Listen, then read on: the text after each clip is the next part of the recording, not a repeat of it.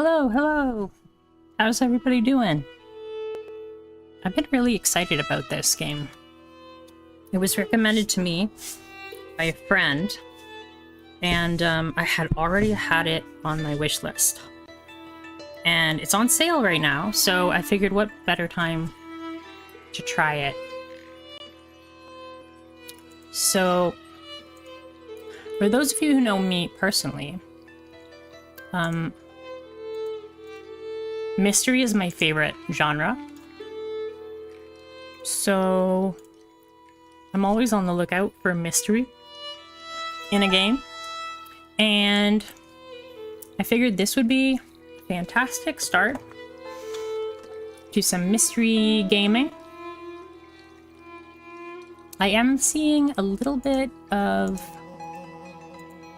cutting off of the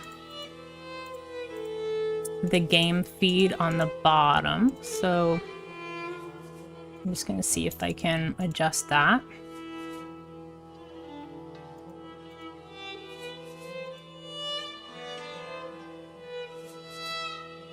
I'm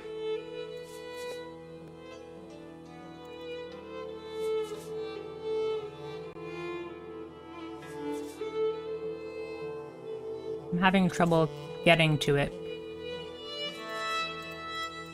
There's too many layers on top of each other.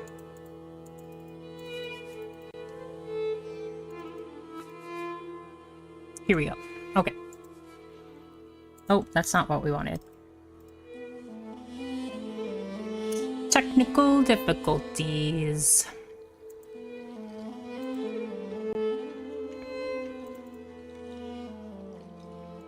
It might be okay.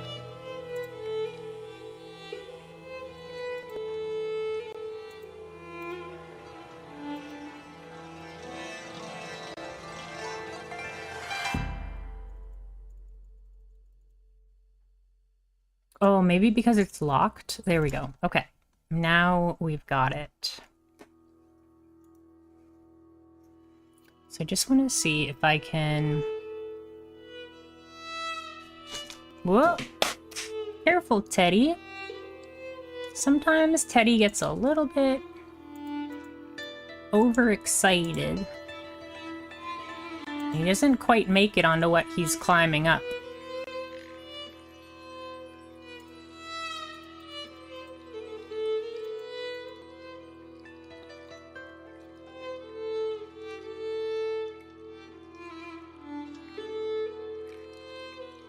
Okay, so I think that looks good.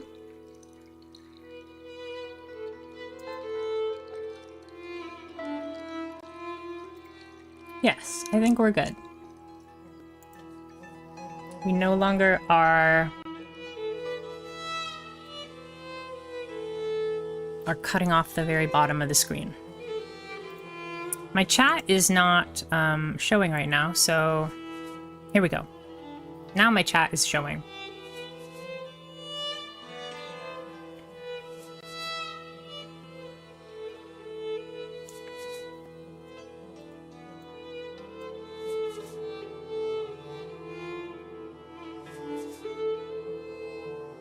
Let's update that. Stream title. Yeah, Oh. Now it says we're offline. Why are we offline? Okay, now we're good.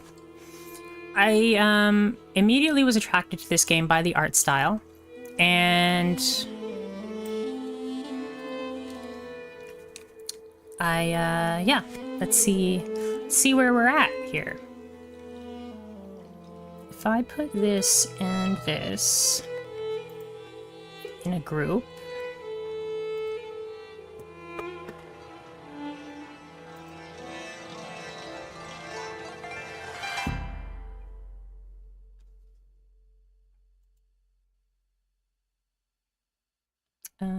group. Okay. And we'll group this into here as well. Can we not do that?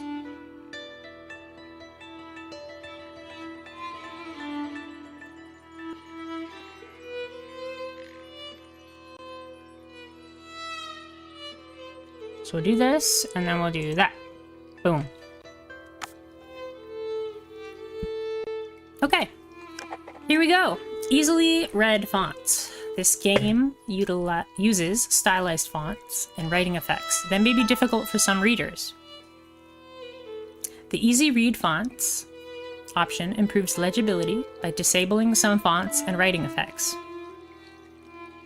Peasant script, scribe script, humanist script, monastic script, printer type. I think we should go with the stylized because it'll be more like immersive. Let's do the stylized fonts. It's got an autosave. Okay.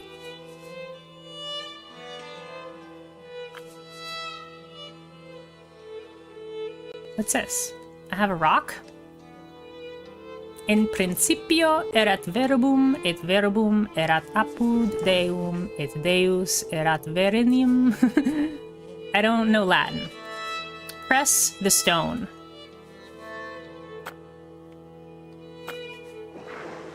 Ooh, I can erase things. Am I trying to erase things?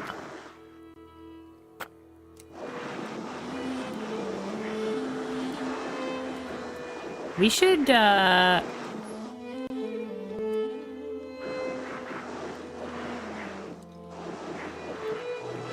we should translate that. Oh, did I get all of them? All the words are erased. Are we starting over?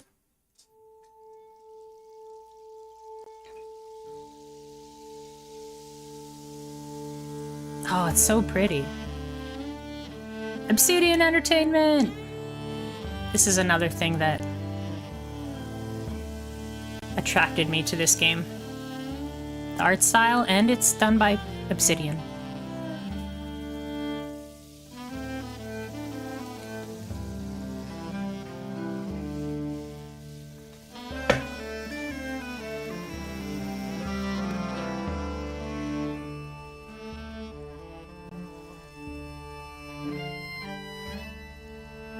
Are we gonna have to do math?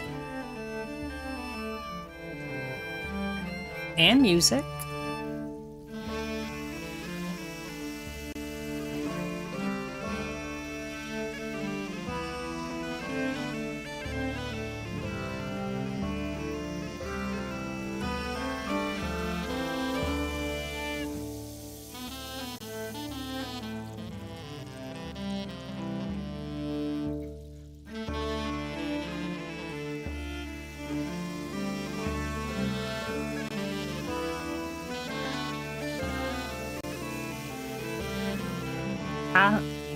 Asling, Bavaria?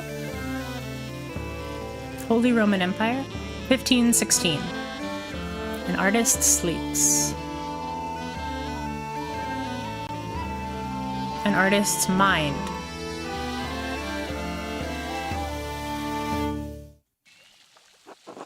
And the abbot said to me, Andreas,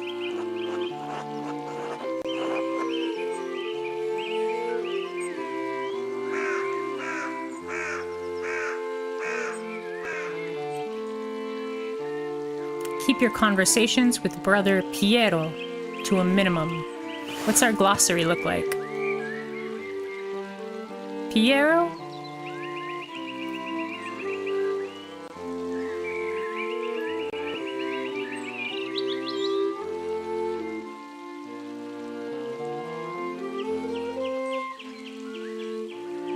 Are we getting some screen tearing? I feel like I'm seeing some screen tearing.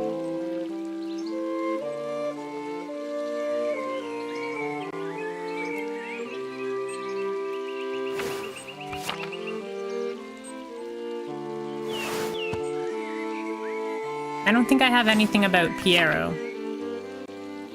I don't want you distracting the sisters in the library. Sure. Up to the devil's work again, are you? Saint Grobian. Don't encourage him. Devotion to one's work can yield pleasures of the mind superlative to those of the body. Socrates!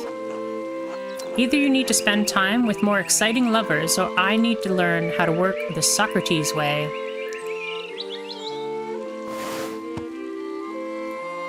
What do I... Interesting. How did you reply to the abbot, Andreas? Prester John. It's not my fault that God made me this handsome.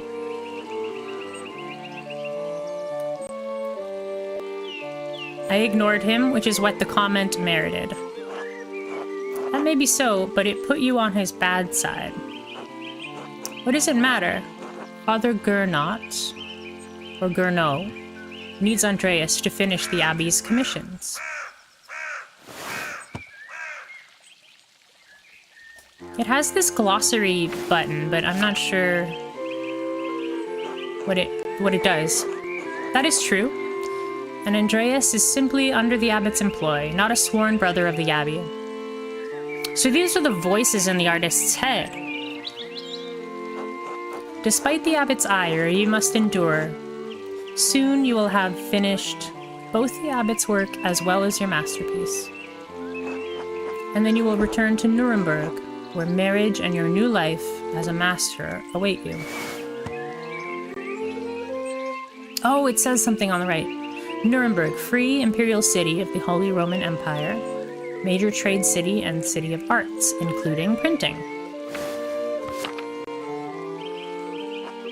Yes, marriage to someone he has never met, hardly ideal. While the alternative is becoming a philosopher. Oh, Jesus. Then you should definitely get married. Is she pretty, at least? What does it say about Jesus? Nothing.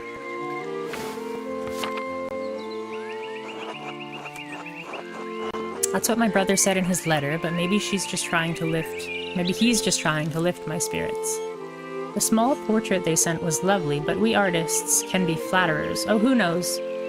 That's not why I'm doing it anyways. It is growing late. The wheel of time stops for no man, Andreas. I fear you must leave us. Ah, true, your majesty. Will you visit us again soon? Hopefully, but it's out of my control, your majesty. I don't know, your majesty. Well, I can't always dream of this place, your majesty. Of course. If you are not here tomorrow night, I pray you will be someplace as pleasant. Grobian, please see Andreas safely home. Of course, your majesty. Until next time, Andreas. Until next time, your majesty. Pay no mind to the other fools, Andreas. I never do. I like the little guy in the center that's sticking out his tongue.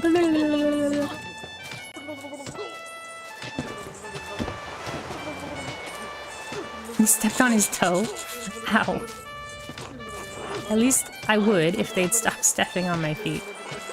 Watch where you're going. They're fools, Andreas. No point in trying to teach them anything. I know old John wants you to endure the abbot's shit, but since I take you home, I get the last word. Don't let him run you ragged, boy.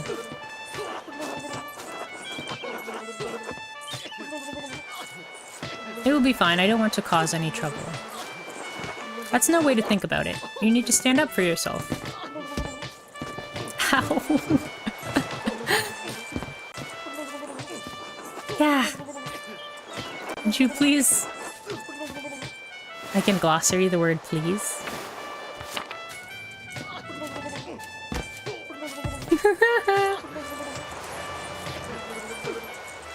I give up. Take me home, Grobian. As you wish, Andreas.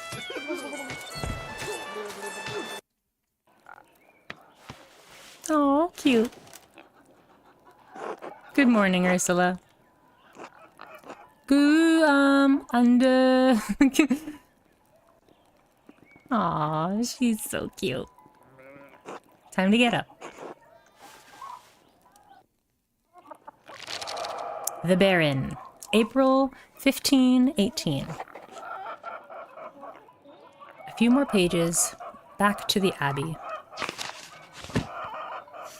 Another day, another few pages for the abbot, and hopefully a few for myself. I need to get across town and head up to the abbey so I can start work at the scriptorium. Journal, and then we got maps. Oh, wow. How big it is. Is it tasting? Outer tassing.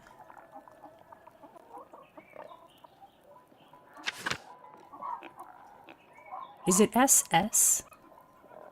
Or S? I think it's SS. I'm just confused why there's like a gap in the letters.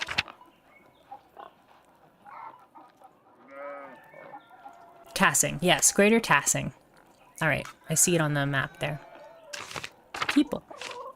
Ursula Gutnerin, daughter of Peter and Clara, half-sister of Ava and Big Jorg. This is in Bavaria, so it would be German names. Father Gernot of Munich, abbot of Kirsau Abbey. Father Gernot replaced the former highly beloved abbot, Father Matthias. Gernot is known in the abbey as a disciplinarian and in town as a harsh landlord. He is struggling to fund the abbey as the scriptorium no longer generates much money. Brother Piero of Verona, an artist of Kirsau Abbey, known for his kindness and helpful nature. Brother Piero is also respected as a master painter, specializing in works of extraordinary color. I love how you can see that the ink is running out, and then they re-dip the ink. It's really cool.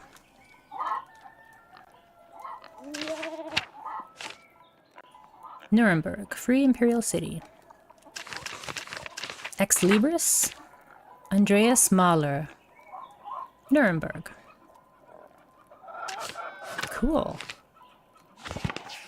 All right, what do we got? I should really clean this up.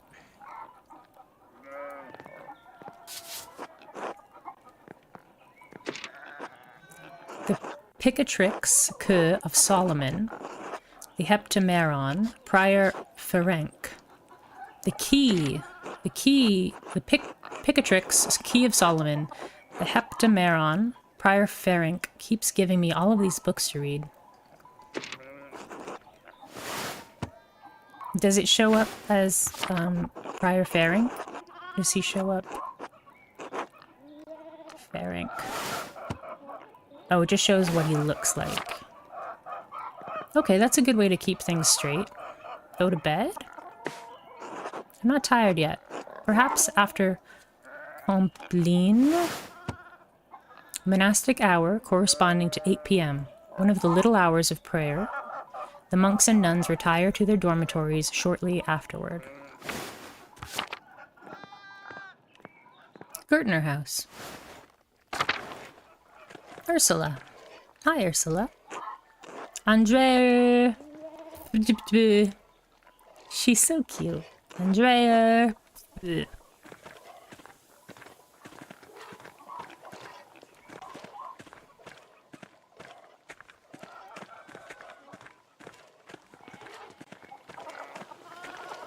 Clara. Good morning, Andreas. Did you sleep well?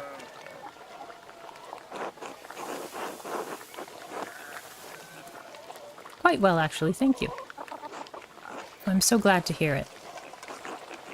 Anyway, I know you'll be off to the Abbey, so I packed you some food. Almonds, cheese, and some of the rye you like from the Albans. Otto wanted me to ask you to join him for dinner at the Abbey. Okay, Otto.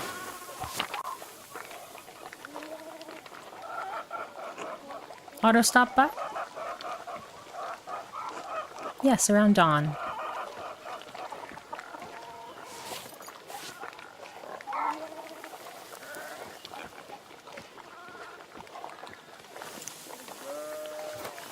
Here you are, Andreas. That's too kind, Clara. Many thanks. Master Andreas, if it wouldn't be too much trouble, could we Would it be too much trouble if you paid next month's rent today? And if we raised it by 2 groschen, a type of thick silver coin minted throughout the Holy Roman Empire, groschen, are typically worth 12 pfennigs, but maybe minted at different values.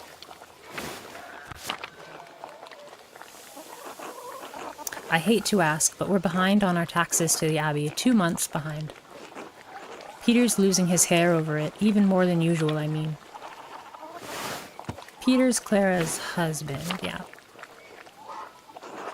Of course, it's no problem at all. Besides, we wouldn't want Peter to lose any more of his precious hair. What is this? I'm not sure how. Suppose it's not out of the question. Yes, I think I can manage that. Well, wait. I'm not sure how. What's this? I'm not sure how to respond to this. Rent wasn't due until the beginning of May.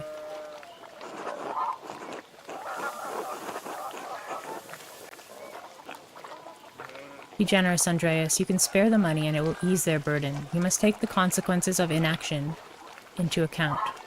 Piece of shit. Don't they pay taxes every year? Why is this falling on you to fix?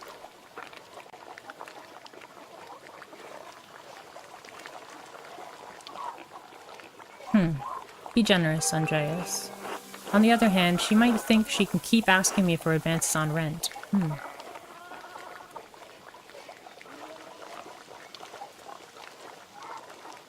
Were these taxes unexpected?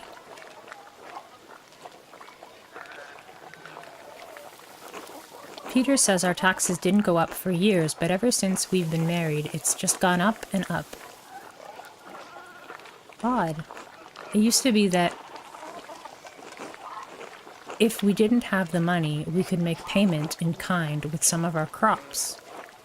The abbot stopped that last year. Now if we don't get a good price from the miller, it's hard to give the abbey its share. I know it's not your problem, Andreas, and Peter is too proud to ask you himself.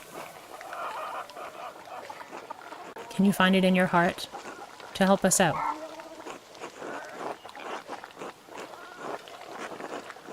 Yes, I think I can manage that. We're so grateful, truly, Andreas. I apologize again for asking. It's just awful to be stuck in such a position. Peter works hard, but it just never seems like it's enough. St. Luke bless you for helping us out. Christian evangelist and patron saint of artists and physicians, often represented by a winged bull.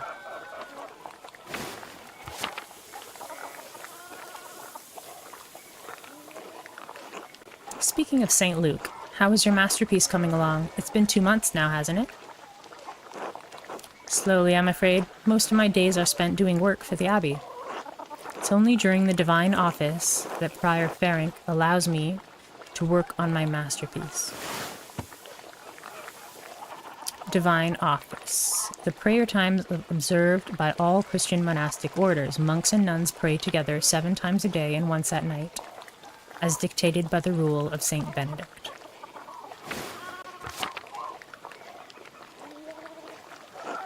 A reasonable restriction, but slow going. The city council doesn't require it to become a master. I'm making it mostly to show clients and for my own sake. And yes, when I do finish, I will go back to Nuremberg, where I will marry and open a workshop of my own. From Nuremberg to a university, and now traveling the world as an artist. What a life you had up ahead of you, Master Andreas. Yes, I suppose it does feel like I'm starting a new chapter in my life after a few missteps, some wandering. It must be rather frightening starting all over again. It is, but I know now that this is what I want to do. This will be remembered. Not many people get to decide that. Certainly not anyone in Tassing. Anyway, I don't know anything about art, but I've seen you sketching such beautiful things in your little book. Your masterpiece must be wonderful. It's getting there. Hard work will get you all the way. That's what my father used to say. God rest his soul.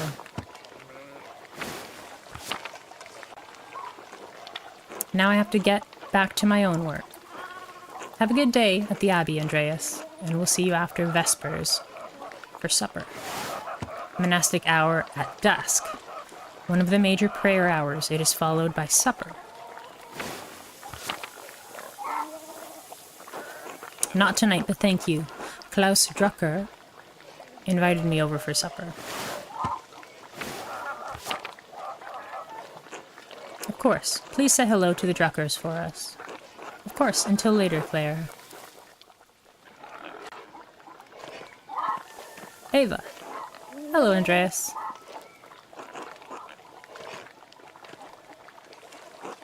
Hello, Clara. Can you spare a moment to chat? Of course, Andreas. How can I help?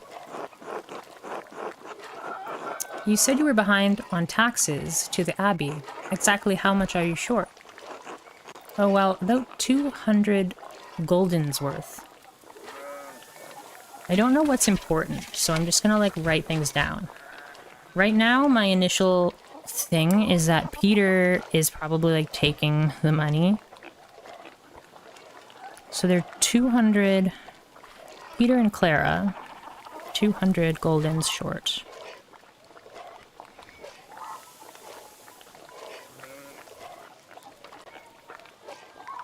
What's a gulden? Gold coins used as currency throughout the HRE. Though different standards exist for the gulden in different regions, it is generally equivalent to the Florentine florin. Okay. If you can't pay your rent early, that's alright. I'm sure we can find some way to pay the abbot. I'm happy to contribute whatever I can. No, I'll have my payment for you. I was merely curious. I see. Peter's too proud of a man to ask for charity when there's still ground to till. I'm sorry, I shouldn't have asked you about rent in the first place. You're young and have your own life ahead.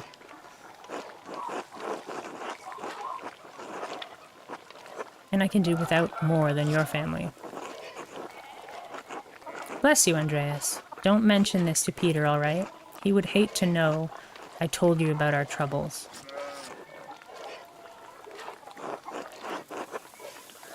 He won't know a thing. Thank you, Andreas. Until later, Clara. Hello, Andreas. Okay. Andreas!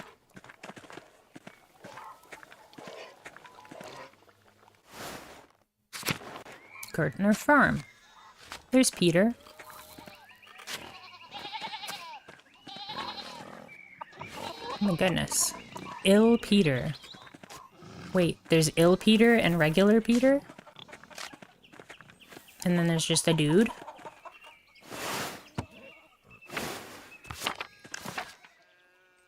Options.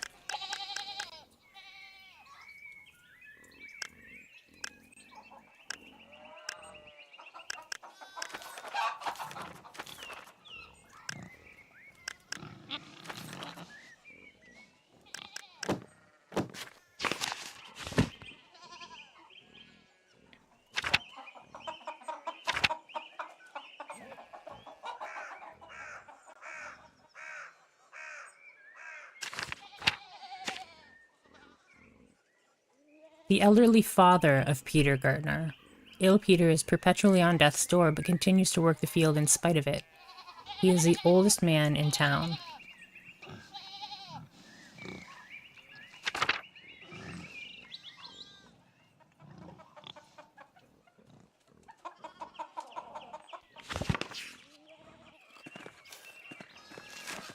Who's that other guy?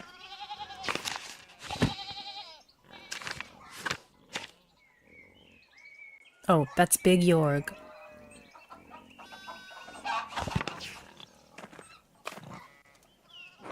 Andreas. Bless you. God bless you. Andreas. Ah, oh, yes, Andreas. This weather's been awful. This town's gone to shit since my days. I don't think the townsfolk can do much about the weather. Were things very different when you were young? As different as beer and piss. The old abbot didn't bother us much about our customs.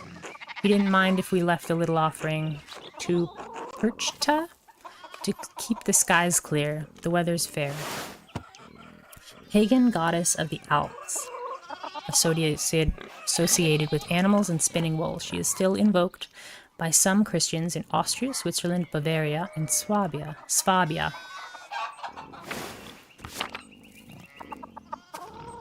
Cool. Matthias knew that Christ was in our hearts, even if the White Lady's name was on our lips. The church banned all observances of pagan gods. What sort of old customs? I thought St. Moritz protected Tassing. Is the patron saint of Tassing. Legend states he was the Egyptian-born commander of a Roman legion who converted to Christianity. They were all martyred for their faith. His hand is a relic in Kirsaw's shrine. Creepy. You think that spirits have been fouling the weather? I thought St. Moritz protected Christine. Yes, and St. Satya too. But who do you think protected it before they came along? One of Tassing's patron saints. Satya was a local pagan who converted to Christianity and miraculously aided St. Moritz's soldiers with food in the dead of winter. She was martyred for her actions. The saints weren't the first to watch over Tassing. My father knew that. Old Ranig Kemper knew that.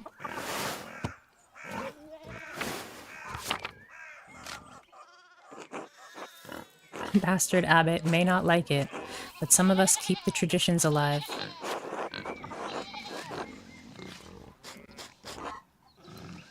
What do these traditions entail?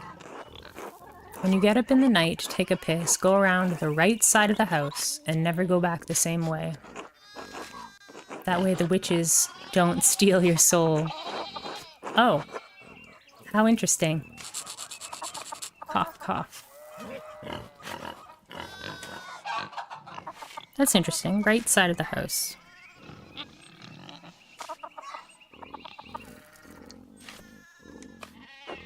I should go. Alright. God bless you. It's interesting that he says, God bless you. But he still observes, like, pagan saints and stuff. Cool. Big Jorg. Morning, Andreas. Morning, Big Jorg. How's it going? You working today? Just taking a rest for a bit. Dad's still in the field. He hit a big rock with the plow, and it took me Lord knows how long to pull it out. You off to the Abbey? Where else would I be going? Damn, Andreas. I don't know. Just making conversation. Smells like a storm's coming, no? Just smells like fresh alpine air to me. You've been traveling too much. Where was it you spent your Wanderjahre before you came to Tassing? Wandering years, during which a journeyman artist or craftsman travels far and wide to improve their skills. Ooh, pick a background that will affect your character's choices going forward. Press and hold to confirm your choice. Low Countries. Andreas knows some Dutch and French and can reference cultural touchstones from Antwerp, Bruges, and Ghent.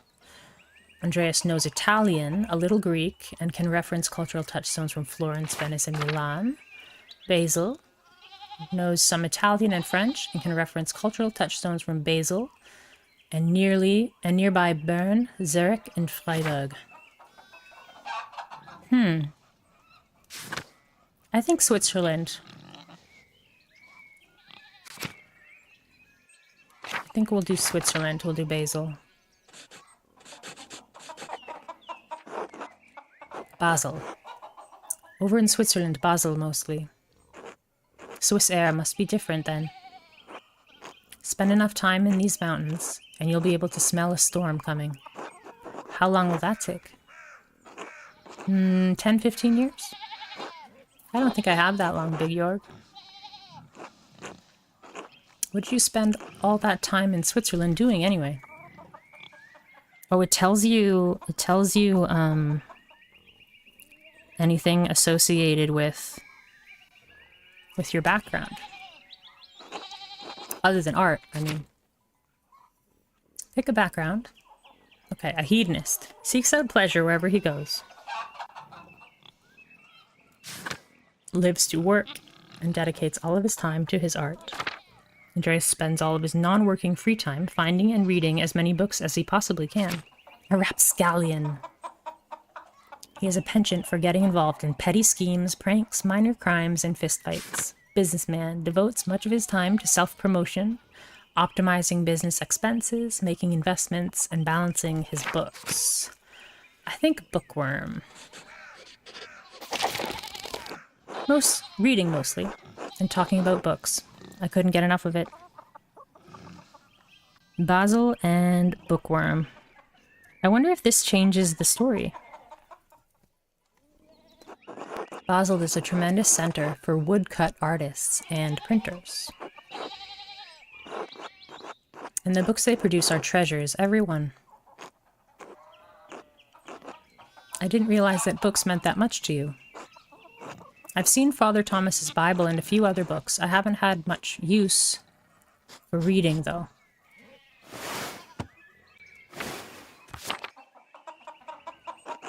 Anyway, I have to get going. York, let's go. Dad's already acting like I'm taking too long, even though I did all the work to get that rock out. See you later, Andreas. Until later.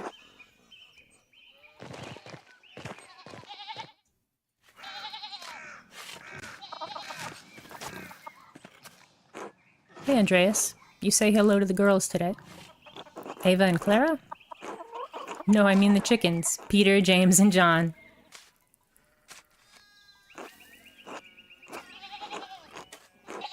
They like it when you stroke their back or give them a good scratch under the breast. You name your chickens after the apostles? Isn't that blasphemy? I guess when you put it plain like that. But I hear about the apostles every Sunday in Mass. They witnessed great moments of glory. They witnessed Jesus' great moments of glory and his darkest trials. And I was thinking, that's how it is with the girls and me. They see everything I deal with around here. That makes perfect sense. You have much in common with Christ. You're making fun. It's fine. I get it. I'll just call them the girls from now on. I don't recall your family eating eggs. What do you do with all of them? Oh, we sell them to the box. Clara says we need the extra money for taxes.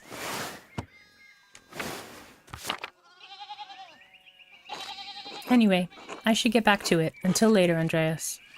Until then. Interesting. So Clara says they're selling chickens. They're behind on taxes. What do they need all this money for?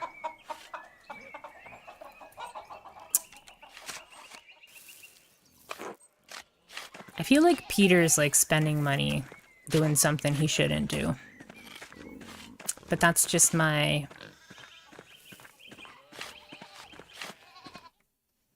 guess. Oh wow, look at all the people. Endres Schmidt's smithy. It's so much smaller than the ones he uses at the Abbey.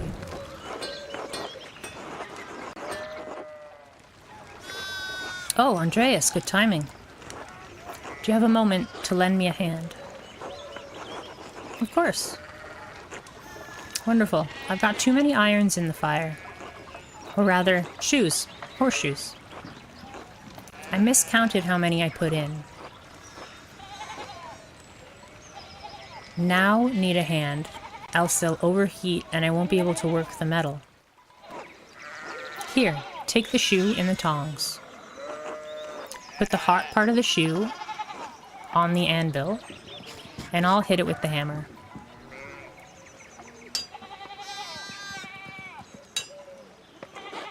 Faster!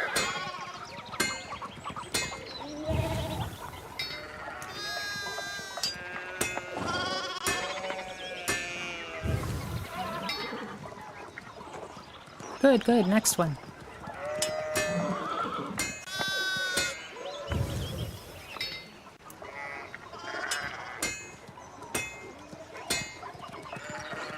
Ah, well done. See? Short work. Thanks for the help, Andreas. I don't know what I was thinking doing all of those at once. It sure would be nice to have someone to help me out here every day. Have you considered an apprentice? I have. None of the boys in the village seem interested. Keep at them. I bet you could get Bert Drucker. Aw, cute hat, Bert.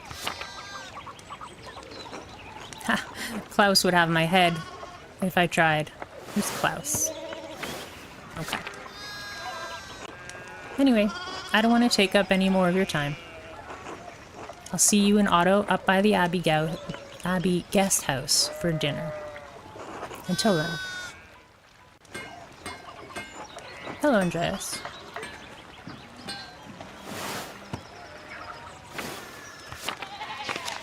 I feel like getting started will be a struggle. But once I get started,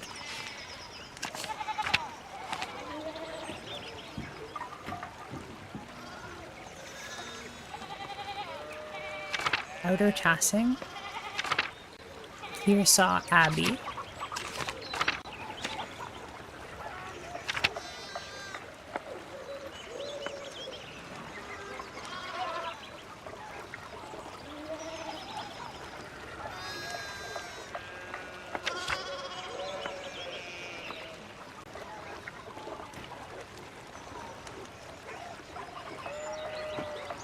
Second wife to Peter Gertner, mother of Ursula, known for her kindness and her concern for her husband's health. But who's Ava? Oh, daughter from his first marriage. Gotcha.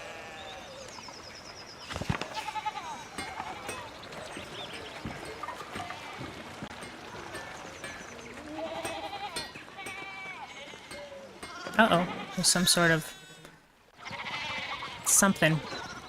And there's sheep everywhere. Martin, please, can you give me a hand here? What do you want? I'm keeping an eye on them. That looks a lot like standing there and doing nothing. Martin, for Christ's sake, help your cousin. Ah, morning, Andreas. Excuse us. One of the fence rails fell, and the sheep started hopping it.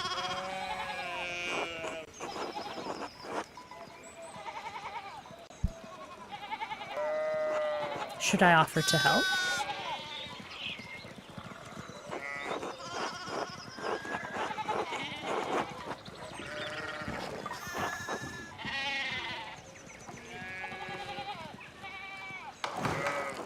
And again, I don't know anything about sheep, and I'd probably just get in the way.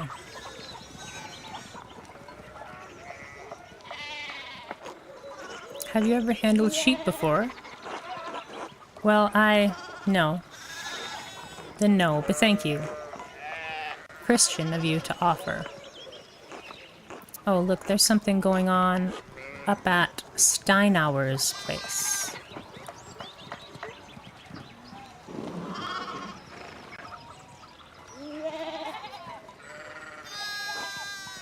Who's that on the horse? Looks rich. I don't know, Martin, but Lucky is giving him an earful. I haven't seen Lucky that worked up since Peter and Clara's wedding, when Johann pulled his pants down.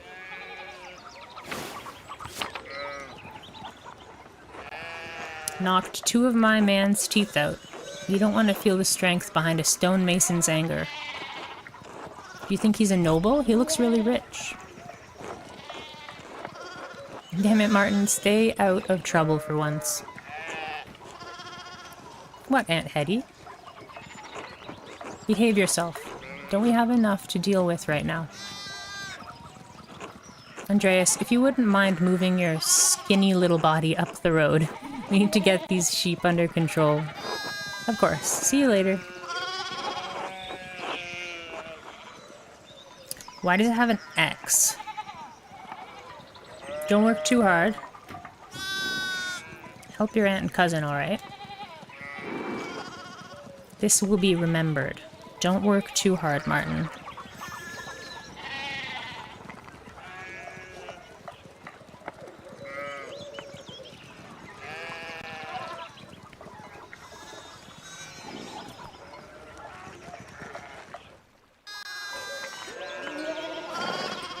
I was wondering why there was so many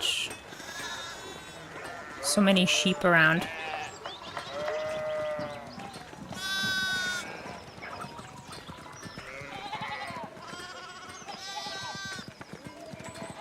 Can I walk up there? Can I walk, like, around this way? No.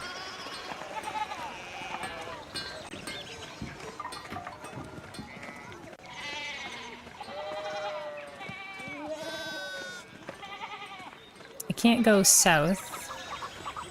Gotta go up. Church and Druckers.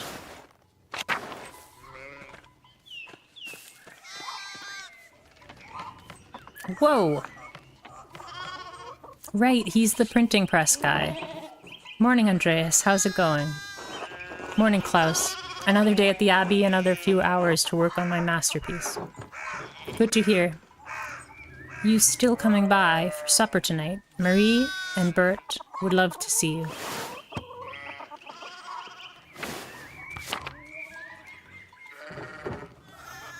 You really need to see these new woodcuts I have for an Italian edition of Till Eulenspiegel. Till Eulenspiegel, the titular character of a popular 15th century book. Till is a prankster, continually exposing the vices and hypocrisy of others. He's also quite skilled at tricking people into smelling, touching, or eating his excrement. Ugh. I didn't realize Father Thomas let you print books in Italian. Come on, Andreas. He's not that strict. I know he's just trying to protect people from heresy, witch mania, adventure stories of questionable repute, your sloppy typesetting. Heresy? Sure, why not? Some of things people are publishing these days would make a bishop's head spin, or an abbot's. It doesn't take much with that one. I know, but at least I don't have to deal with him much. So supper tonight, after Vespers. Of course, thank you. Vespers is... Okay, so it goes Vespers and then supper.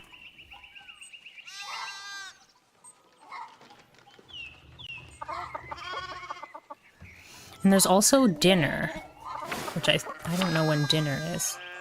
Of course, thank you. Great, I'll tell Marie and Bert you're coming. See you then.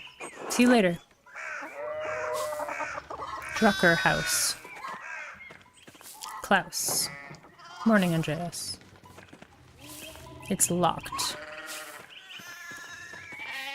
Town Commons. Is it different if I go back?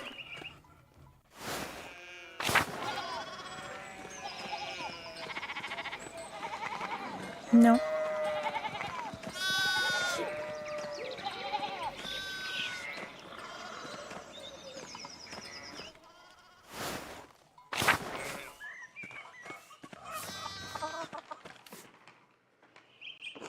Thomas. God bless Master Mahler. I hope your week is going well. Thank you, Father. It's going quite well. I'm just on my way up the hill to get to work. Good, good, Andreas. I don't recall seeing you at Sunday morning Mass. You understand how important it is for your salvation that you receive Holy Communion, don't you? This guy writes really fancy, and he doesn't make spelling mistakes. Yes, I apologize, Father Thomas.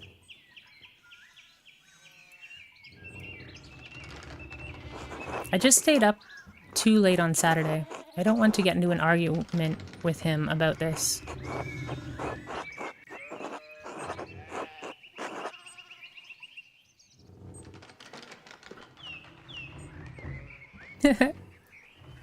A man has many, many duties. Father Thomas should appreciate how hard you work to help the Abbey. I feel like I'm just going to keep picking the Socrates one.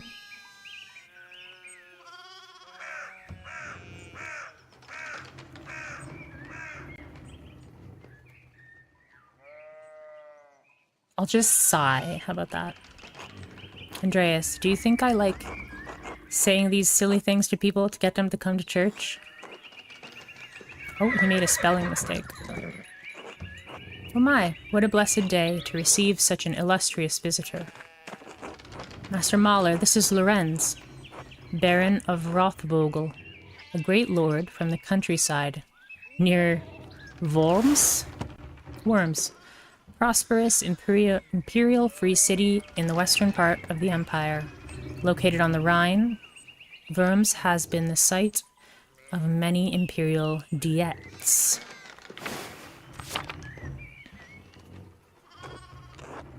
Good to see you, Father Thomas. It is nice to be remembered fondly. I only wish all of your neighbors were as welcoming. Well, yes. What brings you back to our little town? My wife and I were returning from a trip to Venice. We spent a few days in Innsbruck, and it was terribly dull. One of the most powerful republics of the Italian peninsula, sitting on the northwest coast of the Adriatic Sea, Venice is a major center for commerce and art in southern Europe. Capital of the Austrian county of Tyrol, and major stop on the imperial road connecting Italy and Bavaria. It is the closest major city to Kearsarge Abbey and Tassing. Notably, it was also the site of witch trials in 1485.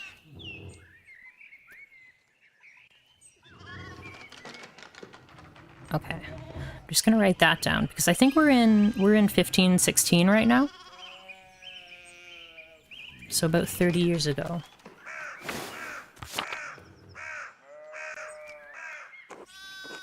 I mean, it has a certain charm common to these alpine cities, but the place was crawling with nobles for the emperor's diet. Diet, an imperial diet, or diet, I'm not sure how to say it, is an assembly of the three colleges of the imperial estates of the Holy Roman Empire. The prince-electors, the princes and dukes, and representatives of the imperial cities. They meet to deliberate on matters of importance to the empire. Okay. So it's like federal, provincial, municipal kind of thing. The emperor? Was he there? Did you see him? Oh, briefly, but he was sitting for a portrait at the time. Quite lovely. I didn't want to bother him or the painter. Why was the diet assembled, my lord? Oh, nothing you need to worry about. Austrian things. Habsburg things. Boring, even for nobles. The Austrian House of Habsburg has ruled the Holy Roman Empire since 1452, when Frederick III was crowned emperor by Pope Nicholas V in Rome.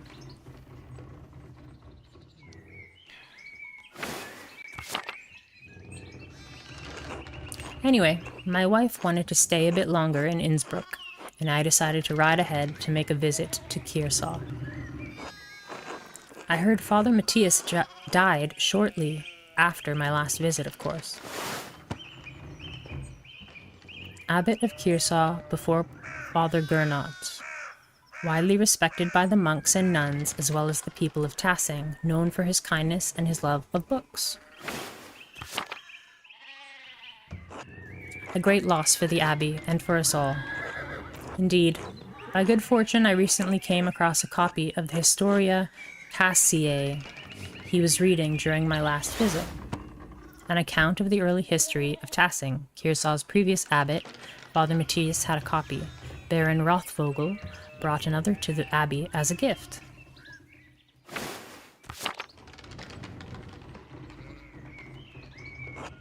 Father Matthias was hoping to find a second copy to corroborate the contents of the first. It contains some fascinating details about the history of this place. I'm afraid they might even cause a bit of a scandal. Yes. But I must be off. There will be time enough to discuss Tassing's past later.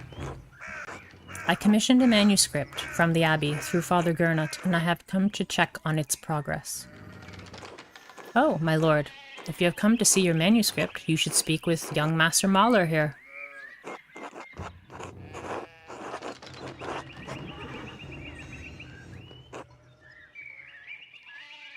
Not quite a master yet.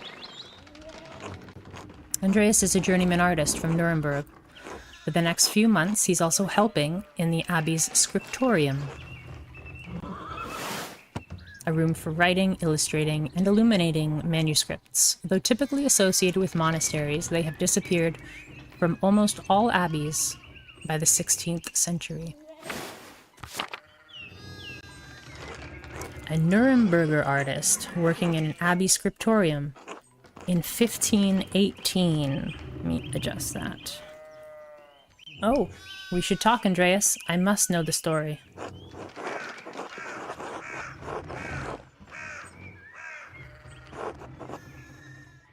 Surely my lord would find little entertainment or companionship in me. Of course, my lord. It would be an honor. Wonderful. It's so rare to find someone in the countryside who knows anything about art. Okay. I'm just gonna write, down that I made, a plot change with Lorenz. Thank you for the introduction, Father Thomas. Come to supper at the abbey tonight. I'm inviting you to the abbot's table. Did the abbot invite me?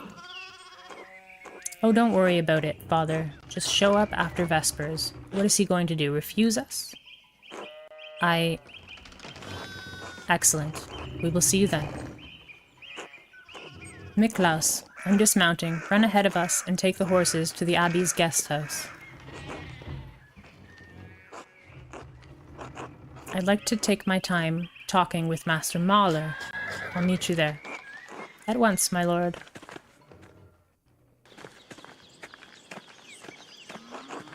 So then, a journeyman from Nuremberg. Forgive me saying so, but you seem a little old to not yet be a master. You said you were unmarried?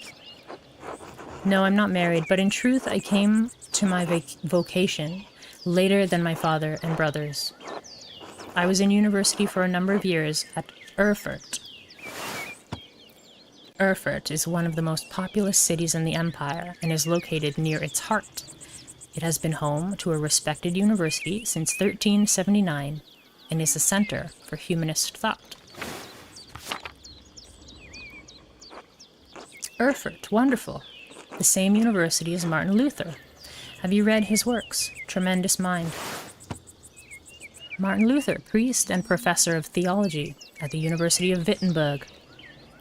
Controversial for his opinions on the church's sale of indulgences to forgive sin, which were recently published and distributed throughout the empire.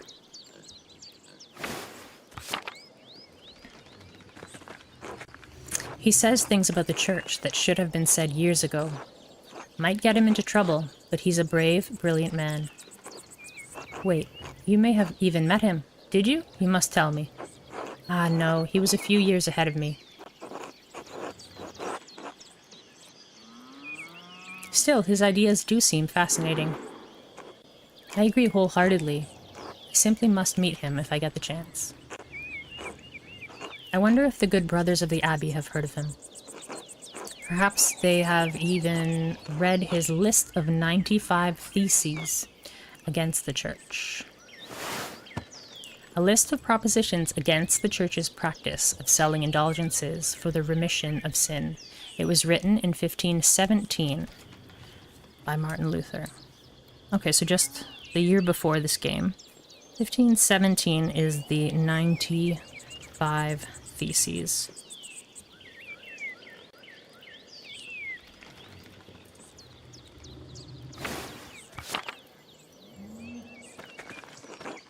Father Matthias was not above having a lively debate. I hope Father Gernot does not disappoint in that regard. But enough about Luther for now. Tell me about your university studies. Forgive me, Baron, but did you attend university? You seem very well educated. Ah, no. My family is merely wealthy enough to have provided me with all of the books and tutors a child could dream of. I love all knowledge, from Aristotle to Cicero to Ficino and Erasmus and everyone in between, and yet to come. Aristotle, Greek philosopher and student of Plato, renowned as a polymath. He wrote on a wide variety of subjects. His work is extensively cited by current scholars, and even more work is attributed to him than he could ever have written. Cicero, statesman, scholar, lawyer, and renowned orator of the late Roman Republic. He is revered both for his contributions to Latin literature and his skill at rhetoric. Marsilio Ficino was a 15th century Italian priest and humanist who was one of the leading figures of the Italian Renaissance. He is well known for his translations of the works of Plato into Latin. Erasmus of Rotterdam, a Dutch priest and philosopher who is preeminent among northern humanists. He is known for his work in Latin and Greek, as well as his calls for reform within the Church. I may have misjudged the Baron. It seems he is as well read as any university student. In truth, I am simply happy to speak with another well-educated man. Now then, did you earn your doctorate?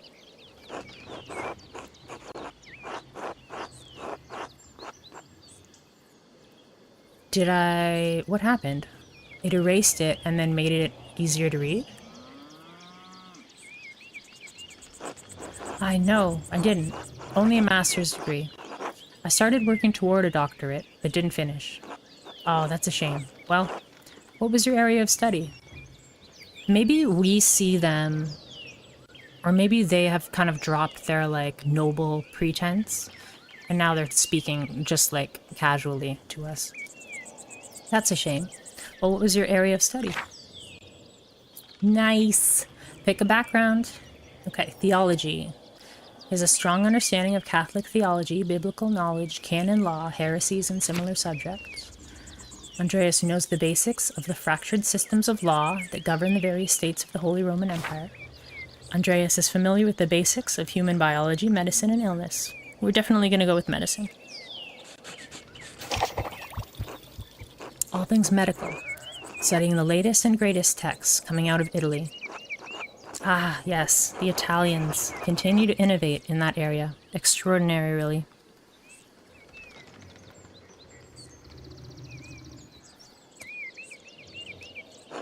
Fascinating work. Who knows what secrets we may learn about the human body in the decades to come? Ottilia, you, if I had any faith, I would have prayed you'd never show your face here again. Curse you, Lorenz, Rothvogel. Perched as dogs, tearing you to pieces would be too kind a fate. That's pretty rude.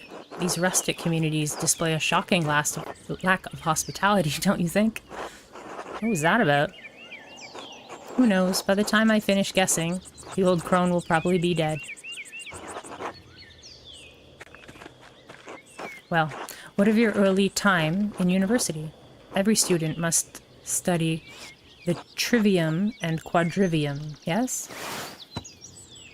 The trivium and quadrivium represent the lower and upper divisions of a classic liberal arts university education.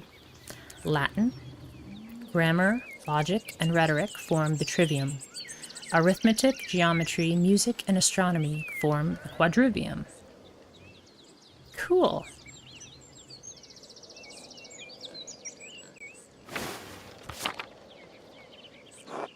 Did you have a favorite subject?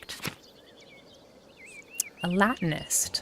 Andreas has a strong command of Latin grammar and vocabulary. He can also easily recall sententiae antiquae, quoted words of wisdom from the Roman Republican Empire. A logician.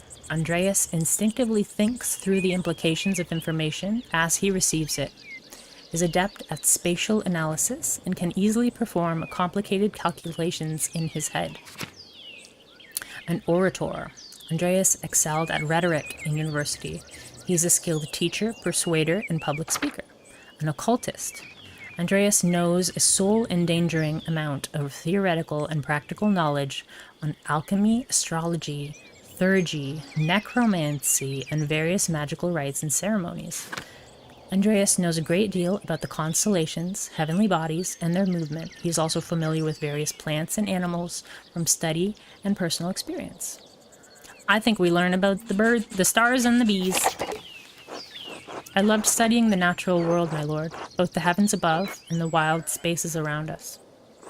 Formerly, I studied as much astronomy as I could. It's incredible how much we've learned from both the Arabs and the Greeks.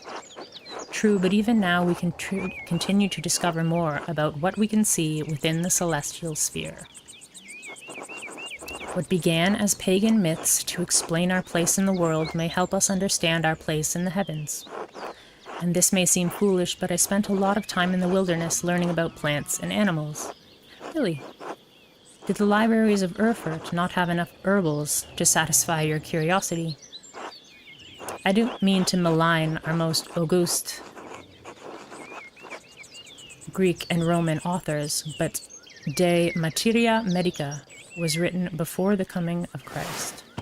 De Materia Medica, the pharmacopoeia, or book for creating compound medicines, written by Pedanius Dioscorides, a Greek physician and botanist who was employed in the Roman army. The 5-volume text has been a primary source of botanical information for centuries. Surely there is more that we can learn about plants, insects, and animals by observing them in nature. And beyond that, I simply have a love for wild places. While I do not share your academic interest in nature, I must admit that I sometimes enjoy the solitude of a walk in the woods. And your other studies, was there anything else you excelled at?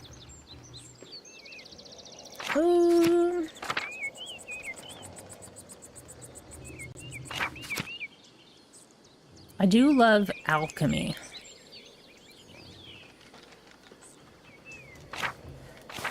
I think it's between a logician and an occultist. But I'm also pretty good at grammar and vocabulary.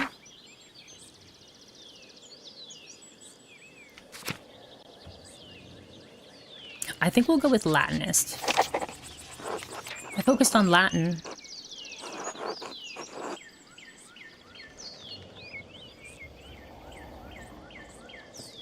It's useful in so many ways, but especially for understanding manuscripts. Wonderful, a beautiful language used in the greatest empire of the ancient world. Tell me, what is your favorite sententia? Sententiae are commonly understood moral maxims, typically originating from ancient Rome or Greece. They may be employed as a sort of quasi-logical rhetorical shorthand among educated audiences. Everyone enjoys the smell of their own farts. Remember to tell the tale of another's kindness many times, but whatever kind deed you do for others, keep quiet. Yes, Cato the Younger, an unflinching defender of the Roman Republic. But what did his principles get him? Death at the hands of Caesar. Not quite true. He died by his own hand. And when Caesar learned of it, he said, "Cato, I resent you for your death, for you denied me the chance to spare you. A bitter end, but not without a measure of sweetness. Ah, there's the Abbey. I have good memories of this place, and of Father Matthias. I was sad to hear of his passing. How did you come to know him? How did you come to know of Kearsaw at all? My family have been patrons of Kearsaw for, I don't know how many generations. Some years ago I heard that Kearsaw still had a wonderful library and artisans. Professional artists have taken over most manuscript production, so I was shocked to find an active scriptorium here. Well, there's not much left of it these days. This is as good a place as any to create art. The artists that remain here are quite talented, if a bit old-fashioned. This is as good a place as any to create art? Certainly. Though I'm sure you miss the comforts of Nuremberg when you're stuck in a drafty old abbey like this. I do, but the abbot is paying good money, good enough to put up with a bit of discomfort. I'll get back there soon enough. I'm in no rush. That's good for me, since I still appreciate the abbey's work. I commissioned a manuscript through Father Gernot a year ago. I thought I would stop by and check on the progress. Wait, are you the artist working on it? It's a prayer book with 20 illustrations. I know the work, but no. I do know the artist well, the venerable Brother Piero.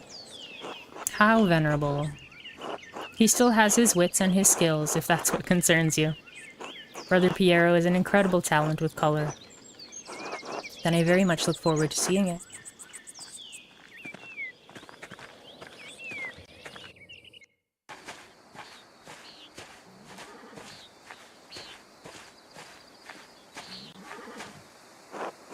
Miklaus, tend to the horses and the baggage. I'm heading up to the abbey. Miklaus, yes, my lord.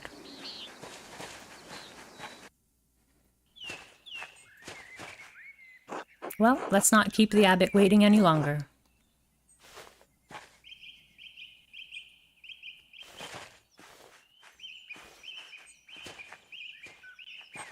Nuns.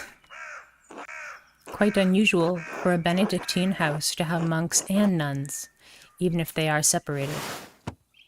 Founded in the 6th century, the Benedictines are a Christian monastic order that observes vows of obedience, poverty, chastity, and stability under the rule of Saint Benedict of Nursia. The church closed most of them centuries ago. But then Kearsaw is a place out of time in more ways than one. Why would they close? Monks and nuns living side by side cannot behave themselves. I don't blame them, though. The church shouldn't either. It's just human nature, after all. That the abbot? Ah, you must be Father Gernot. I'm Lorenz, Baron of... Yes, the Baron of Rothvogel. So wonderful to have you here again. We actually did not meet on your last visit. Ah, if you say so. I'm not good with remembering faces. Please forgive me, my lord, but I wasn't expecting you for another few days. Yes, I know, but I wrote ahead. I just couldn't wait to see my manuscript. I'm sure it's no trouble. Yes, I mean, no, it's no trouble. Did you want to see it now? Oh, in a moment. I could do with a bit of refreshment, though. May I grab something from the kitchen? Yes, certainly, my lord. I will meet you there.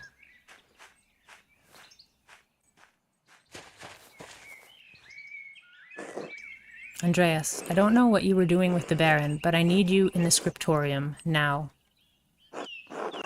Of course, Father. Why are you taking this out on me? This is a bad time to ask for an advance on my payment for the Book of Hours. A type of illuminated manuscript that contains an abbreviated form of the prayers for the divine office, in addition to other religious texts.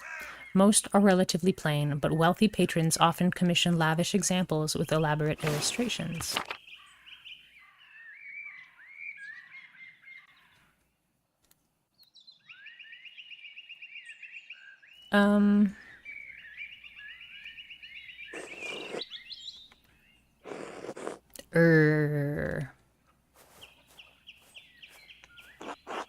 should ask again when he's in a better mood. Maybe I could just convince Brother Mathieu to pay me early. Find a way to get paid.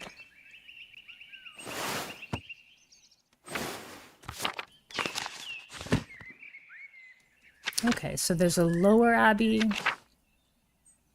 upper abbey, the scriptorium.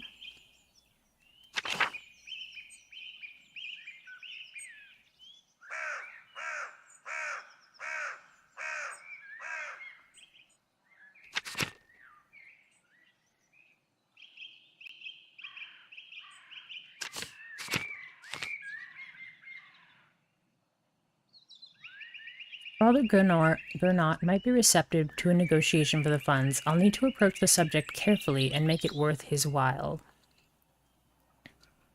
I could speak with Brother Mathieu about an early payment for my manuscript. I didn't know I was supposed to approach the subject carefully. Meadow? What's this? The figures in this shrine to Saint Christopher are quite nice. Patron saint of travelers, right?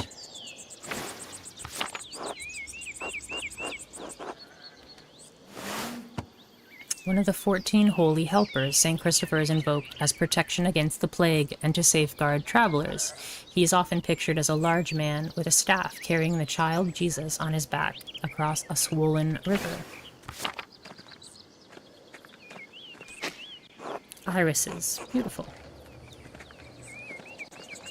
A forest. A mill.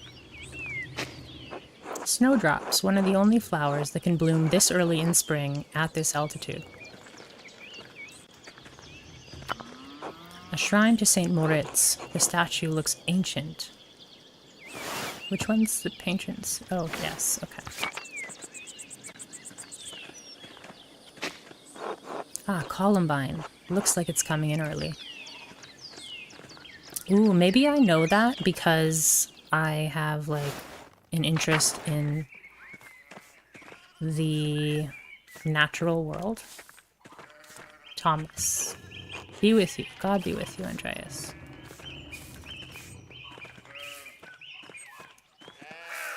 Klaus. Morning, Andreas. I want to see if there's, like, different things I can look at now, because... Oh, those folks at the back are gone.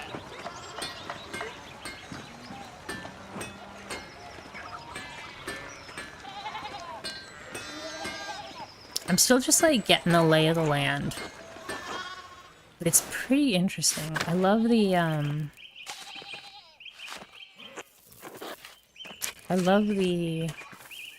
artwork.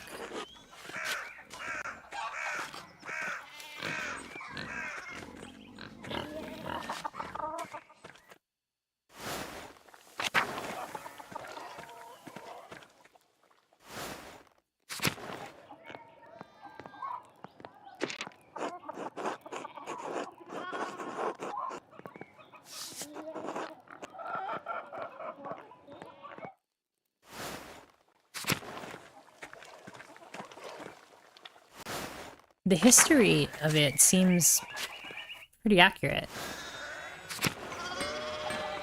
I didn't realize it took place kind of... The game takes place in a real setting.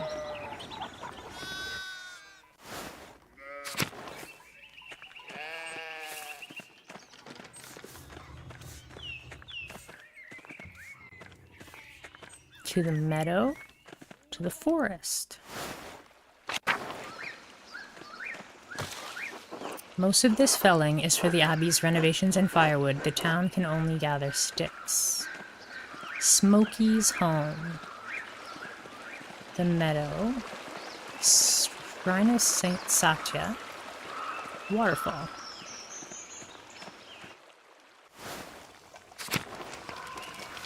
Smokey. He's a charcoal burner. Oh, Master Mahler? Yes. We met once before, I think. You were drawing something by the waterfall. I'm Smokey. Well, Adam. But people call me Smokey. Yes, I remember. Ah, good. So is there anything I can do for you? No, just being friendly. Oh, of course. Good to see you. Until next time, Master Mauler. Until then.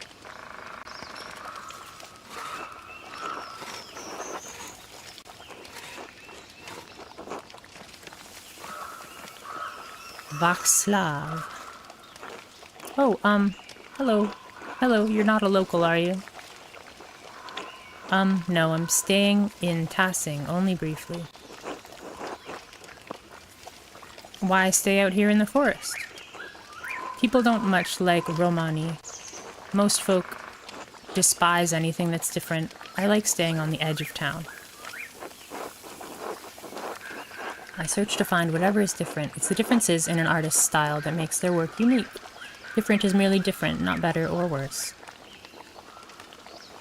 Not me. There's incredible diversity in nature. I find it awe-inspiring. Variation comes with dangers too. I haven't seen you too often. Do you live here? I'm only visiting Tassing as well. My name is Andreas Mahler. Oh, you're the artist staying up at the Abbey. It's nice to meet you. Most folk in Tassing don't come down here to talk. Ah, right. I'm Václav, a traveling tinker.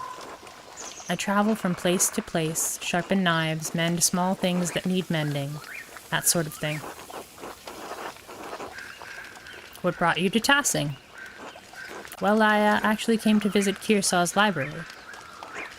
I had hoped for one of the monks to read them to me, but the abbot wouldn't let me in.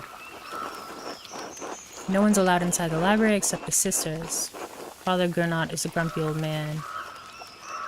It's a great shame that Kearsaw hides its books away from the town. Everyone should have access to knowledge. We are alike in that regard, Master Mahler. What were you looking for? I explained I was looking for a text about the elements.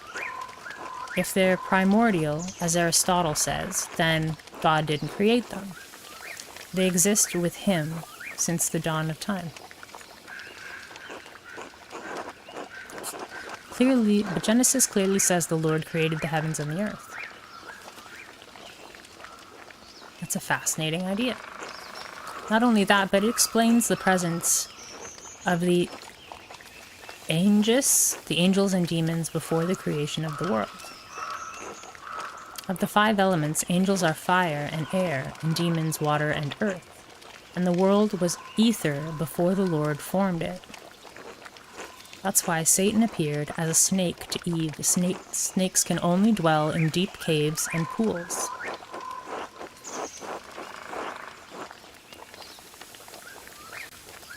Be careful, Václav. People have been imprisoned for talking like that. I never considered it that way before. You might be onto something.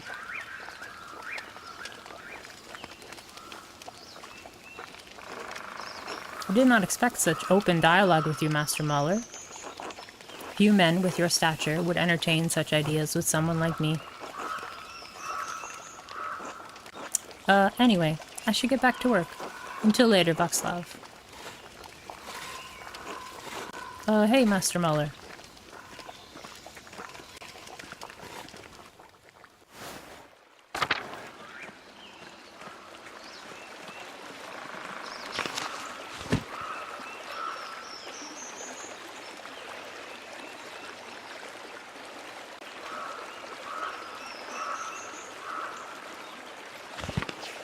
Wait.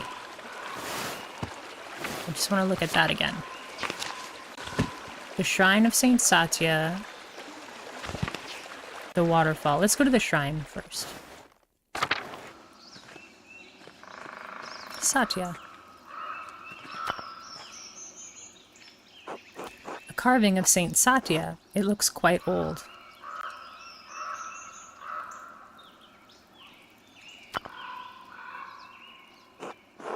Why does it zoom in? Am I supposed to, like, remember it?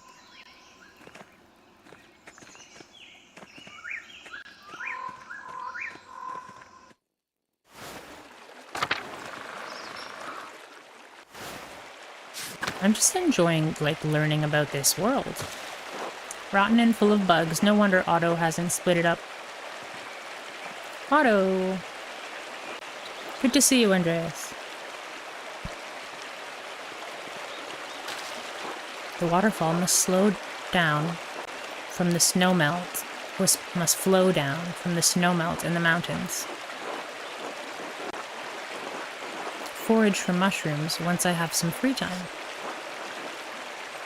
Okay.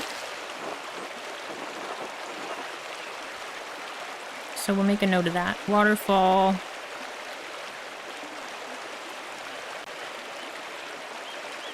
Forage.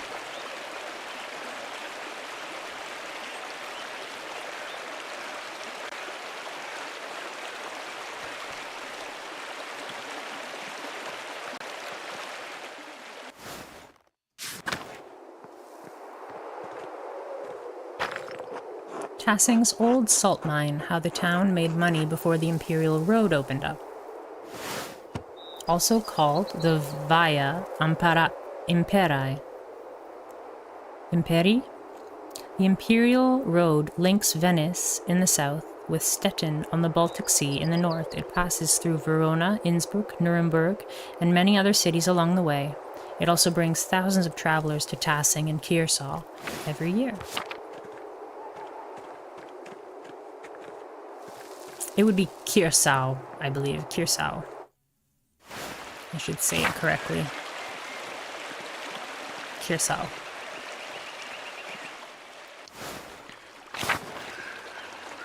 Okay.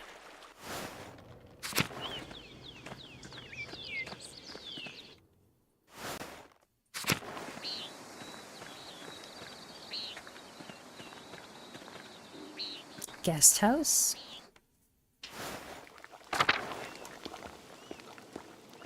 Niklaus. God be with you, Andreas.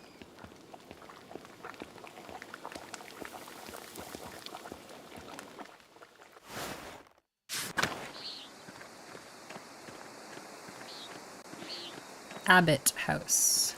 Locked.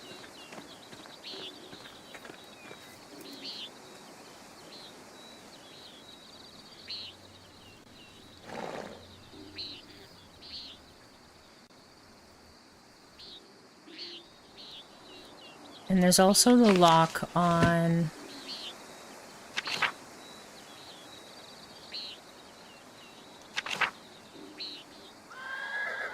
the Drucker house.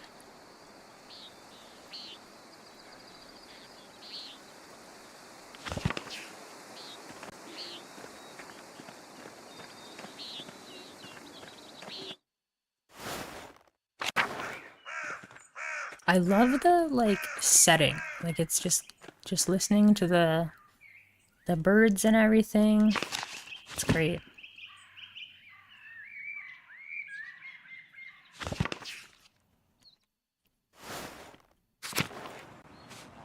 Oh my goodness. Look at all these places. This door must lead into the rest of the convent. Not for me. Ah, feverfew. It always smells so fresh.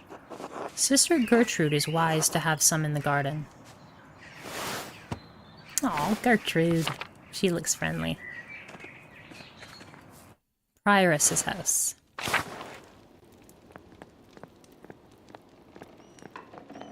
Looks fairly fancy. Cecilia. Cecilia. God bless you, Andreas. God bless you, Mother Cecilia. Is there something I can help you with? I noticed that you took the sisters inside when I walked up with the Baron. What concern of it is yours? It just seemed unusual. The Baron arrived to see the abbot and the scriptorium. It isn't appropriate for the sisters to interact with men. I see. That makes sense. The sisters interact with me as they need to, at my discretion. The Baron is an important visitor and a patron of the Abbey, but there is no need for him to speak with the sisters. Or me. I see. That makes sense. Thank you, Mother Cecilia. Until later. until then.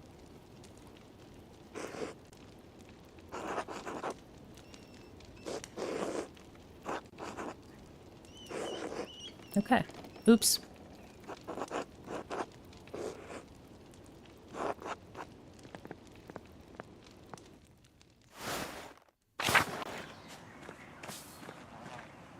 Loquarium. A painting of Hildegard of Bingen, Mother Cecilia's favorite.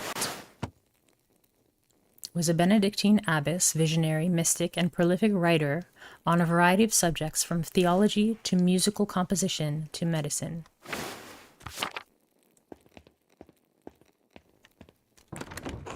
The doors into the convent are locked to outsiders, men at least.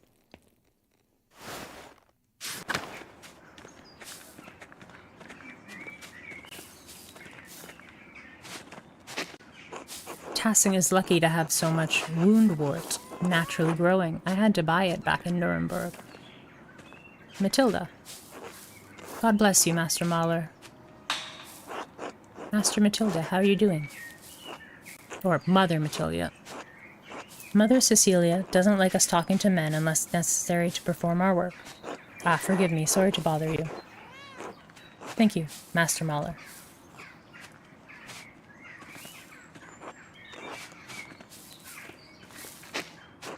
The sisters certainly keep their garden well tended. It's a kitty pet mouse mouse fanger.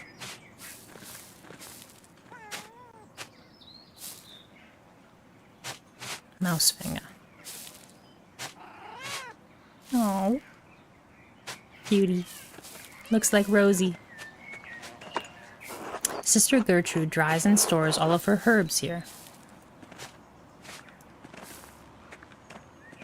Sophie. God bless you, Master Mahler. How are things going in the nun's kitchen? I mean no offense, Master Mahler, but I cannot speak with men. Ah, my apologies. God bless you. And you as well, sister.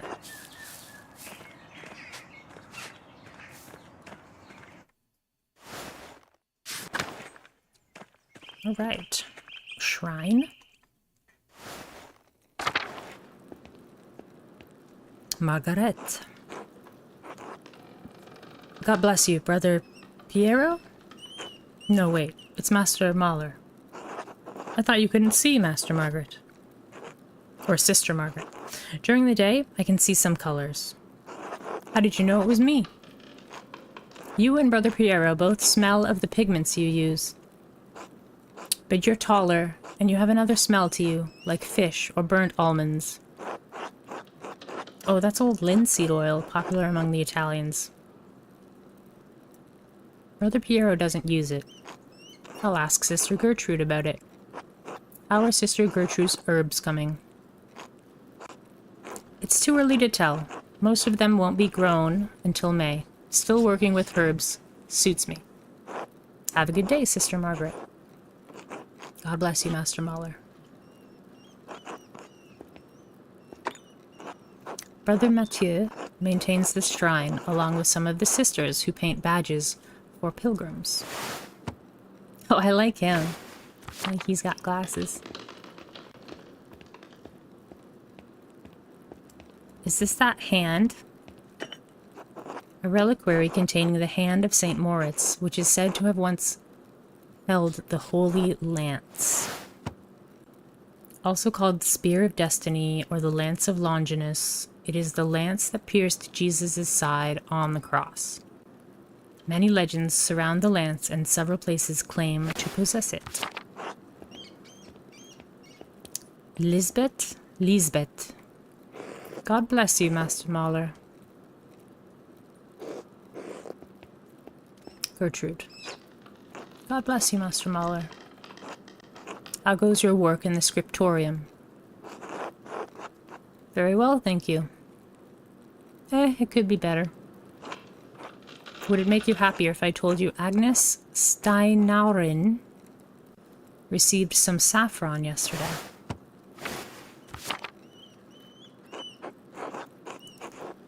Steinaurin. Really? Where'd you hear that? Sister Matilda saw her at the Albans.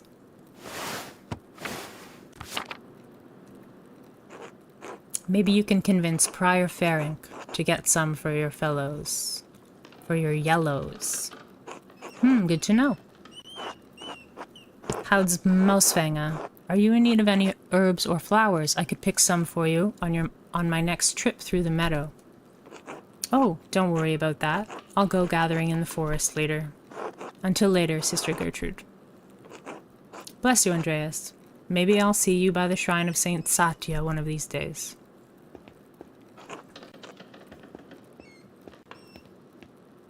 Cool. I love how it's like slowly hinting at like all the things that you're gonna do. Let's see. I don't want to go to the church quite yet. Maybe we'll go to the cloister first. Infirmary. Oops, I keep pressing the wrong button for the map. Okay, so I'm there. There's the infirmary there. The chapter house. L'aquarium. Large garden. Courtyard and lavatorium. Refectory. The lavatorium is like out in the courtyard. Sebhat.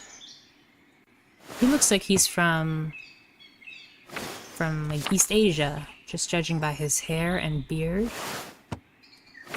My goodness, I keep wanting to press the wrong button for the map.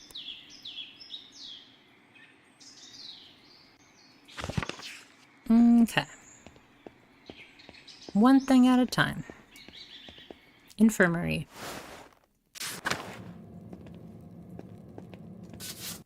St. Luke, patron of artists, is also the patron of healers. Florian. God bless you, Andreas. Brother Florian, how are you? The brothers and sisters are well, so I am well, thank God. Andreas, have you spoken to Klaus Drucker yet? Yes, quite recently. Why? I believe he may be receiving a medical text from Bologna soon. I'm quite interested in it. One of the largest cities in Italy, Bologna has been a center of the arts for centuries. It houses a well-known university, which was home to both Dante and Petrarch. Dante Alighieri? Nice. Sai leggere l'italiano? Can you read Italian? Ah, no, little Italian, and my Latin is not as good as I would like. I was hoping Brother Piero could help me with it, but if he has the time. I'm sure he will make time. He is a patient teacher. That he is. I will see you later, Andreas. Until then. What a nice fella. Most of these medicines were made by Agnes Steinauerin, with some help from Sister Gertrude.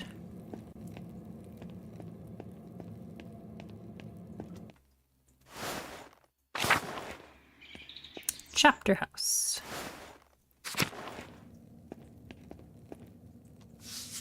A Dance of Death mural. Father Matthias had it painted a few years before his death. It's beautiful. Dance of Death. An artistic allegory on the constancy of death. The illustrations often feature people from every station of society to communicate that death inevitably claims everyone from the peasant to the emperor.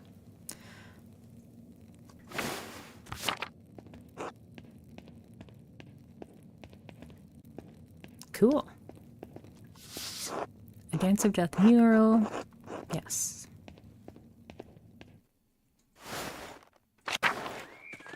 Whoa. I wonder what recipes the brothers have for peas. My goodness, this is such a big monastery. It's nice. These cucumbers are growing quickly. I'm sure whatever isn't eaten will be picked. The Abbot House. Ferenc. God bless you, Andreas. Pet Mirabilis. Gotta pet the doggy. Oh, shake his hand. Good boy.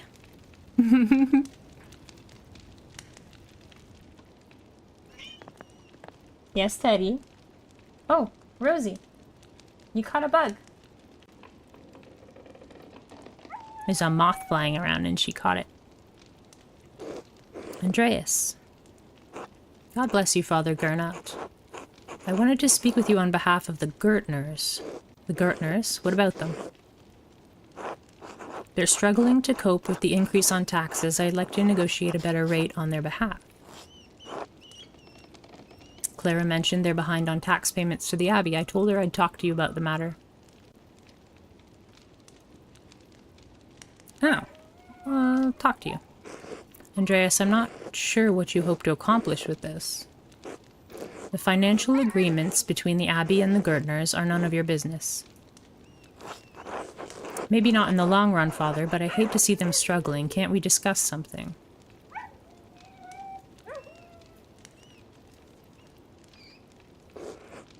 Hirsau owns the land the Gertners farm. They have a financial responsibility to the Abbey. It is not only my right to tax the farmers, but my responsibility to provide for my brothers and sisters. I'm sorry, but the Gertners will have to find their own way to pay what they owe. God bless you. The Gertners' taxes. Gernot refused. Well, yes. Probably wasn't going to work unless I had the Persuader background.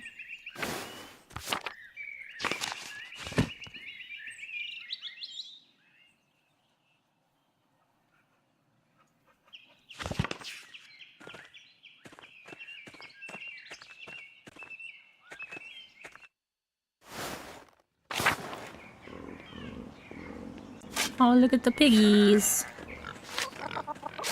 Volkbert. Good day, Andreas. Abattoir. Locked.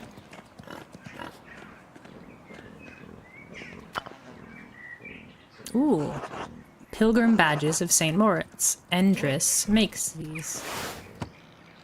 Ah, cool.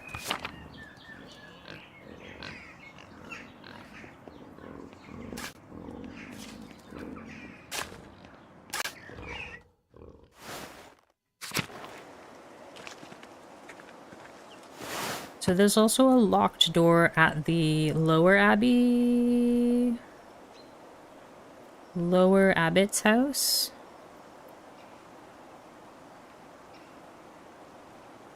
And the abattoir.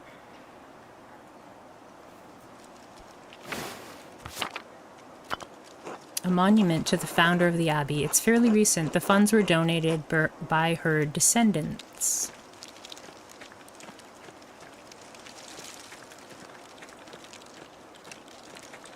The Old Bailey. The apple trees have only started to bloom. It will be months before they bear fruit.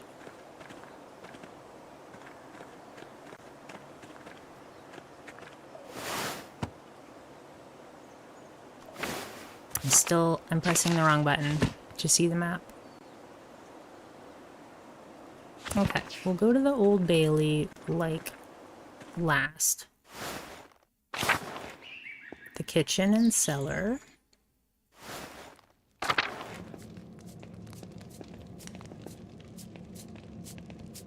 Lukas. Hello, Andreas. How goes it in the kitchen? Is Brother Vojslav working you hard?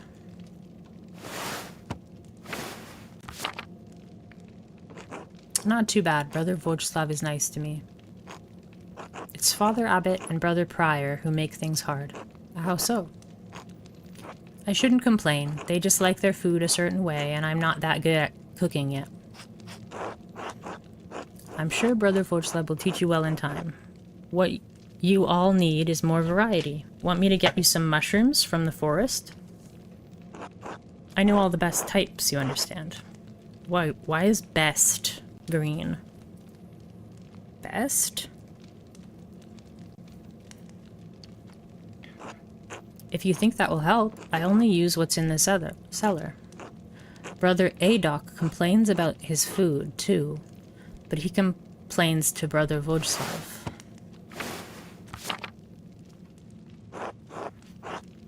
What does Brother Adok know about food, anyway? He's from Cornwall. I don't even know where that is. It's a land to the west, across the sea, where all they eat is fish. Sounds miserable, but that's always what he complains about, the fish. He just likes to complain, I think. Don't lose heart, Brother Lukas. You're still learning. Thanks. See you later, Andreas. Until later.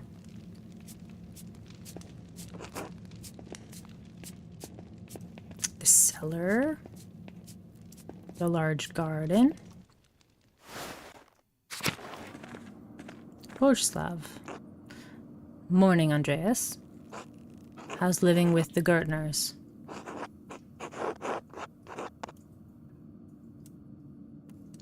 Great. They're a lovely family. Clara is a good woman and she looks after Big Jorg and Ava like they were her own.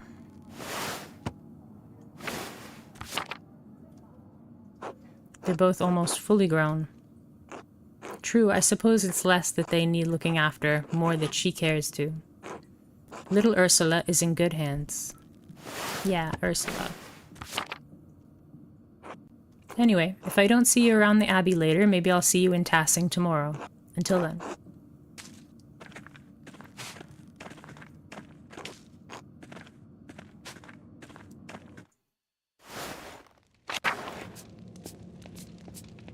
Okay.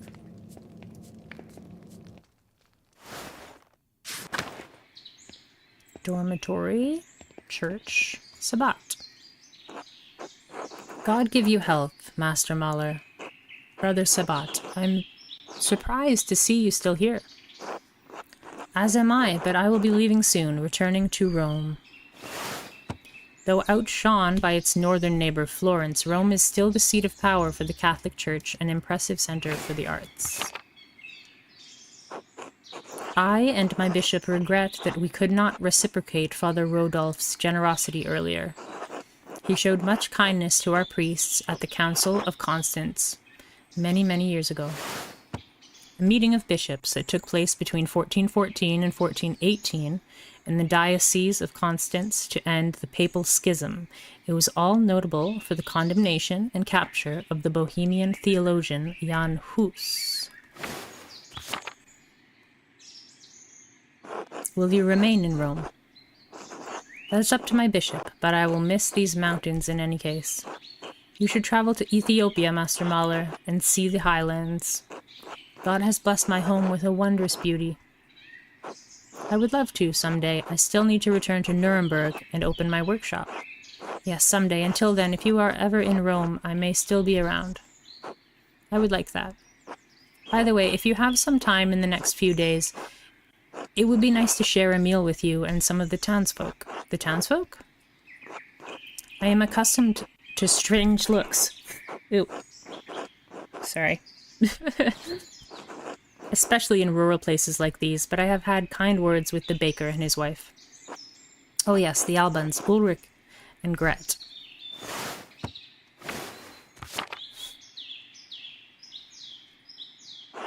I offered to tell a story to the children and their mothers over a meal someday. Gret seemed excited about the idea, but I would be more comfortable if you were there as well. I can certainly make time. Thank you, Andreas. I look forward to it. God give you health. God give you health. Refectory. Kitchen and cellar. When the brothers eat their meals, this is where the lector reads to them. Large garden.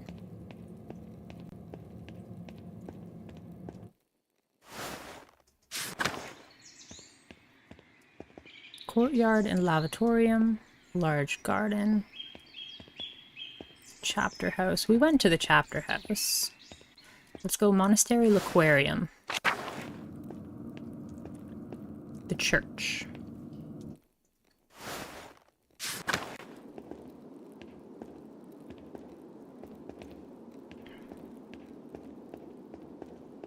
Rudiger.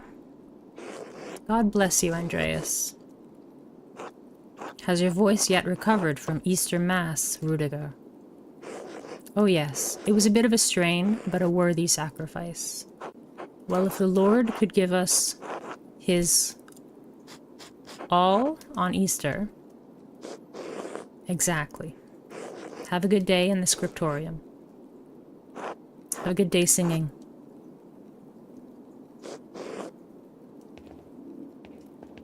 Cloister. I think that's where I just was, right? Ah, okay. So there's two entrances to the church. The crypt and the tower.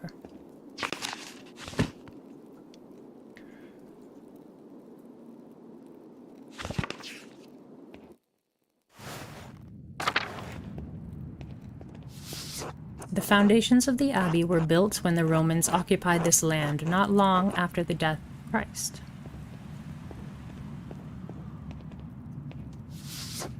These tomb markers go back centuries, all the way to the founding of the abbey. Abbot Dietrich, from the height of Kirsau's power in the 14th century. Those days have long passed. Investigate. A lovely relief of the Virgin and Child. Shame it's hidden down here. Oh, it looks like there's a key. And a ball? No, that's nothing special. One of these parts must move somehow. No, it's nothing special.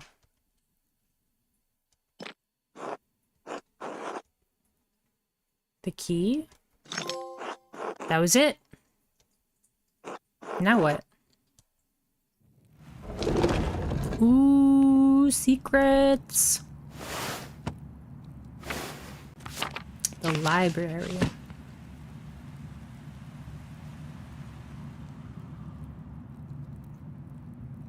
Oh. Well, the library, like, goes back, like, the way we came, so I'm not even gonna go to the library right now. But that's cool that there's a secret passageway. I'm feeling like the crime, whatever the crime is, happened in the library, perhaps?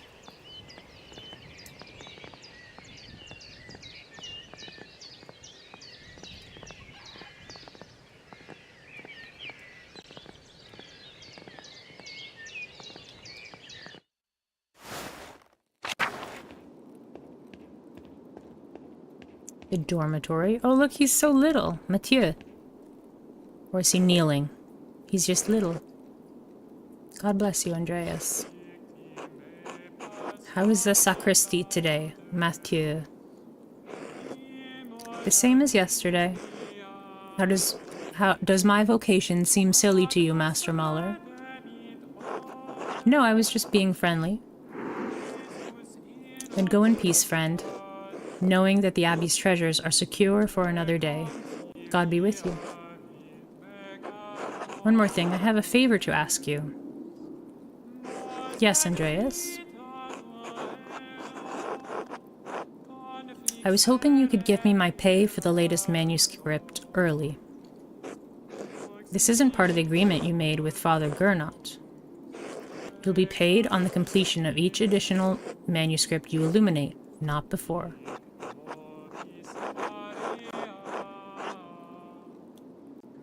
Can't you make an exception this once?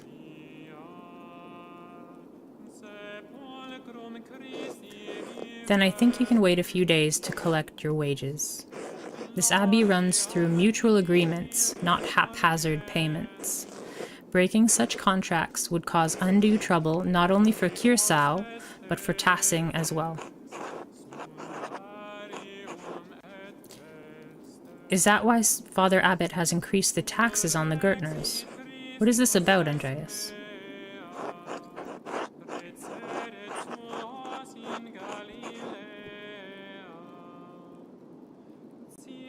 I would like to help the Gertners pay their taxes to the Abbey.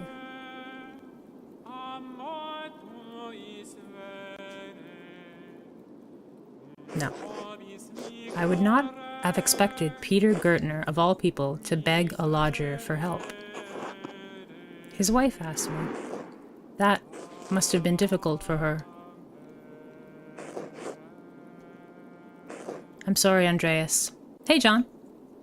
How are you?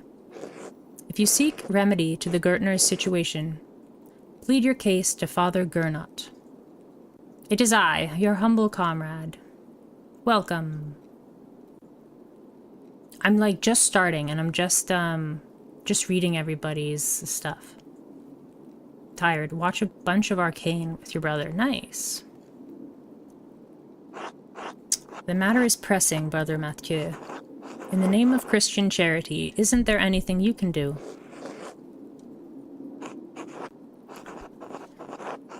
Oh. This is money I would be paid eventually, and it would be a great relief to the Gertners. What am I doing? What do I do here? Oh, so admitting Clara asked for help, like, increased it? Made friendly inquiry about the sacristy. Okay, so... I guess I did it already? Success. Very well. Do not ask this of me again, Andreas Mahler. Got some money. Here you are. I shall note this with Father Gernot and Prior Ferenc. Thank you, Brother Mathieu. Humph. God bless you, Andreas. I like his glasses. Alright, now that I've got my payment, I can give Clara the rent early. I'll give it to her directly to make sure she receives it. The sacristy. The Old Bailey.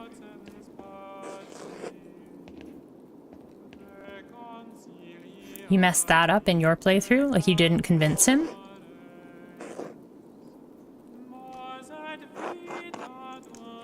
Doing? Stay away from the sacristy. You know you're not allowed in there. Of course.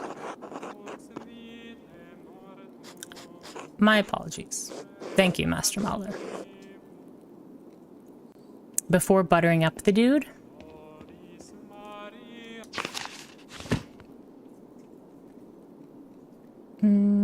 Okay, so we don't want to go to the Old Bailey quite yet. The dormitory? I don't even know, like, if there was a crime yet. I think we go... back. Let's go back to the lady at the beginning, but let's go here. We haven't explored this place. The courtyard. Which backgrounds did you pick? I picked, that I was in Basil, that I'm a bookworm, and I like medicine and Latin.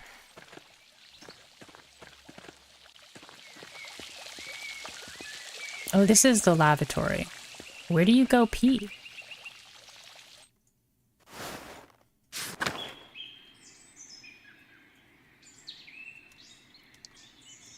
Yeah, I know I'm really early. I'm just like talking to everybody and going everywhere.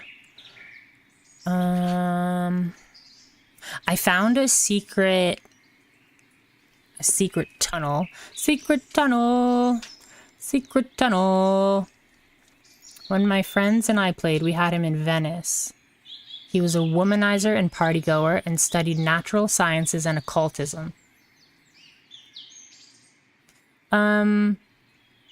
Okay, yeah, so he's a hedonist and a partygoer. Yeah, I figured Latin would be really helpful. And it's also kind of what I liked when I was in school. When I was homeschooled, I studied Latin and Greek. So let's go back to the woman and pay her her rent early. Oh, now we can go to the mill? I didn't realize I could go to the mill. We'll come back after we give her the money.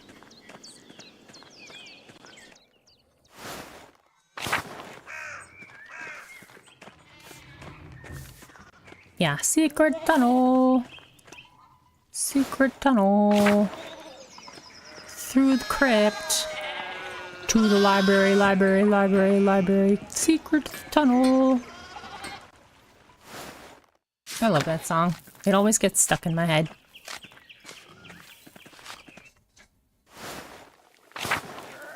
Also messed up one critical puzzle because some side quests are time sensitive, so you can only do a few of the options. Beware. Ah. Okay. Ava? No. Clara. Hello, Andreas. Clara, I have something for you. Oh? This should be enough to pay my rent and the tax you owe the Abbey. Andreas, this is far more than your rent payment. We can't accept this.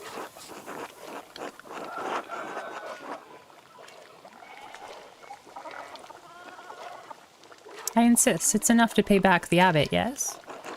It is, but Andreas, how did you even get so much coin? Are you sure you'll have enough to spare?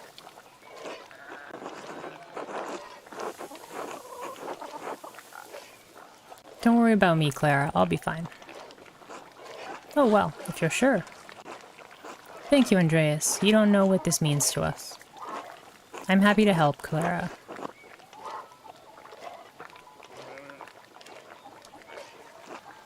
You're a good man, Andreas. Thank you.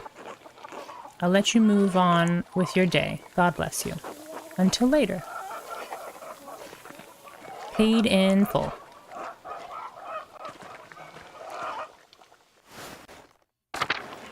Yeah, I'm assuming that, you know, you can't do everything.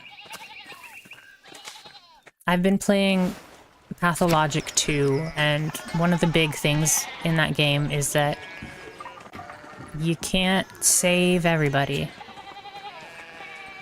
You have to pick and choose who you can save and who you just don't have time to save.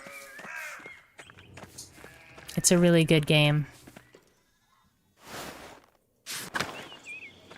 And plus, when you die and you reload your game, it still counts your death. So, yeah, you can't save scum. Have you ever played Inscription? Yes. Or the game that inspired it, Sacrifices Must Be Made? No, I have not played the prequel.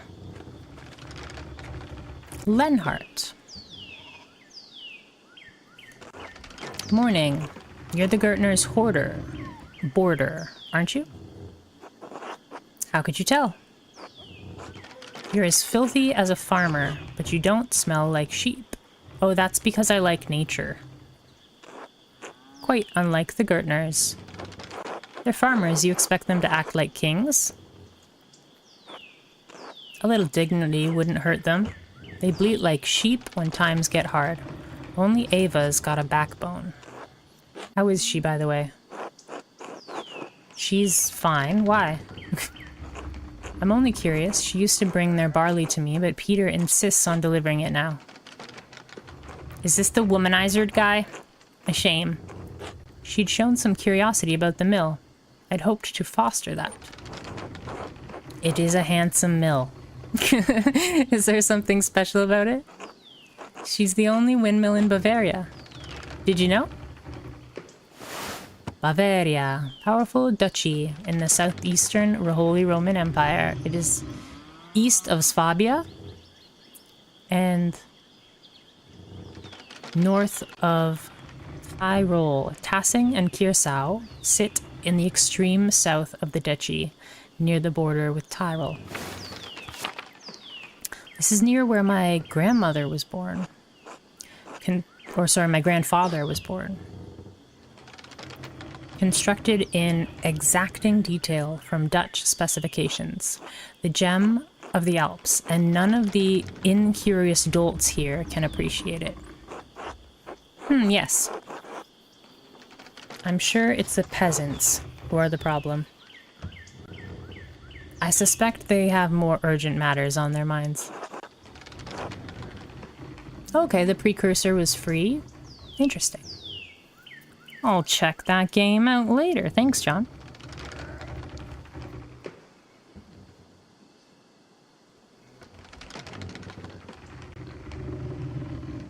But yeah, I'm really enjoying Pathologic 2.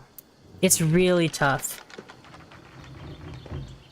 You're like a doctor, and you're in this small town, and you're trying to figure out a cure for this plague. And there's just a lot of management that you have to do. There's a thirst meter, a hunger meter, an infection meter, a health bar, and an exhaustion meter. So you're all trying to keep them, like, under control while you're trying to, like, save other people's lives, too. So you're like, do I use medicine on you, or do I use it on myself? So it's tough. You have to make a lot of decisions. And this randomness, too. At the end of every day, anybody that's infected, it, like, kind of rolls a dice, and they could die. And you can give them antibiotics to increase their chance of living, but you can't really make sure that they live. So it's like, who can I afford to use my medicine on? Who do I want to save? Who do I think is most important to save? That kind of thing. It's really, really tough. A lot of tough decisions to be made.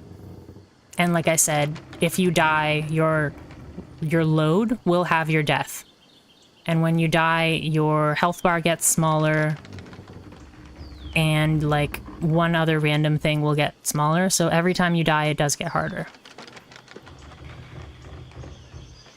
The Pathologic games are 100% on my to-play list.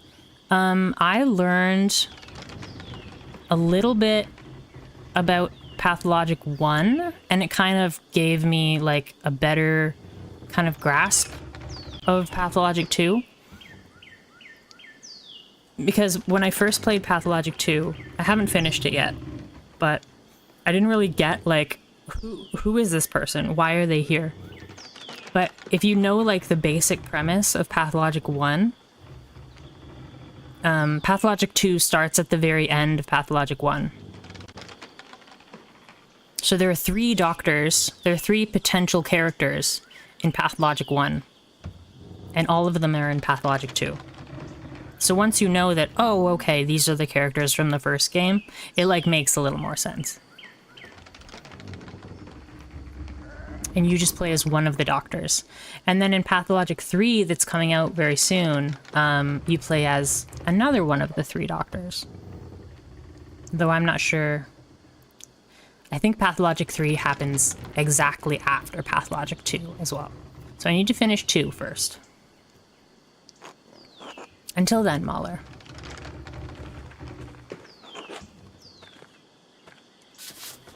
What a curious mill. The wind turns the sails, and that powers the grinding stone. Oh, look at this little guy. Hi, Paul. Hello. Paul, right? I don't think we've talked before. I'm Andreas. I'm staying with the Gertners. Oh, but you're not a farmer. Why are you living with the farmers? Well, they're letting me board with them while I work in the Abbey's scriptorium. You're a monk? I'm an artist. Oh, like you do drawings? Drawing, painting, calligraphy. If it goes in a book, I can put it there.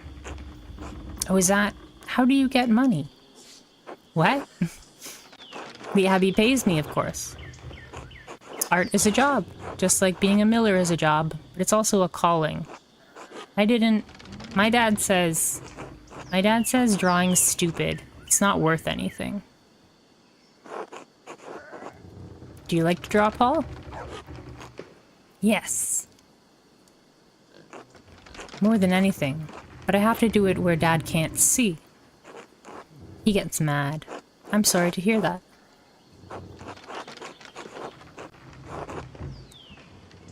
But if it means a lot to you, maybe he doesn't need to know. Can I tell you a secret? His dad's a butt. You're going to be resuming your playthrough of the quarry on Monday. Nice. Okay. I will check it out.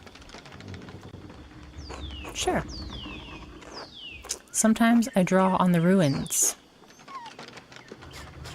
In the meadow, where Dad can't see.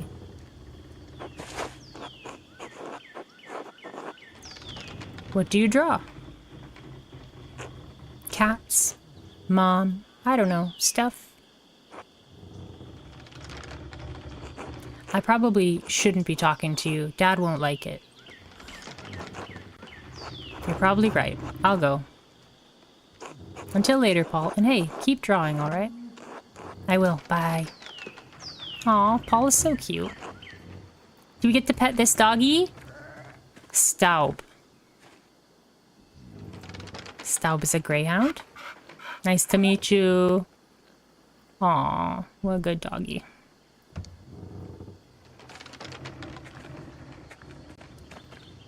Hello. Elsie. Or Elsa. Good morning. Forgive me, I've forgotten your name. Andreas Mahler, master artist. Oh, a master at such a young age. It's impressive. Well, I admit, I'm not quite a master yet. Still finishing my masterpiece. What is that like? Hard work, but it pays off in the end. Ah, to live a dream. You can. You have the right. Just like anyone. To do what? I have my family to care for. Lenhart, Paul, my sweet angel. The mill. Oh, I apologize. I didn't even get properly introduced. You must be Elsa Mullerin. Yes, that's me. I heard Clara and Ava had an artist boarding with them. That must be very exciting.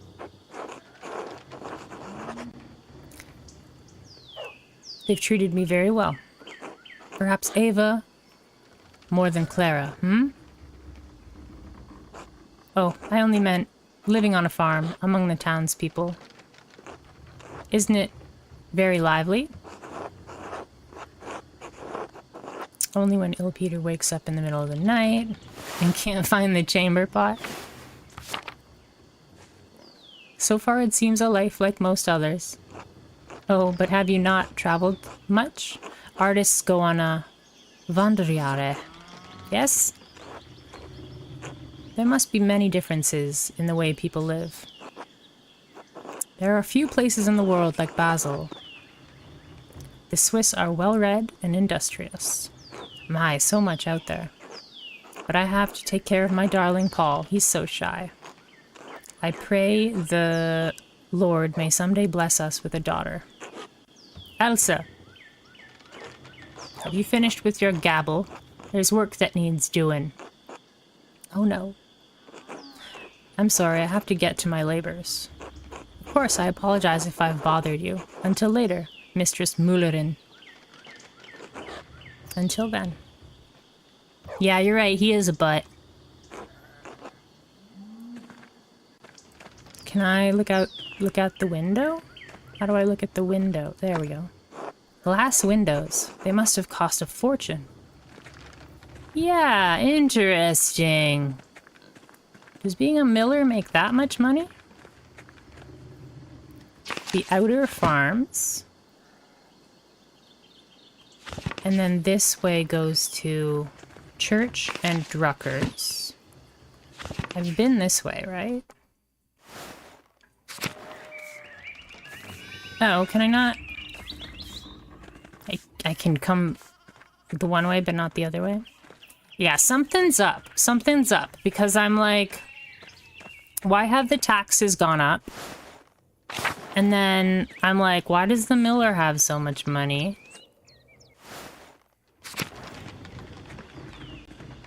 And he's a butt. Don't spoil anything, John. I'm just being very observational. Carl, Hello, Andreas. I like your hat, Carl. Helena. God bless you, Andreas. Did you see that we have emotes, John? You can use my emotes now. Till. Hello, Master Mahler.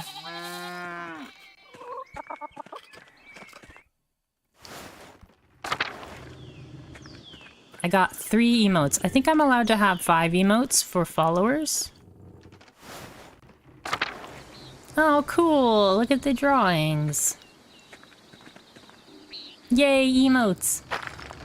Collapse. This must have allowed access to the aqueduct. Ooh. These must be Paul's drawings. They're quite good, Paul. I like it.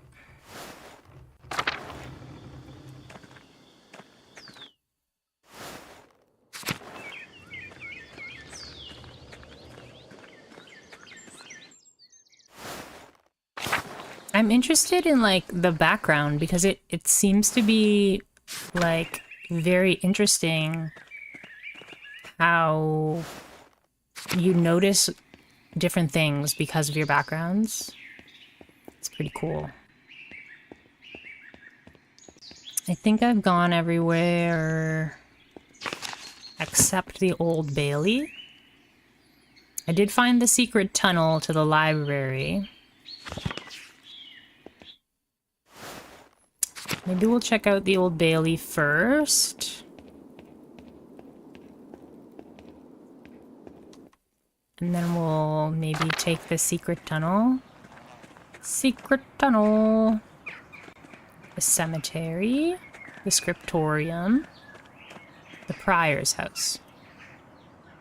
Did you talk with the nun who has the hots for your character? I talked with all the nuns. I'm not sure which one you're talking about, though.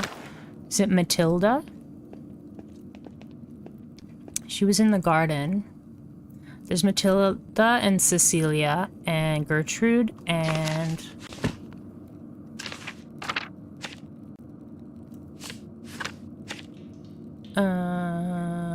Veronica?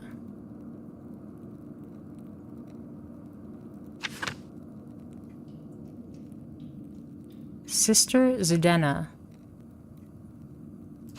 Yeah, I haven't met Zdena yet. Sophie? Oh, maybe because your backstory was a hedonist? Lisbeth?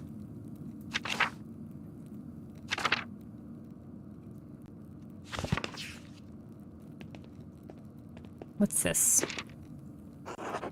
What is this? A Volvel? Volvel? I've seen these before in astronomy and medical tracts. What's this one for? 2 wheels. The top wheel has Greek letters and holes cut out to reveal Latin letters underneath. And the outer edge of the lower wheel is divided into 4 sections, each bearing an elemental symbol. Oh gosh. The lines connecting the holes form constellations: Cassiopeia, the Great Wagon, Libra, and Aries. 24 holes, enough to cover all the letters of the Greek and Latin alphabets. The Great Wagon? Is that the same as the Big Dipper?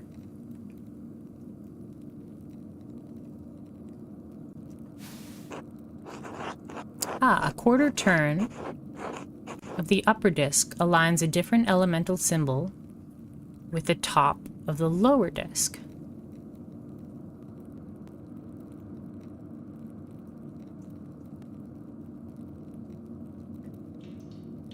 The top of the lower disc. Gotcha. And that reveals a different set of letters underneath. Oh, it's like a codex kind of thing. A cipher. This is like a cipher clue. I need to investigate more. This has to be connected to something else around here. So I would use like an element, and the element would solve the cipher.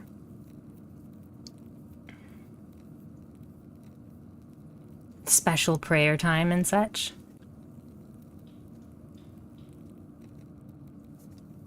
I'm kind of confused about all the prayer times because there's a lot of prayer times. There's like 6 of them, right? And one of the prayers is supper, and then is there another prayer, and then it's bedtime? Like, I have to figure that out eventually. But yeah, there's a cipher clue, and this is the prior's house. So the prior's house, just writing this down. Prior's house has the cipher decoder.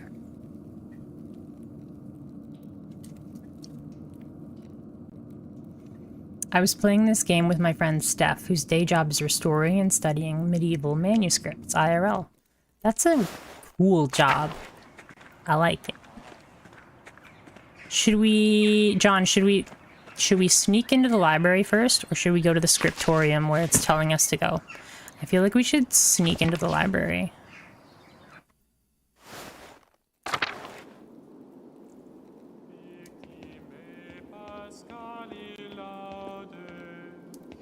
I'm gonna sneak into the library. Every time the game tells me to go somewhere, I'm always like, we're gonna go there last. Oh, a secret entrance to the library. I'll have to remember this. We can't even go in there. Lame. Probably because, like, I'm about to stop the murderer from escaping or something. He's definitely gonna sneak out that way.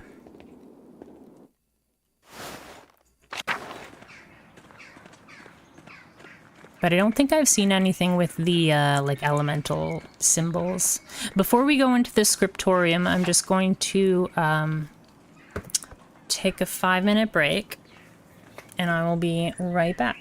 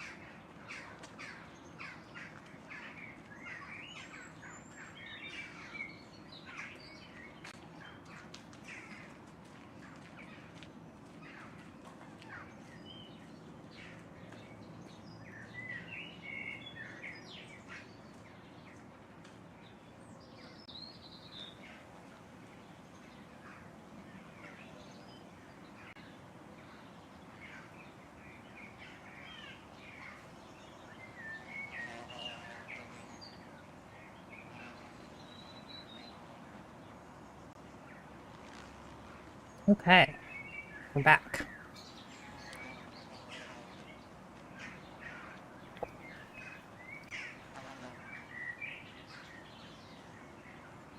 This is exciting. I love the sound effects in this game. April 21st, 1518. All right, to the scriptorium.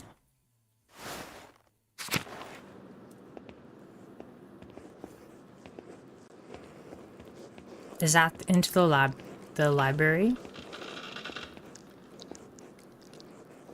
Let's talk to Piero. Andreas, God bless you. So good to see you.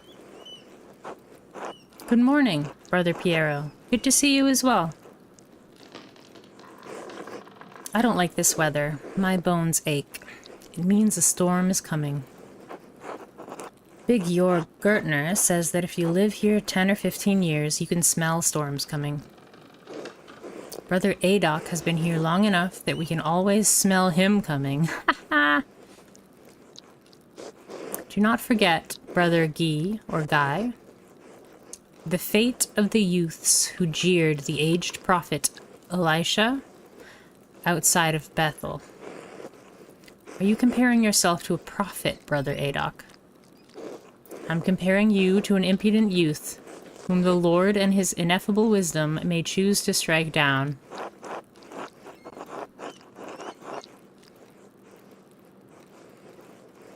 I'm just gonna say nothing. Well, everyone seems quite lively. I suppose that means Prior Ferenc is not overseeing us today. He was here, but then he heard Lorenz Rothvogel had arrived, and he hurried out like a little mouse. Why don't I have Lorenz in the glossary yet? I already know Lorenz. Ferenc is so desperate to impress the abbot and nobles like Rothvogel, it's pathetic. You feign kindness to Father Abbot and our prior only to speak about them like this behind their backs. It's shameful. Oh no, Baron Rothvogel. His manuscript. I just realized that he will want to see his manuscript. How silly of me. Of course, that's why he is visiting. Perhaps if you were younger and faster, you wouldn't need to worry so much about patrons' visits. What's the problem?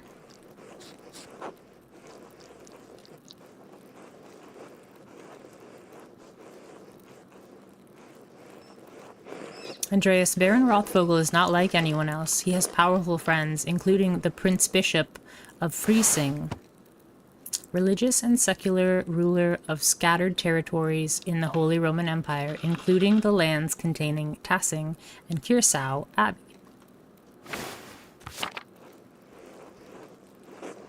Curacao is already out of favor. Father Abbot does not want to have to deal with more attention. Well, if Prior Ferenc isn't here, I'm going to work on my masterpiece until he arrives. Well, that's right. I need to reference the Indemawa manuscript. A prominent family of the Swiss Confederacy and Austria.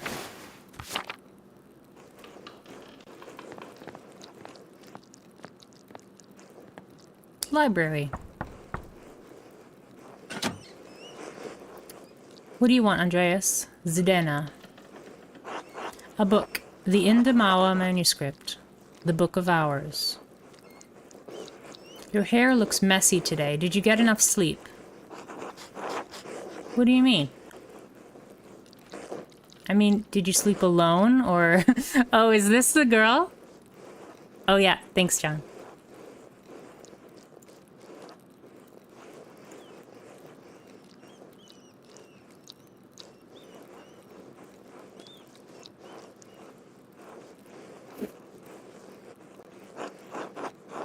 Why do you want to know? It would be nice to have something to think about during divine reading. Lectio Divina is the thoughtful reading of and meditation on Scripture. The practice leads to prayer and contemplation. It is a daily part of life in Benedictine communities. Have you considered the Lord? Can I just get the book? Ugh, that's all the way upstairs. Can't you get by without it? Why are you complaining? Isn't this your job? I'm sorry, but I really can't. I need to reference it for my work. Really? My feet hurt and the stairs are so steep. I'm just going to ask Illuminata to get it. Oh, she's cute. Illuminata. Sister Illuminata. Andreas needs help finding a book, and I don't know where it is.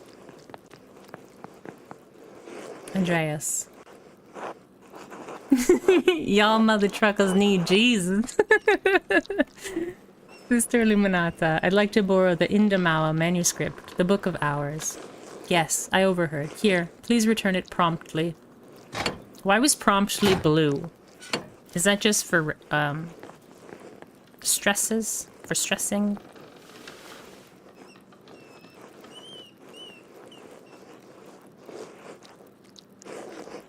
Andreas, may I see how your masterpiece is coming?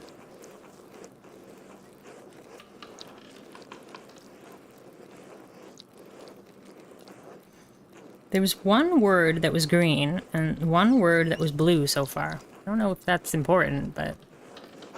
Of course, your opinion is always welcome. Yes, the composition is lovely. There's a joyful spirit in your arrangement of the figures. The contrast of colors is also quite nice, rich and beautiful on their own, but not overpowering the scene. It doesn't feel right, I don't know why. It's an excellent interpretation of someone else's work. Ah. What do you mean? It's all my work. My son, you're copying the illustration from the Indamawa manuscript almost exactly. So what's wrong with that? Haven't I improved on it? Aesthetically, yes, it's wonderful, but I feel you have not given much thought to what it represents. It's November. In November, we show peasants leading the pigs into the forest to forage on acorns before the slaughter. Andreas, the peasants here are no longer allowed to forage acorns in the forest. Many great lords and abbots across the empire have forbidden it, even Father Gernot. What difference does it make? This is the way November is painted. But it is not the way November is. Another blue word.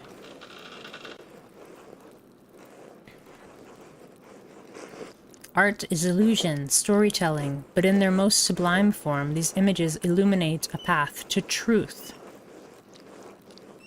That's good advice. It's most important to me that my clients are happy. They won't pay me for truth. Yes, but with God's grace, this book of ours will outlive us all. What will it say to those who see it in a future generation, centuries beyond our comprehension? Some will gaze deep into your lines and paint to see a deeper meaning. What will they find? But you need not listen to my opinions. They are just the thoughts of one old monk. There is no place for the monastic scriptoria anymore. In truth, this room is a place out of time. Why is that? Why has Kirsau kept this up for so long? Some people, some places, have a difficult time letting go of the past. I am not among them. The creation of books, of art, is no longer the province of monasteries. So be it. More people will be able to write, more will be able to read, and in so doing, be brought to truth.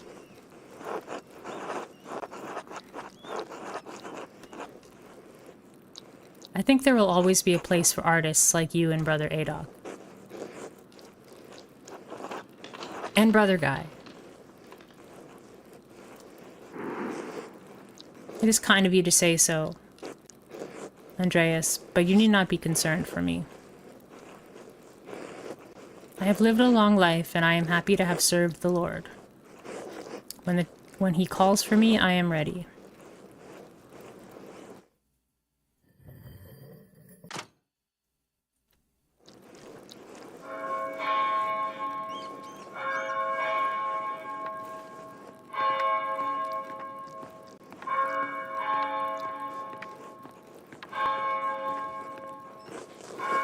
Ah, where's the time gone? It is already...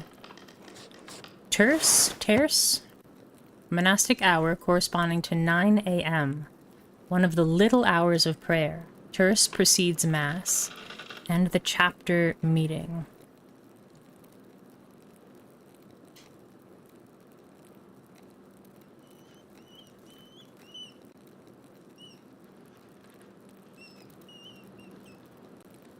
I'm trying to write down this timeline. Because I don't know where all these prayers happen. Too much talk. I must ask forgiveness for not honoring the rule. The Rule of Saint Benedict of Nursia is a book of instructions for monks living together under the guidance of an abbot. Written in the 6th century, the rule provides the principles for living a monastic life. Until later, Andreas. Until later. Ooh, does he get, like, charged with a crime because he's not going to the prayers? What's all this then? What's all this then? Yo! You're writing a cipher, bro. Prior. Yo, dog. What you up to? What's going on in here?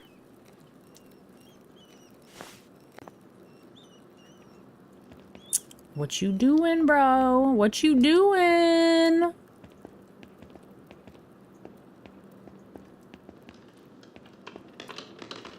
That was, the prior, wasn't it? Prior Fenner?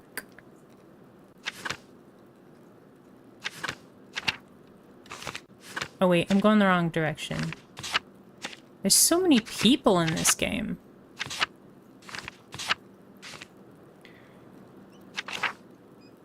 No. Yes, it was Ferenc. Originally from Hungary. And is responsible for running the scriptorium, known for his interest in esoteric books. Yeah, maybe that's why being an occultist would be helpful if he likes esoteric things. Is he gonna call like Cthulhu or something? Illuminata. Andreas, what was that noise? Oh, I'm sorry, Sister Illuminata. I knocked a bowl of paint to the floor. But then Prior Ferenc came in, wrote in one of his books, slammed it closed, and left. He was in such a hurry, I don't think he even noticed me. He was slamming books shut? Prior Ferenc should know better than that. Some of these manuscripts are quite delicate. I fully agree. Delicate or not, all books should be treated with the utmost care. How is the temperature in your house, John? I know it's gonna get really hot next week.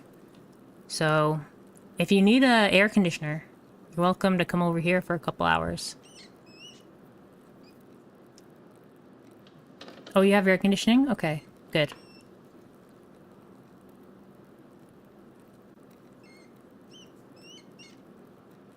We'll do the bookworm thing. Yeah, it's too hot to sleep the other night. Did you get one of the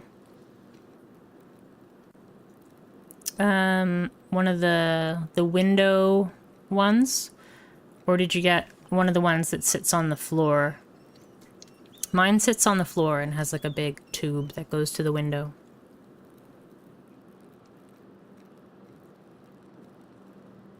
You have central heating and climate control. Oh, cool. Fancy. Many contain precious wisdom that can aid even the unenlightened in growing closer to God. They should be protected and cared for, which is why books should not be taken out of the library unless it is necessary for divine reading or work in the scriptorium. Oh, that reminds me, there are a few more books I've been wanting to borrow. What is Chronica Clara? The Clear Chronicle, a history of the universe from creation to 1082, written by the Irish monk Marianus Scotus.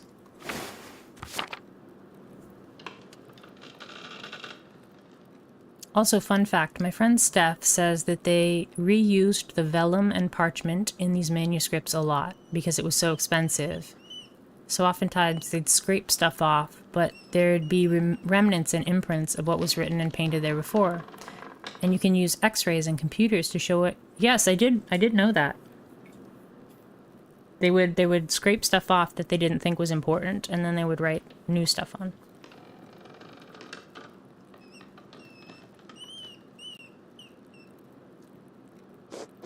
You can't be serious. You want more books? I think Prior Ferenc has given you more than enough. I don't know what you're talking about. I don't ask for those books. He just gives them to me and asks for my opinion.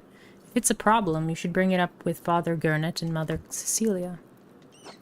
What does she want me to say? Ferenc just gives me those books.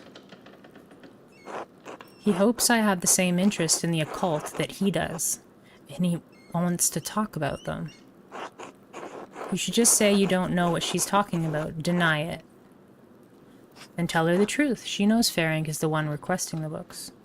Why is she complaining to you about this? That asshole Ferenc is the one borrowing the books. I pretty much always pick Socrates. Like, she wouldn't hold me accountable for something that isn't my fault, would she? He just gives them to me and asks for my opinion. That's between the two of you. My concern is only for the books. I can't give them out to just anyone. You're right. I'm sorry. Forgive me. There's nothing to forgive. The library and its books are my responsibility. My concern for the books does not end at the library door, nor does my responsibility. Please understand that. Now, if you'll excuse me. Wait, what's all this fuss about Lorenz Rothvogel? Why is Prior Ferenc so nervous? Lorenz? I didn't know you were familiar enough with the man to use his Christian name. Anyway, I haven't dealt with him personally, but the prior and Father Abbot have. I only know that he's purchased a number of our most valuable manuscripts over the years. And he paid enough to help the Abbey when we needed it. Like what? What did he buy? I can't remember. You know, I have my own responsibilities to attend to. How about this, Andreas? If you help me recover some missing books, I'll tell you what I know about the Baron. There was a book on one of the shelves, like just to the right here. Of course, I'll help in any way I can. Thank you. It's for the good of the Abbey. Where should I begin? Out there, where you and your cohort have carelessly strewn books around the scriptorium. I will tell you what books I'm looking for, find them, and return them to me. The first books are 2 volumes of the Aeneid, a poetic epic telling the legend of Aeneas, a heroic Trojan who struggles to reconcile his personal desires with his destiny to found Rome. It was written in the 1st century BC by the Roman poet Virgil.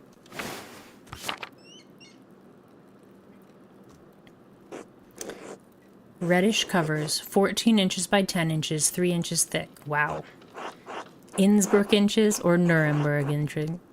I know the one. They're among Piero's favorites. He keeps them by my desk. They are not his to keep.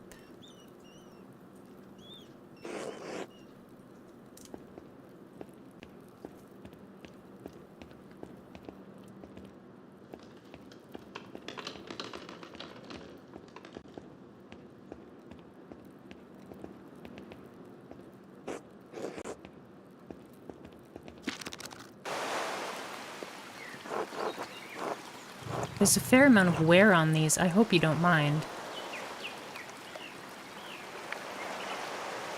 Oh my gosh. Why is that person on fire? Those volumes were old even when Piero started to make the copies. How long ago was that? 3 years. The Aeneid is not one of my favorite stories, but I understand why it appeals to Piero.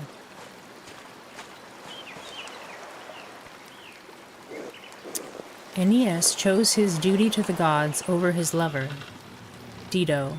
Dido?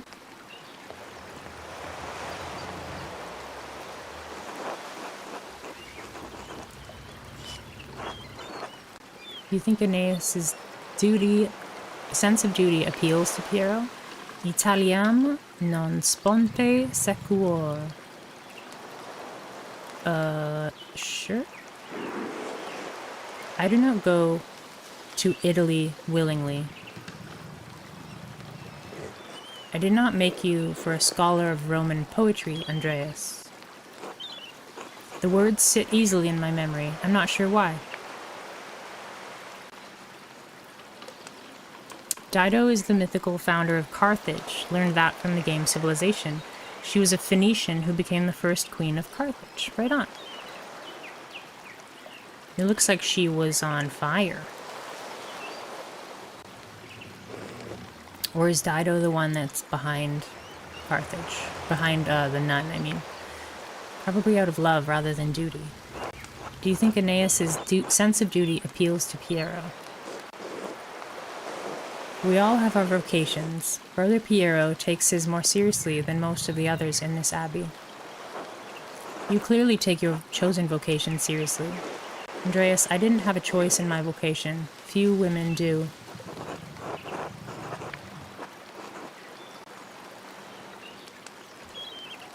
Is it really that bad? Is being a woman that limiting? How would you know? True, she knows her life better than I do.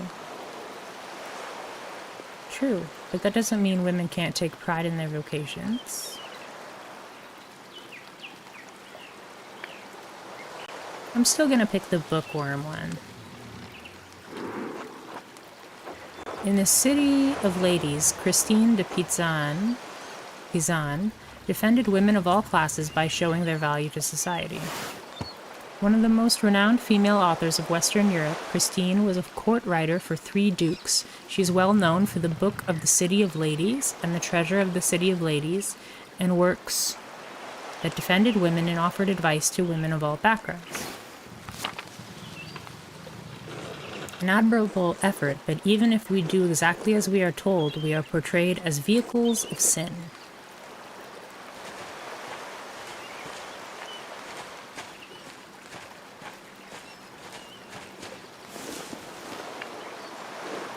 Temptresses and seducers by virtue of our sex, even when men are the aggressors.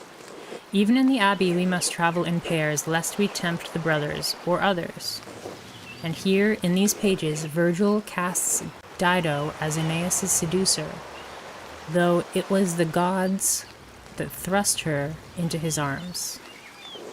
Like Dido, we ordinary women are merely tools in the tales of men. We can never be the protagonists of our own stories. No woman is exempt from that, from the empress to a nun. It is our lot. I suppose I understand now why you are not fond of the Aeneid. Aeneas? Aeneid. It's fine poetry for men. Now, the books, if you please. Just run away.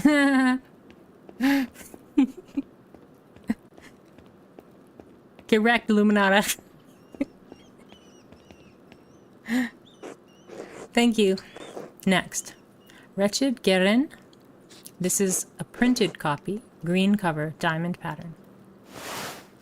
Guerin, an Italian chivalric romance written by Andrea da Barberino in the early 15th century. The titular character rises from impoverished origins to go on heroic adventures and discover his noble parentage. Originally published as a manuscript, it enjoyed greater success as a printed book. I do not have the size in the ledger, but hopefully the description is enough. I know the one you're talking about. Brother Adoc was reading it. Yeah, that's the one I saw on the shelf. So this way... Wait, what was that? Oh.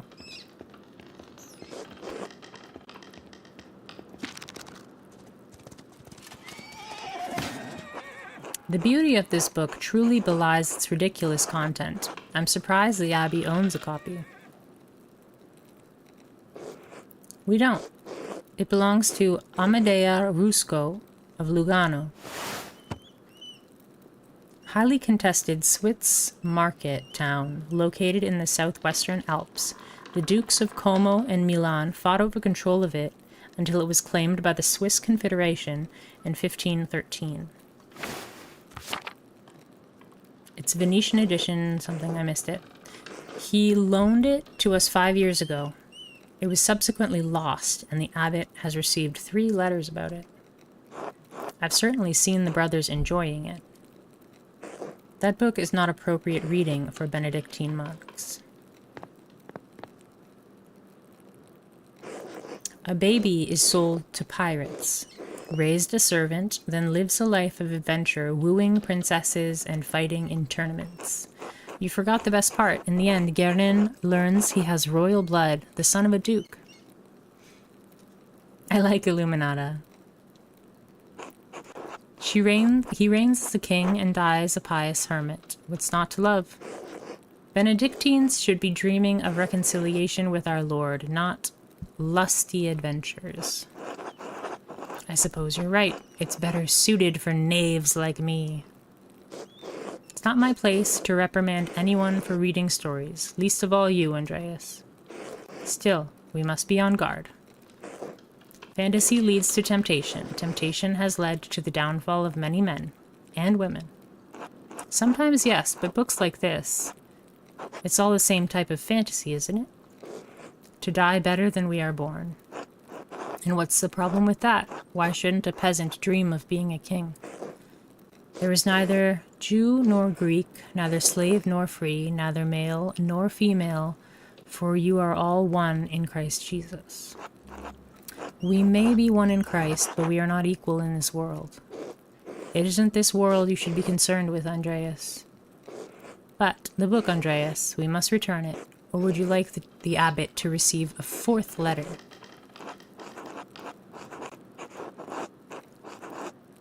I understand. I'd hate to loan a book and never get it back. It would be like losing a limb. Or perhaps a small limb. Or my little finger. Regardless of the size and importance of the body part in question, I understand and appreciate it. It's not my goal to deprive the brothers of their joy, but to return Amadea Rusco's property. The book, please. See ya!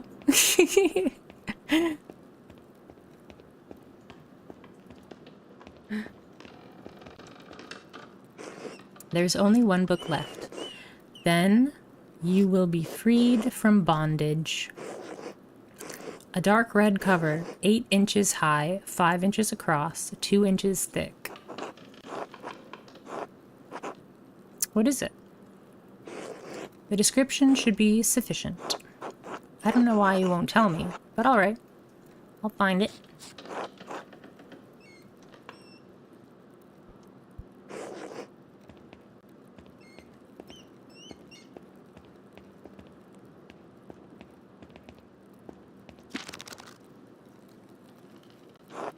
Ooh, pretty.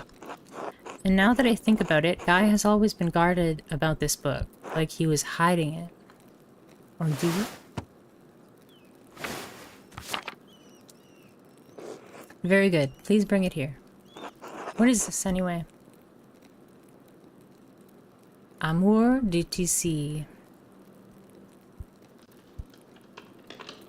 Oh, it's in French.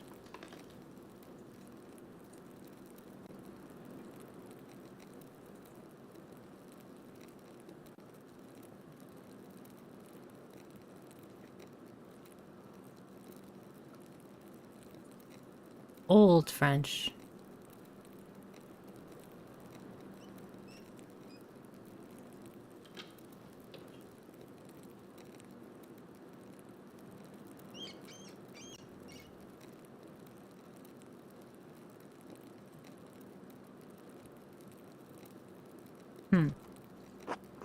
Ah, it's in French. The soul that God touched, empty of sin, in the first state of grace. What is this? Why are you asking so many questions? Just give it to me. Why won't you tell me what this book is? I'm sorry, but I just love books too much to let this go without knowing what it is. Curiosity can be a dangerous thing, Andreas, especially in a place like this. 3 French bishops condemned the book. All copies were to be burned. Its author shared the same fate. Écoutez en grande application cet entendement subtil.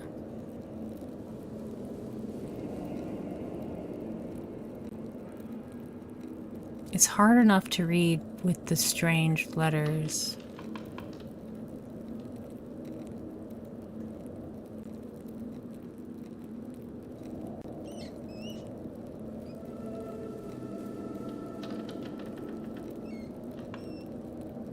Apply the same humility to your divine duty? Something like that? What? Why? I don't know, Andreas. It isn't my place to question the judgment of one bishop, much less 3. And before you ask, no, I haven't read it, but I know it contains a dialogue between love and reason.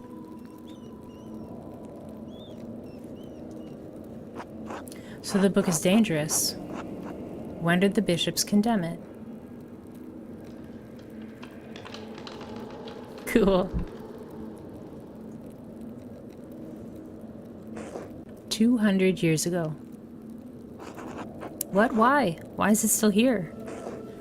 Because Father Matthias loved books. All books. He didn't want to see it destroyed.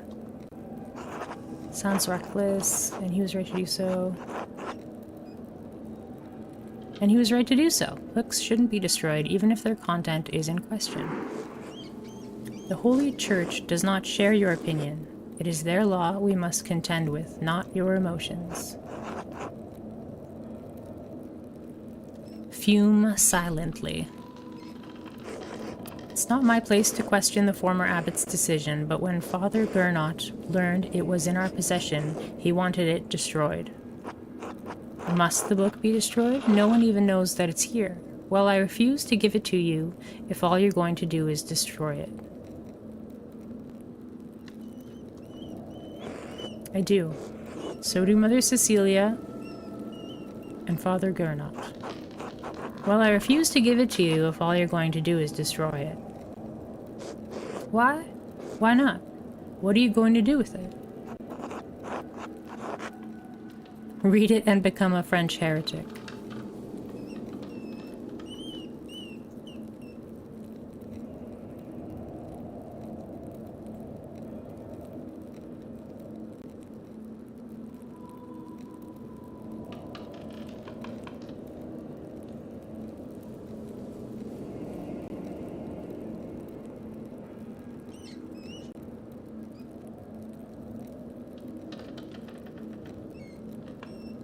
I'm not sure. I'll hide it. Keep it safe. Give me that book, or a deal is forfeit. I won't tell you anything about Baron Rothvogel. Consider the sound theological reasons for allowing this book to exist. Appeal to your duty as a librarian of this abbey to not destroy this book. I promise a compromise. I will take the book from the abbey far away. Appeal to your duty as the librarian of this abbey to not destroy this book.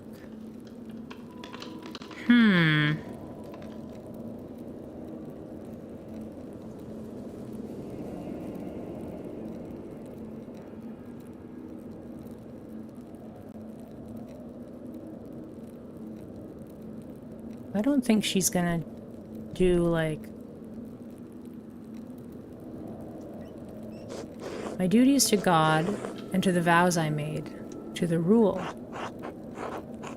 Oh wow, we convinced her. The bookworm background. But you do love books as well, I know you do. I super persuaded Illuminata. So that was... So I've persuaded Mathieu. And I've persuaded Illuminata.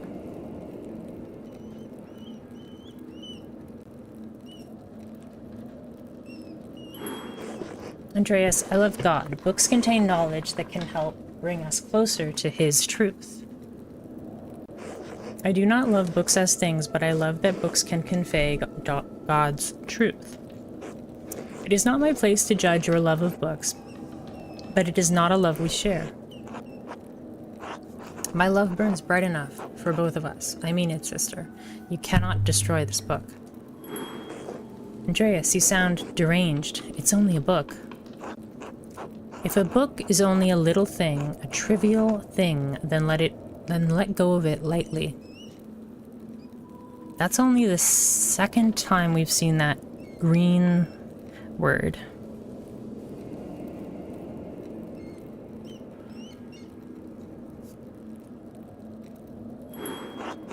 Entrust it to my care, and I swear you will never hear or see of it again. Never, ever speak of this again. I'm trusting you in this, Andreas. Against my better judgment, don't make me regret this. Simple soul.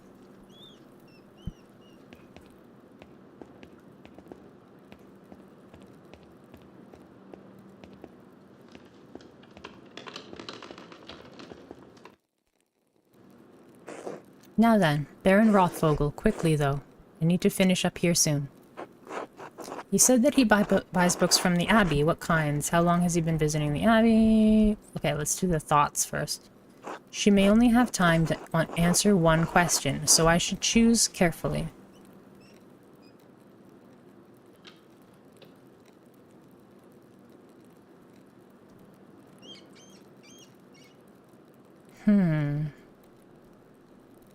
He seemed unusually friendly with me. I don't understand it, honestly.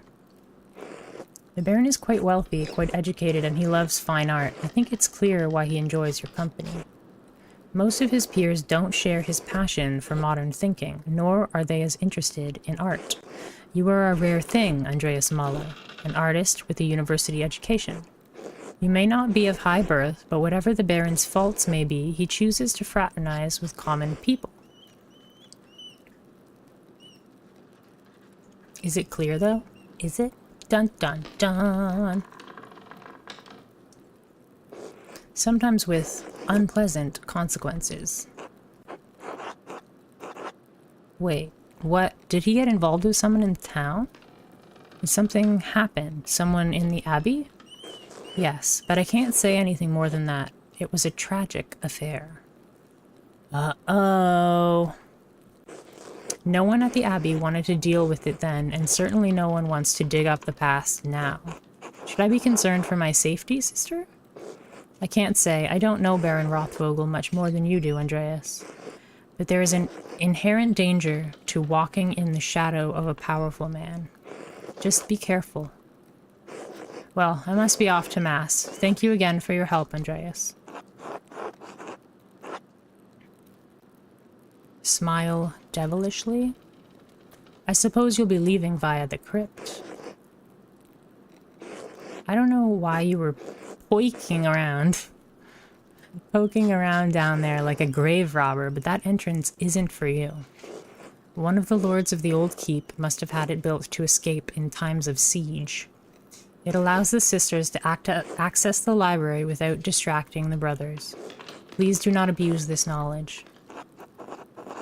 Maybe I could abuse it a little.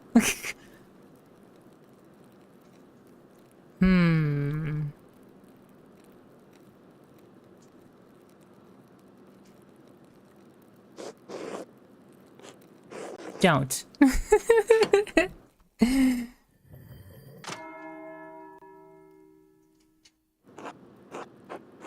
That's the bell for sext. Are we sexting right now?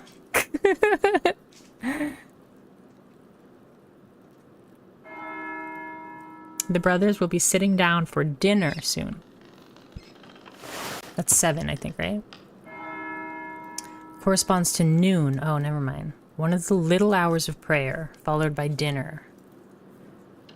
This is noon, followed by dinner.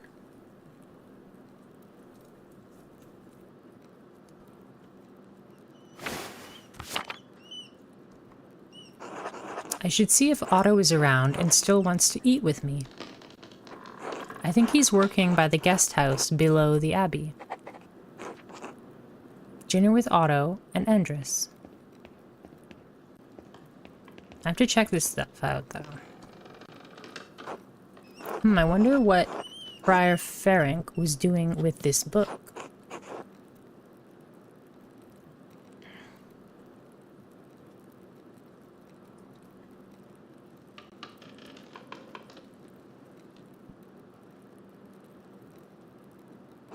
From the library of the University of Five Churches, the Hungarians call it Pex. That's where Ferenc is from. Doctor of Theology, George of Gran. A friend of his? Whoa. Propter Quositum. What am I looking for here? Oh, the underlined part?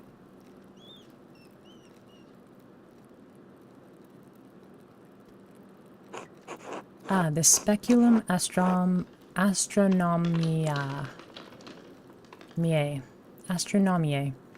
Albertus Magnus's Defense of Astrology.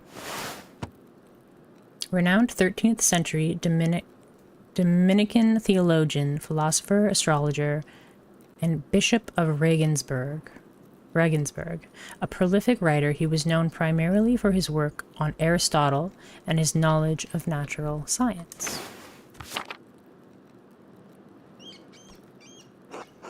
Sloppy bookhand couldn't have been produced by an abbey of note. Bastard script? Burgundian? Flemish. Not from here, and not recently.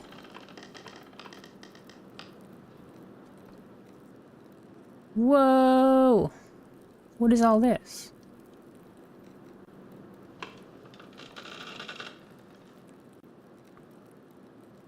There's 3 dots there.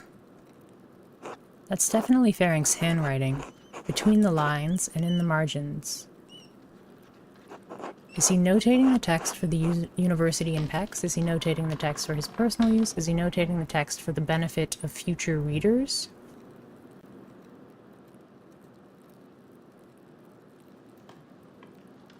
In any case, it's a thorough commentary. Oh my goodness, these are all the astrological signs. Oh, but there's too many. There's...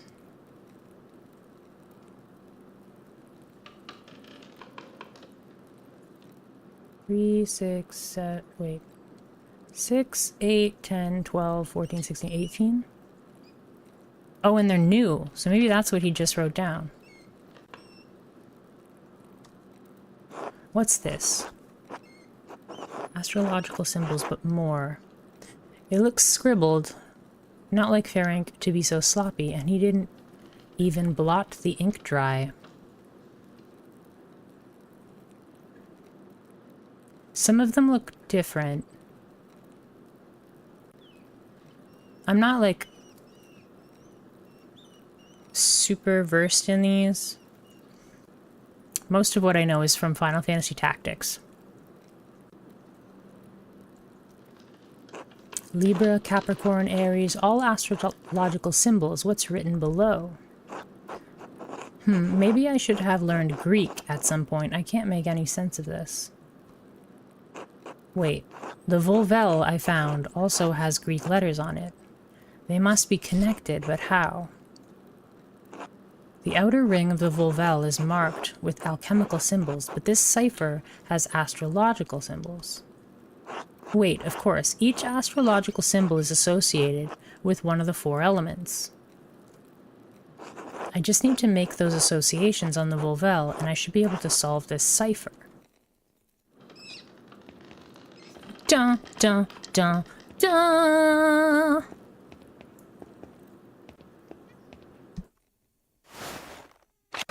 Let's go get the Volvel. Hi, Teddy. What's up, babe? You gonna help me with this cipher?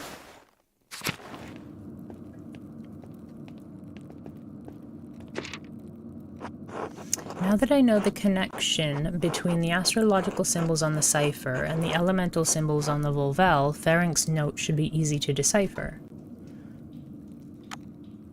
Oh. What? Wheel cursor.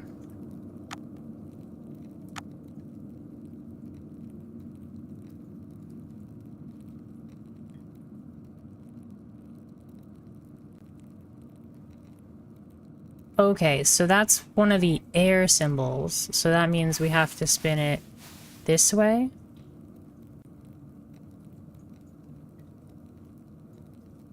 And then...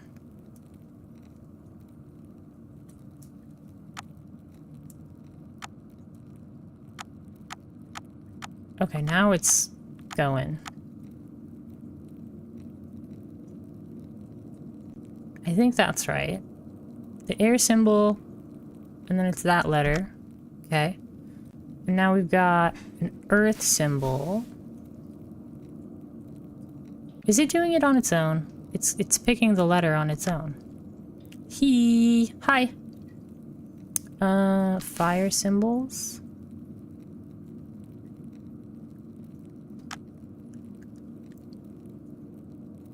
Water symbols. It's doing it on its own. Like it's finding the letter on its own. Another fire symbol.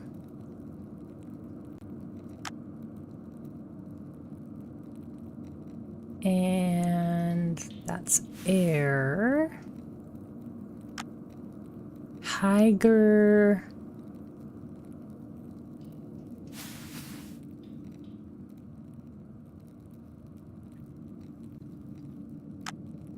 Ha.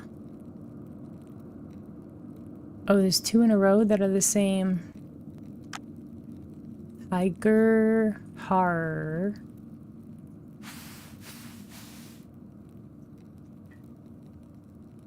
Tigerhard? Hi, Gerhard. As in, Brother Gerhard? Yes, yes. It can't be a coincidence. Hi, Gerhard. Brother Gerhard died sometime last year. How does this connect to him? Ah, hic jacet Gerhard. Here lies Gerhard? Is it an anagram using Gerhard's name? Did he use his name for an abbreviation? Why his name? Here lies Gerhard. I would have used Gerhardus personally, but what's the significance? I suppose I should find where Gerhard is buried. Like a record, baby. Spin me right round, baby, right round. The Abbey Cemetery seems like a good place to start. Right on. But, like, I don't even know why I'm solving this yet.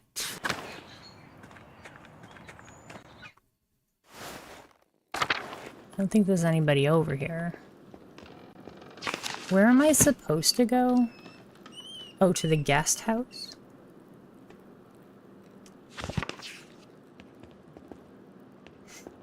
Well, we're gonna go there absolutely last, so...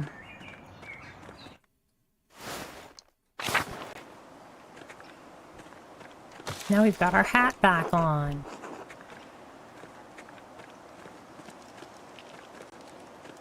This one's new. Hic jacet frater Gerhardus de Onipon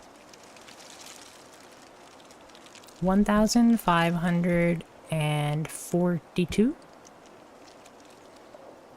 1542? Huh, Ferenc's cipher pointed here, but I don't see anything out of the ordinary.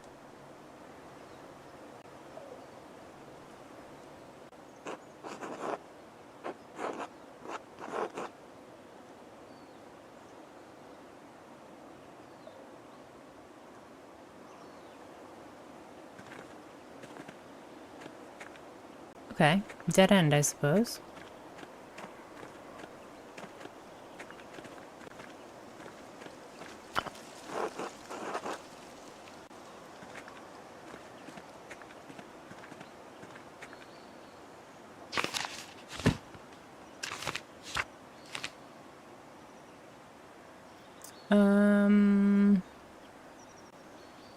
I just should see if Otto and Endris are around. Otto is working below the abbey, between the guest houses and the abbot's house.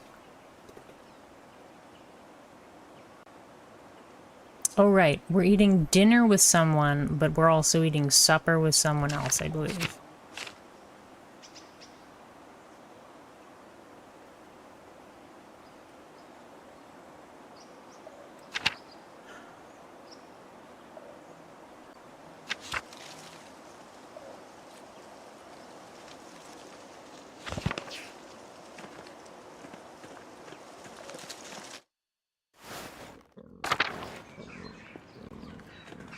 Everybody's like eating right now, I think, right?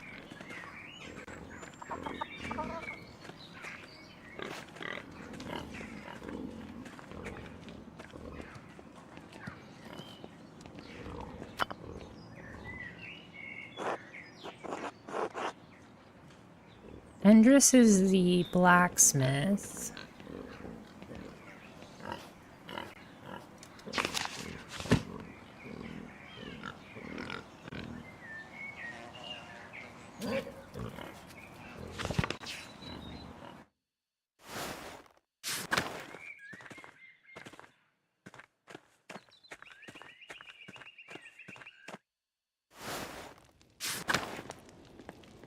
Pet the doggy. Mirabilis.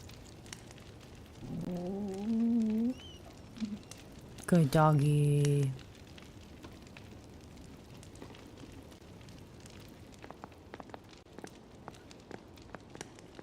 That's a locked kind of shortcut, probably. From the upper to the lower abbey.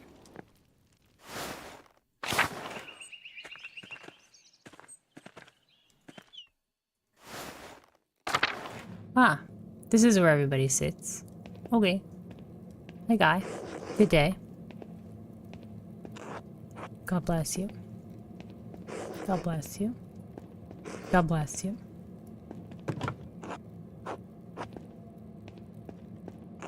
God bless you. God bless. Good day. Good day.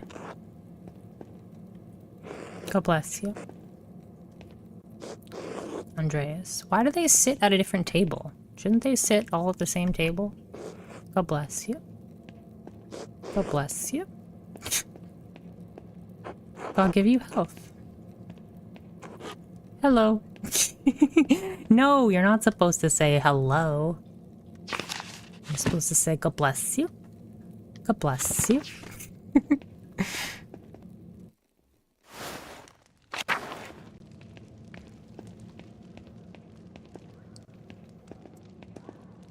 Is that guy still in the cellar?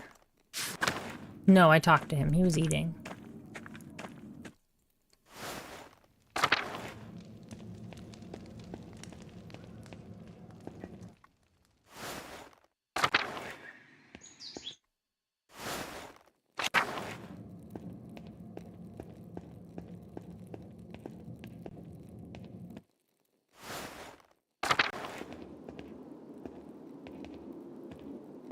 What? I can go in the sacristy? Heck yeah, what's this? Monstrance, chalice, paten, ciborum, and purificator. Almost everything you need for mass other than the host? Probably where the funds of the abbey are stored. The sacristy is also the treasury. The armoires hold all of the vestments Father Gurnet and Brother Mathieu use during mass. Why is the door open? That's like pretty important stuff, you know? Should probably lock that up. Don't you think? I don't know.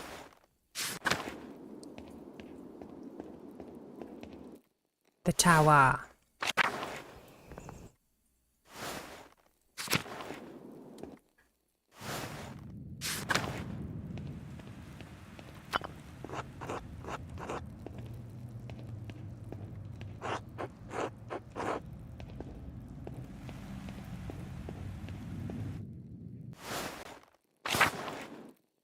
Wait.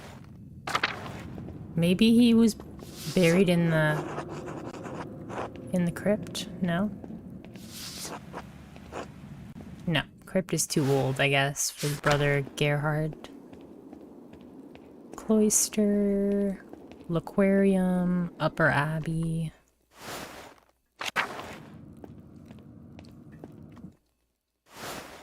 I solved that puzzle early. Yeah, nothing has happened yet.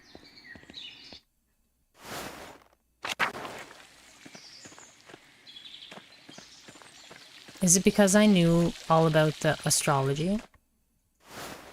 I got the early solve.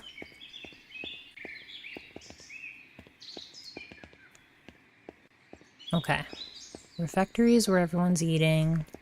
Large garden, I've been there. Aquarium, I've been there. Chapter house. What's the chapter house again? Oh yeah. This place. I got it immediately because I had both natural science and occultism. Gotcha.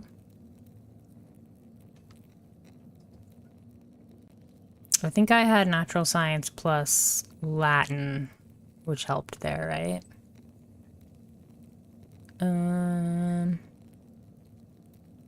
Yeah, I think I've been everywhere on the right-hand side of the book. But I'm pretty sure that sacristy should be locked.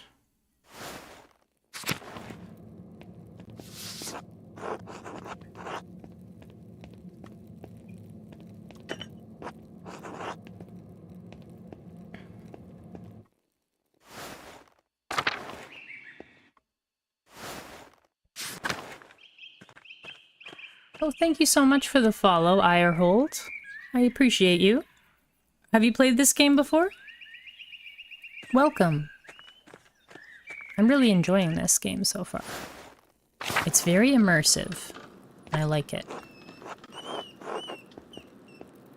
I don't know why people keep, like, severed hands in shrines. I'll just never understand that. You've never played this game?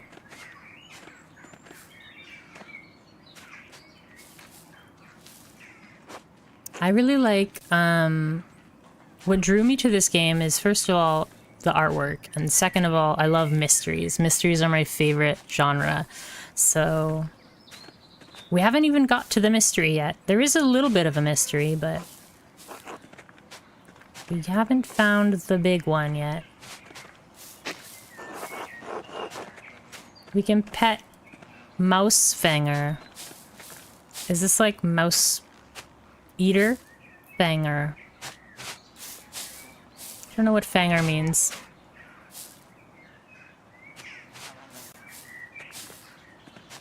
Maybe it's like Biter? Everybody says the same stuff. You have no idea what's going on? Well, I'm playing as an artist. And you get to pick,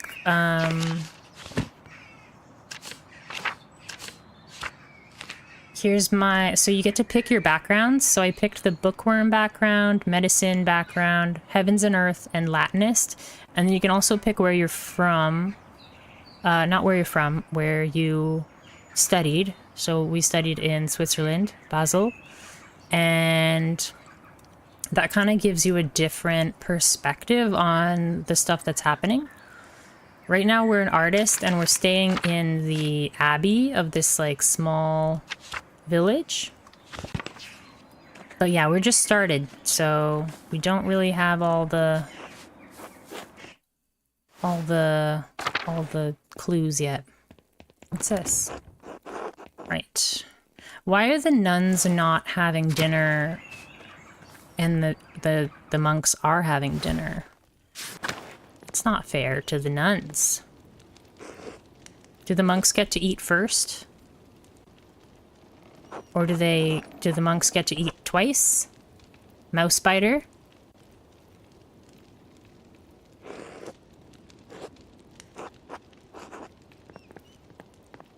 I was correct, mouse spider. Yeah, it's German, so you could translate it.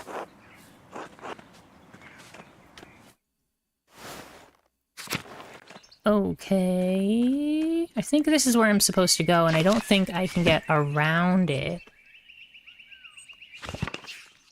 Okay, let's see what's next. So what brings you to the stream, Eierholt? You haven't played the game before? I'm curious. Was it the artwork as well? Does everybody say the same thing? They're just like, hello, God bless, hello, God bless.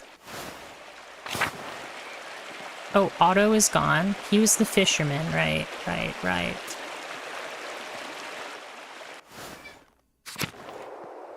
There's nobody down here.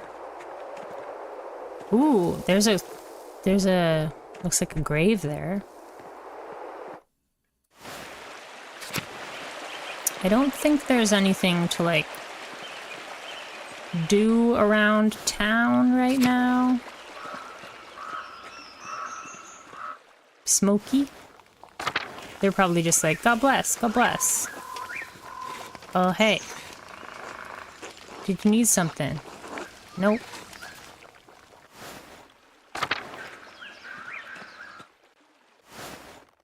Yeah, it might be time to progress the plot. Don't tell me what to do. Just joking. Oh, wait. I couldn't go down here before. Bauer. And Kempertine. Cat. Hello. Hi, Teddy. Franz Bauer. Brigitte. Good day, Andreas. Franz. Andreas. Hi, Teddy. What's up, babe?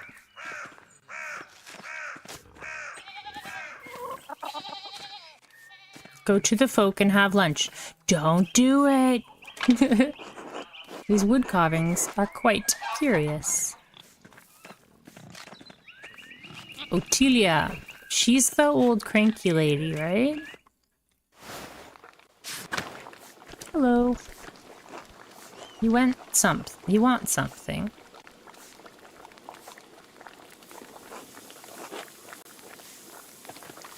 I'm just exploring, Otelia. Jeez.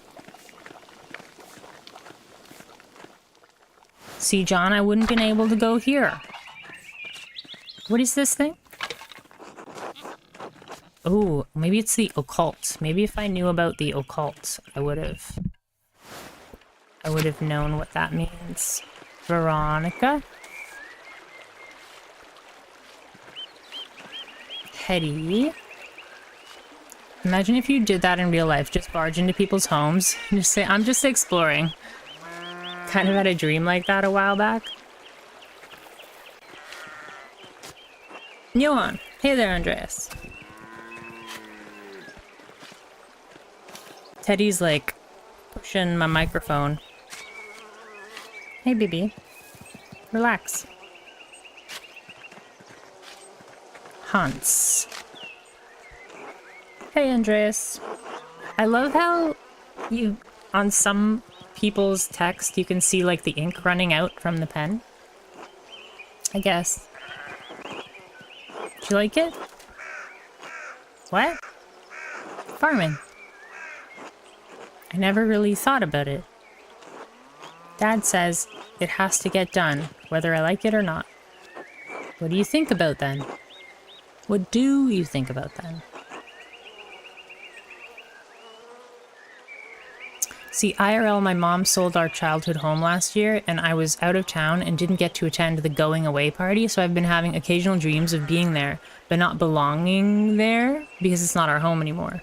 But a couple weeks back, I had a dream where I was like, well, she sold the house, but no one's bought it yet, I think, and invited an old childhood friend to watch movies in the basement. Interesting.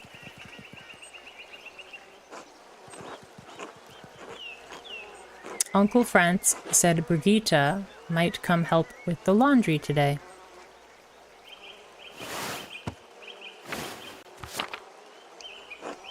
She's Martin's wife, right? She seems nice. She is nicer than Veronica, anyway. I wish Brigitte lived here instead of her. Well, you have a good time thinking about your cousin's wife. Until later, Hans. Bye. Bees! Johan's family keeps beehives for the honey and wax. Gertner Farm, that's where I started.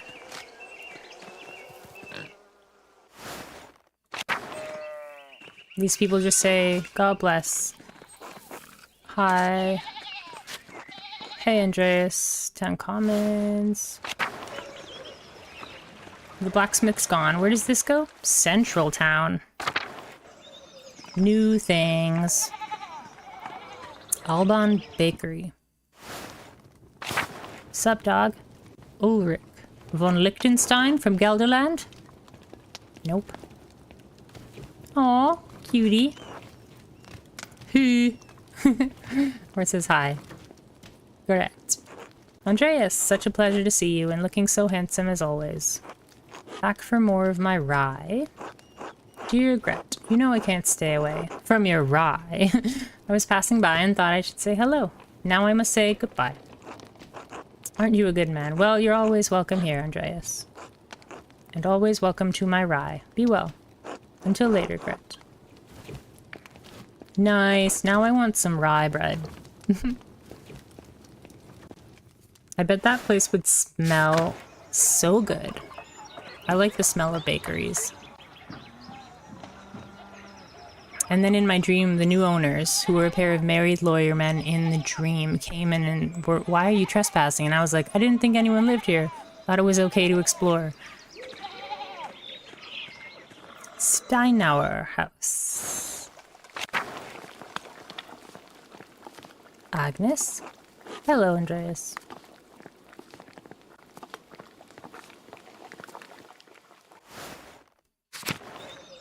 Another kitty cat. Schlau. Schlau. Does that mean slow? Schlau.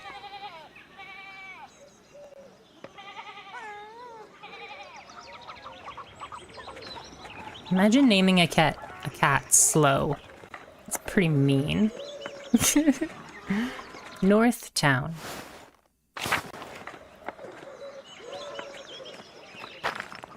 More ruins. I wonder if they're from the old Roman colony. Werner. Hello, you're the artist from Nuremberg. Andreas Mahler, journeyman artist, at your service. Ah, that was it. Mahler.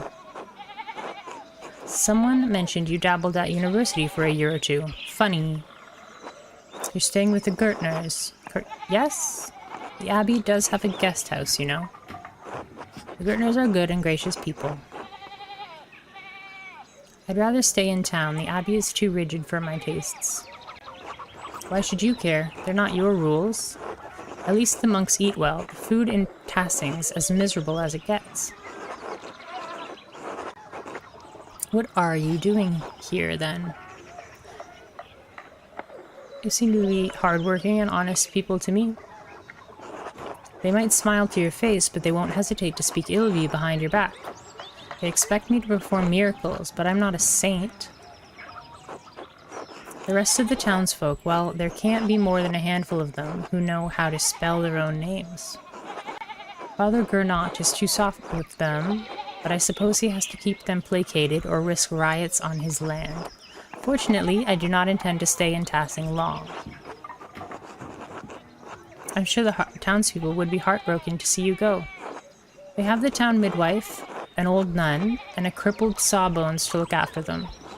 No more skilled hands could Tassing expect, nor deserve. I recommend you don't linger here either, Mahler. Or you'll soon find yourself trapped in a marriage to a mouse-feed faced girl with dirt under her nails. I was like, it's just a hilarious misunderstanding, and they didn't press charges and were like, you really gotta go. You know, this guy's a butt too. Like 2 butts?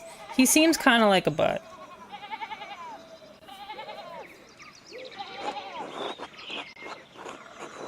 A daily risk for you, I'm sure. Alas, there's already a woman waiting for me in Nuremberg. Then what are you darkening my doorstep for? You should be sprinting out of these mountains.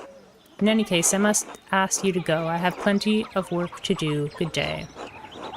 It's been a pleasure, I suppose. Until later. Until then.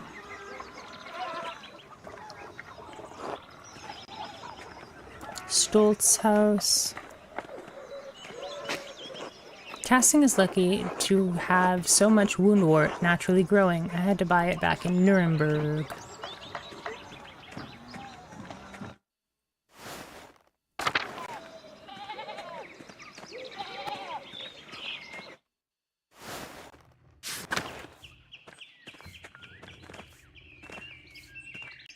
I'm gonna see if anybody's over on this side of the town commons. Oh, look at this guy! Old Otto. You were fishing earlier. Zimmerman house. I haven't been in there yet.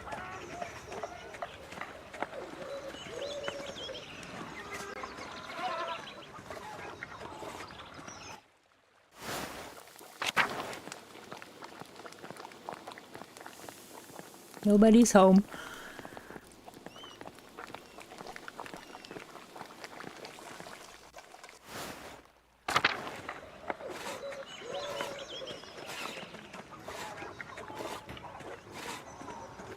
I thought Otto was... Maybe there's an Otto and an old Otto? It's 2 Ottos? Thomas?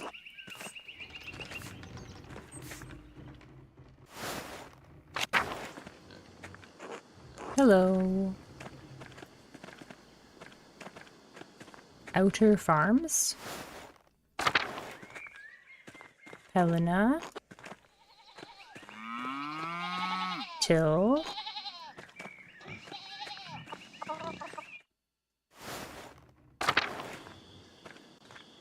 It seems interesting that the miller has like such a huge house.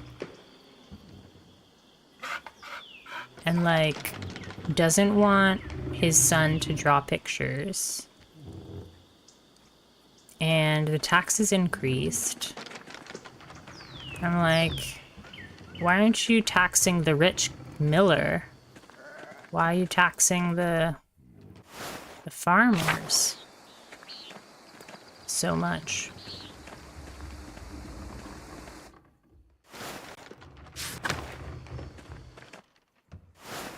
Something's suspicious.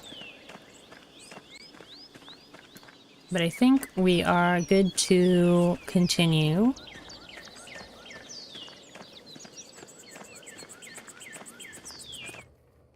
I think we've been everywhere.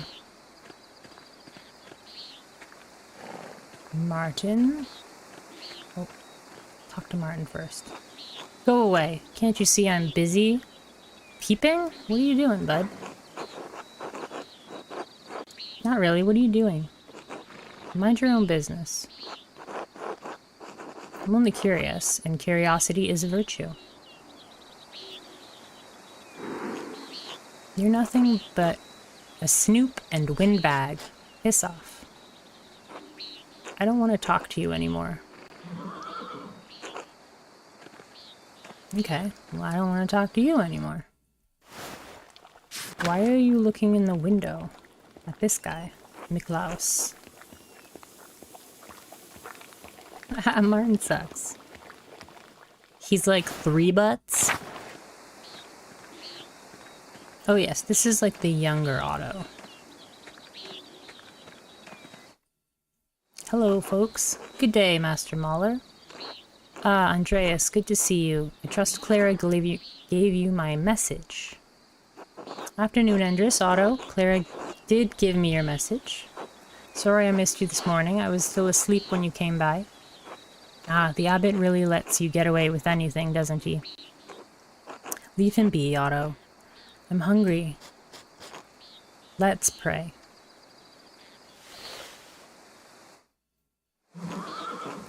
Bless us, O Lord, and these your gifts, which we are about to receive from your bounty. Through Christ our Lord. Amen. Amen. Amen. How did the morning treat you?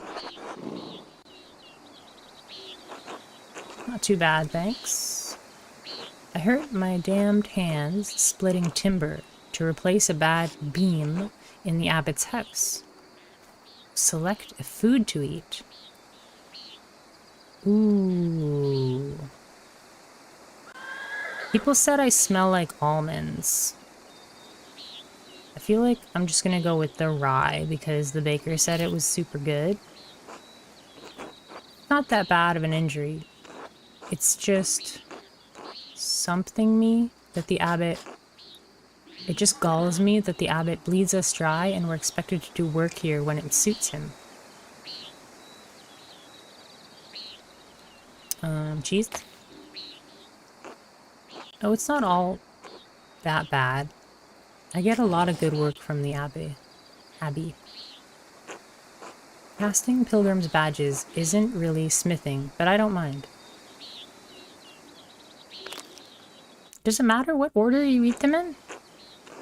Anyway, I saw you walking with that Baron Rothvogel in the meadow on your way up here. What's that all about? He's here to check on a commission. I understand he was friendly with Father Matthias. I think he may be here to pressure...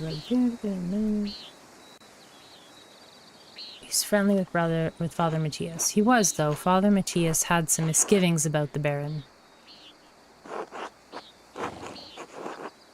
What kind of misgivings? That he fools around with young women. He's married, of course. Otto, that's only gossip, and it isn't Christian to spread rumors like that. To spread humors like that. It's not gossip that he beat up that farmer a few years back. Old Ranig? May he rest in peace. The late husband of Otilia. That's why she was so mad at him. Well, I wasn't there, so I don't know. But if he did that, yes, it speaks poorly of his character.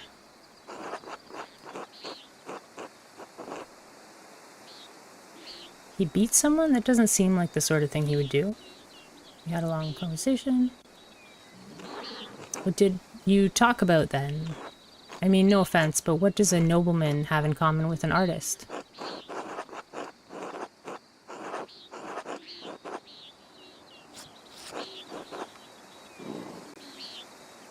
Martin Luther, my time at university, a few other things. Sure, I imagine you have a lot of time to read when you don't have to worry where your next meal is going to come from. This bitterness and envy are not good for our Christian souls, Otto. It's not envy, Endris. No one should get away with what he does, this abbey does. No offense to you, Andreas. I don't have any problem with the books the abbey makes. I mean, I never did learn to read, but if people are paying the abbey to make them, it doesn't bother me.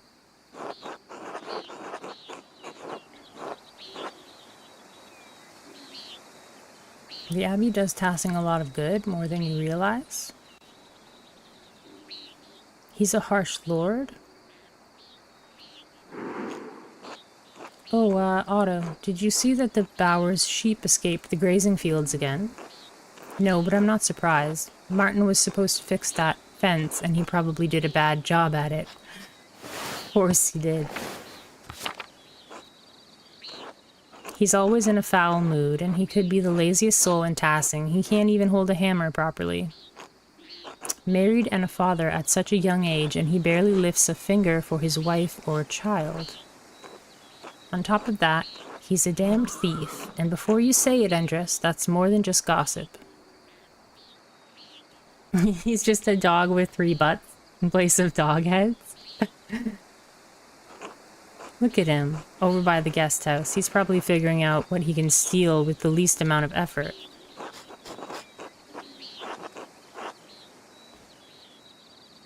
I admit he seemed less than helpful when I saw him this morning. I doubt he'll ever amount to much of anything. Speaking of the Bowers sheep, their ewes are shorn, and the women will be spinning it soon. Otto? I got it, Endris. No need to tease. What God wants to happen will happen. Looks like a storm's coming. We should probably get back to it. Right. I'll catch up in a moment, Endris. So that's like the blacksmith and maybe the carpenter? Oh, Andreas, say hello to Ava for me, if you get a chance. Of course. I should return to work in the scriptorium until later. Nonus. Time to get back to work.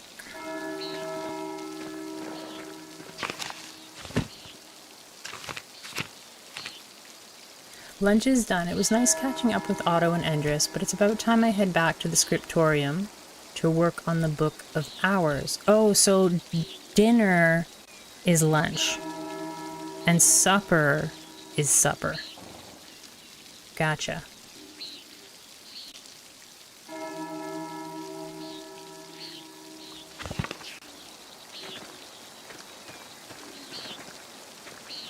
And they want me to go back to the scriptorium. Oops, no, I want to go to maps.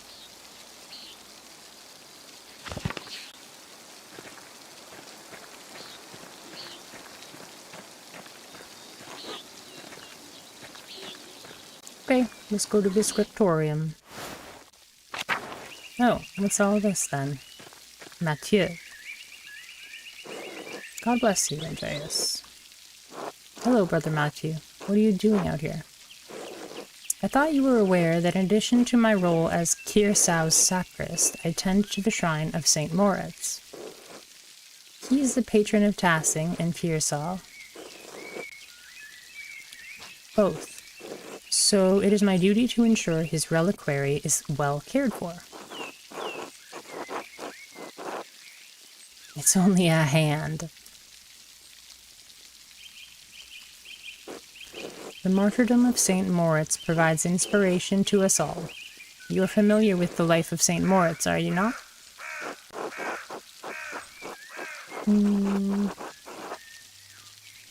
I've been reading more about saints from far off, when Sister Luminata allows me a book, of course. I am surprised you have neglected Tassing's patron, then. He was born in Egypt. You ought to learn something about him while you're here. You ought to learn something about him while you're here. Sigh. Very well. Cough, cough. St. Moritz is most widely known for his martyrdom at the hands of the Romans. He protected a town of Christians from slaughter, and in turn he and his legion were decimated. Do you mean annihilated? Because technically decimatior means 1 of every 10. Decimation? Really?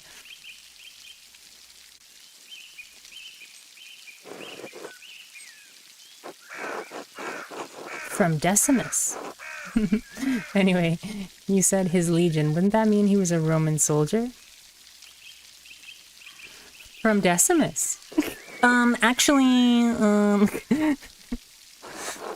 Anyway, you said his legion. Wouldn't that mean he was a Roman soldier? Yes, he was a Roman citizen and led a legion made up entirely of Christians into Bavaria. To take all the BMWs, right? When he refused to kill the Christians, even though they were traitors to Rome, the emperor had his legion massacred. Most of the pilgrims who visit come knowing only this, if anything, about his life. However, Tassing venerates St. Moritz because he was the one to convert the town and save it from destruction. St. Moritz came here? Indeed, he and his legion were snowed into this pass, and the townsfolk refused to aid them. The daughter of the town's leader, Satya, was moved in spirit and snuck from the town to convert. She led Moritz to a spring, and as soon as she was baptized, the snow melted, revealing all manner of fruits. Moritz and his legion were saved by these miraculous gifts. The town was converted and the rebels fled into the mountains. Mathieu is the one with the glasses. They should be hitting you with the, actually. So, that sounds a bit far-fetched, doesn't it? Our Lord rose from the dead, Master Muller. Nothing is too great for him to accomplish. So where is this spring, anyway? I attend to the shrine in the monastery, Master Muller. Perhaps the Lord will reveal that knowledge to you. Perhaps. Until later, brother. God bless you, Andreas.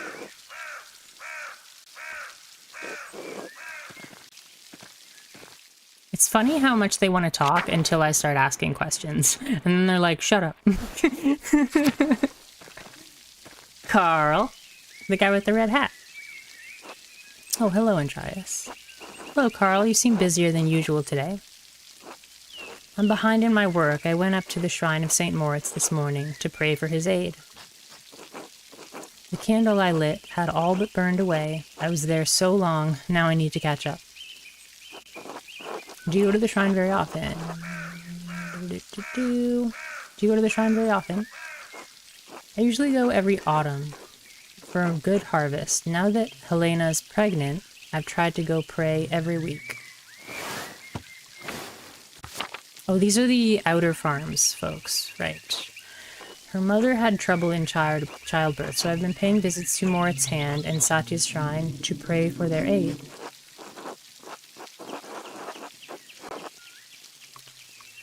Do you really think the saints will hear you? I hope the saints hear your prayers. Thank you, Andreas. So do I. Who are these funny-looking folks? Are they still saying, God bless you, God bless you, God bless you?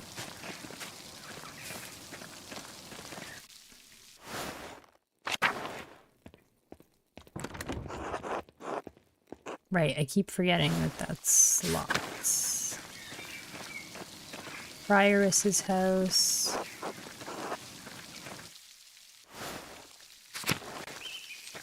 Who are those three people? Why is the church door open?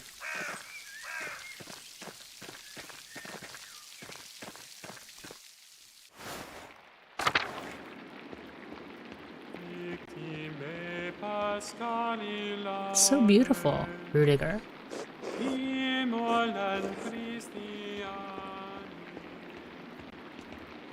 Oh, now it's locked again. Why was it unlocked during dinner? Suspicious.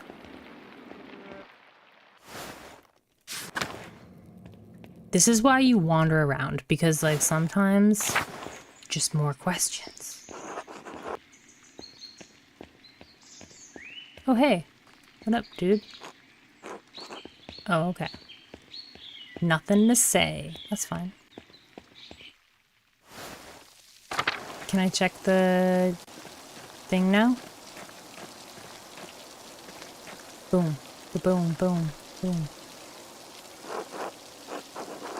I don't see anything out of the ordinary. Okay.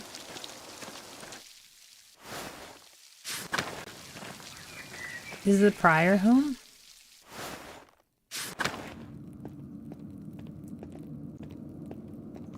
No. Can I talk to the prior? I want to see if the prior is, like, around.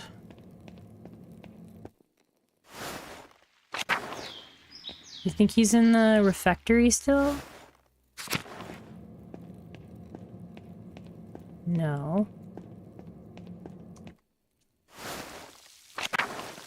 Oh, here's this guy. Andreas. Where's the prior? Here you are. Hello. Oh, he doesn't say anything. I'm like, you're suspicious, buddy. Writing out crazy stuff. Suspicion.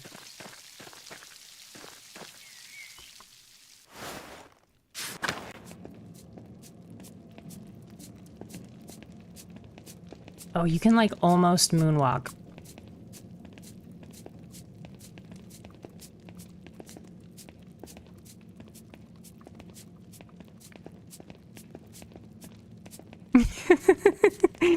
Oh man.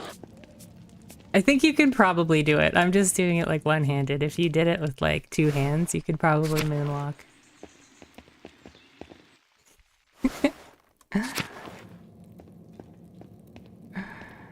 We want to go to the Bailey and to the Scriptorium.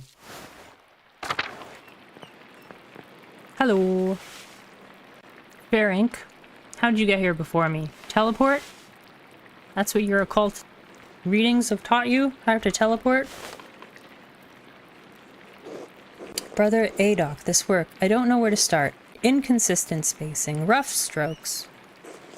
You're working like you want to see this place closed.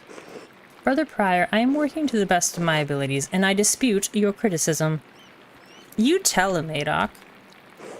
I may not be fast, but I still have my talent, praise be to God. Brother Guy, why are you still on this page? What's wrong with you? Normally you're so reliable. Many apologies, Brother Prior. I will work harder. This guy is a doink. Piero, I can't believe this. Baron Rothvogel has come to check on his progress, and this is all you have? I actually haven't seen the Baron. Like, I followed him in here, and I haven't found him anywhere. Did he just disappear? Did they murder him? You should have finished this months ago. Is your mind so corrupted by age that you didn't notice the seasons have changed? That's so rude. Ageist. Discrimination. Ableism. Well, you're not the one who will have to answer for it, so why should you care? Typical. Excuse me, Prior Ferenc, but I believe your point is made. Andreas, I will remind you that I am the master of this scriptorium, and you are a guest here. I agree, Brother Prior. Brother Piero's work is unacceptably slow. You are insufferable, Brother Guy. Oh God, give me the patience to endure this. Please, everyone, this is my work, and I accept responsibility for it. Prior Ferenc is right. There's the Baron.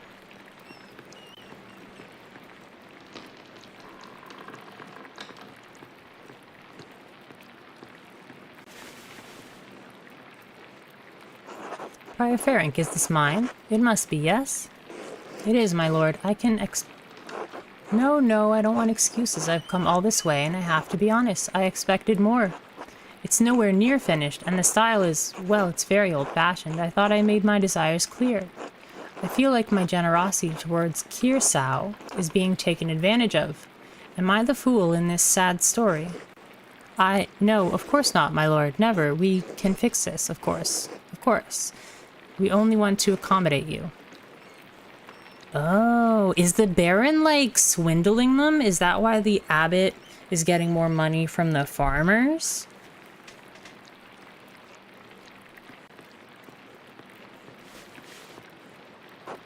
Ah, Andreas, good to see you again. How should I respond to this? The abbot already seemed annoyed.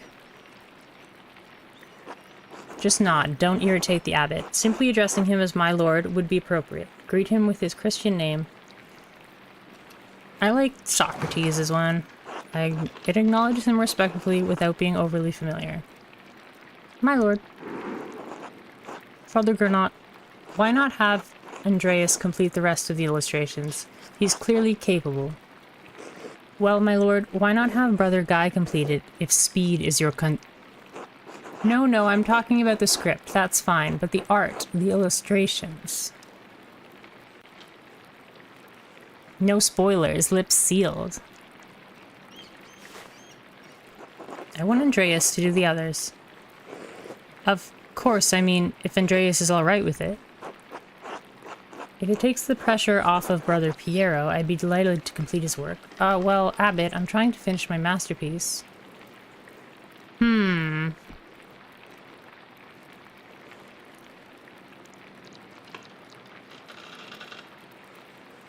Well, I don't mind helping, but like, is that appropriate? Like, Piero's...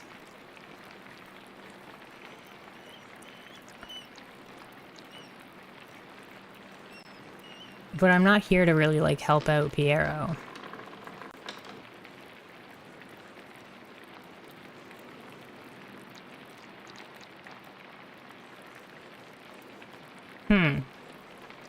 I don't know. It's like, do I set boundaries? Or do I help my friend?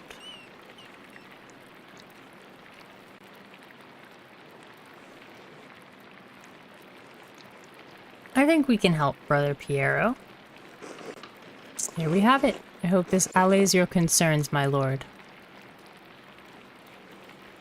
He's a nice guy. And he was giving us good advice. Excellent. By the way, Father Abbot, am I still welcome at your table for supper? Naturally, my lord. Wonderful. I'd like Andreas to join us. I've already made supper plans with the Drucker family in town. Nonsense. You can eat with them any day. I'm only here for the evening. Well, Father? I don't want to eat with you, bud.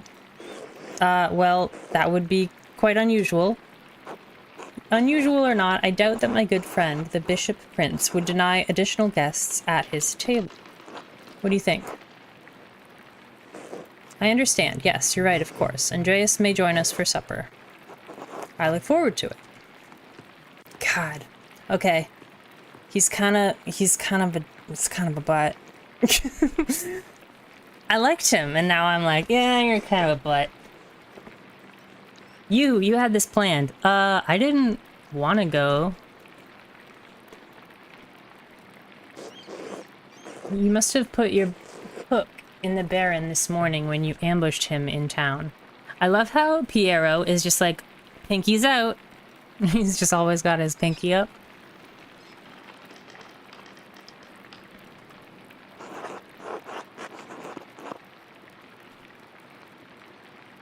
Are you mad at me? I'm trying to help. Brother Prior, Andreas is not to blame for any of this. I am. Yes, you are. And you've embarrassed me, the Abbot and the Abbey. Prior Farring is right, of course. No wonder we don't get more commissions. Guy, can you stop flattering the Prior for 1 minute?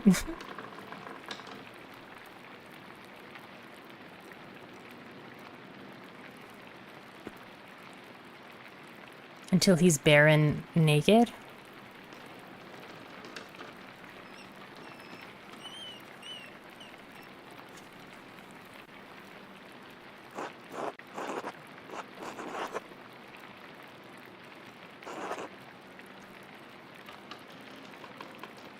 I don't really think it's my place to, like, get into this.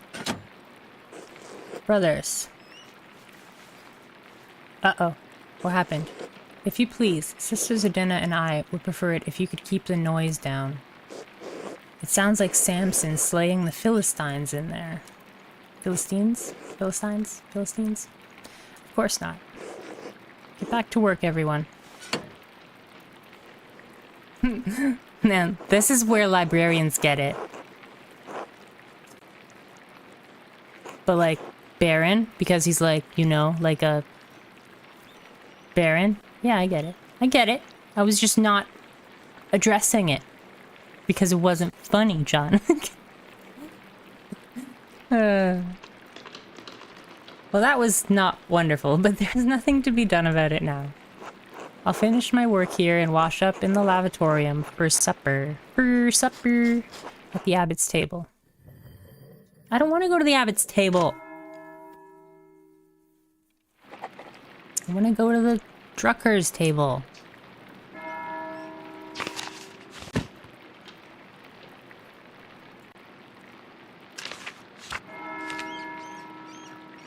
Lorenz invited me to eat at the Abbot's table. I'm not sure I'm welcome, but I can't refuse the invitation. I should wash up at the lavatorium in the cloister and then join the brothers in the refectory. Should I talk to the Druckers and just be like, yo dog, sorry bro. Rich guy. Wants dinner.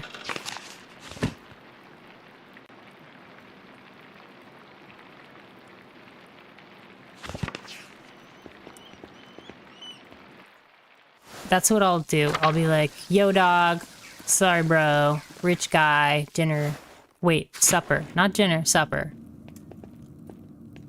Is the Baron like 5 butts? I don't know. I think 1 butt. I think, you know, we don't have the right to judge butts, you know?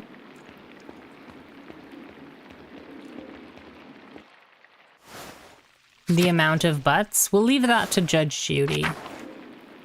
She can handle that. She's an expert in the amount of butts.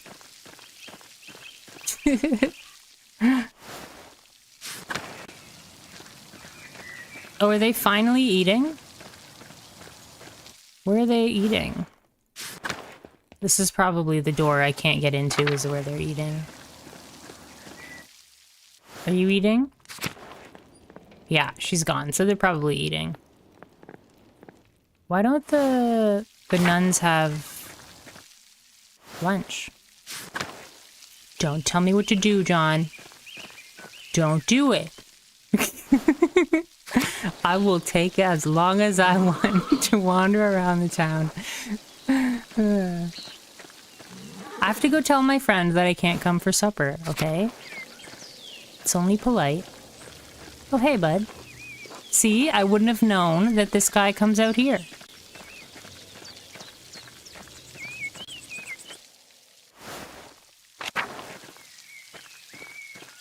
I have to tell my friend that I can't make it for supper. Oh, he's not here, though. Is he over here?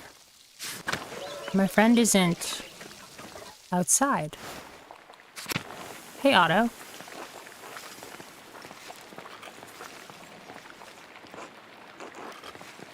I like how they name their children the same name as themselves. Like, why? Why do you do that? It just, like, puts pressure on people. Well, I don't see my friend, so I can't say anything. Did they kill my friend? How dare they? Who's this guy? Lucky. He's a stonemason. Okay. Alright. Alright, I don't think I can go to the Druckers and apologize. So we'll just have to go back to the Abbey. Morning. I mean, evening.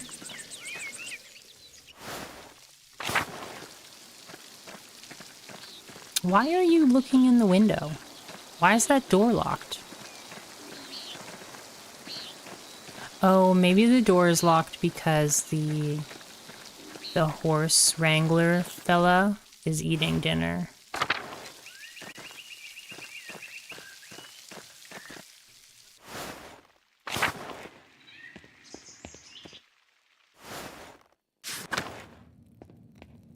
Oh, right. I was supposed to go to the lavatory. I was about to go to, like, the dinner hall.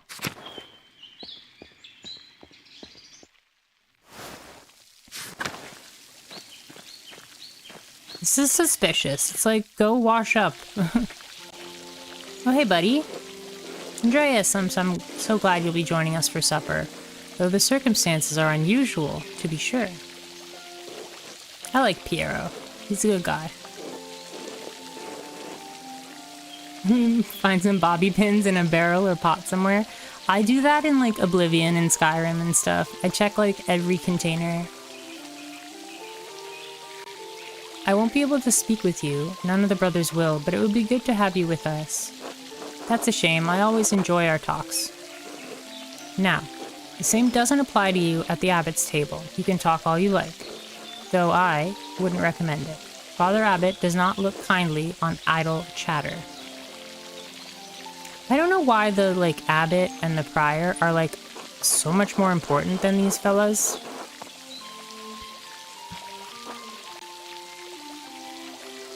I wish you could take my place, Brother Piero.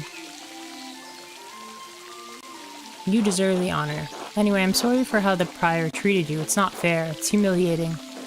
Oh, no, my son. There's no need to worry about me or my pride. And we all need a taste of humility from time to time to keep our feet on this earth. No, Andreas, you are my pride. I cannot claim to have taught you much, but I am proud to have known you and your work. And when you leave all of us at Kiersau Abbey behind, you can call upon your friend Lorenz, the Baron Rothvogel, to help you in your career.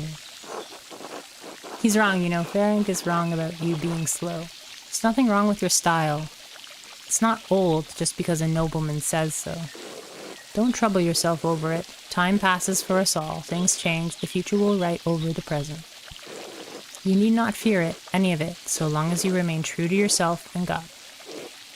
Now I must hurry to the refectory to join my brothers. I will see you inside. What a bro. What a legend.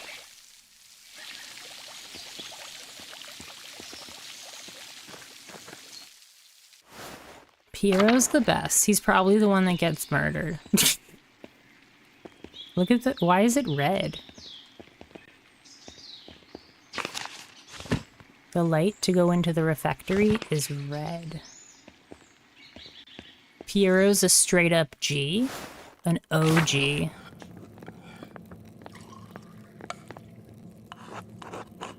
Andreas, glad you could join us. Thank you, my lord. Father Gernot, Father Thomas, Prior Ferenc.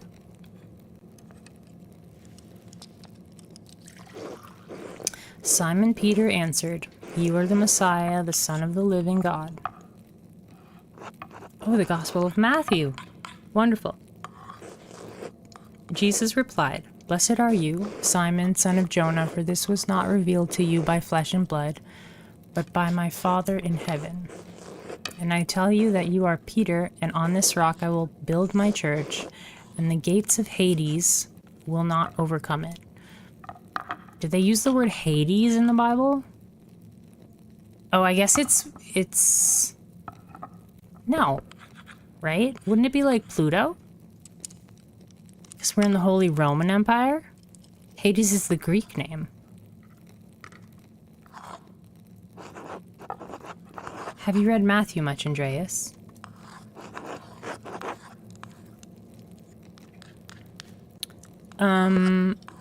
Not really, to be honest. Ahem. I will give you the keys to of the kingdom of heaven. Whatever you bind on earth will be bound in heaven, and whatever you loose on earth will be loosed in heaven. Then he ordered his disciples not to tell anyone that he was the Messiah. Whatever you bind on earth will be bound in heaven. That reminds me, Father Gernot. Have you read anything by Martin Luther? Uh-oh.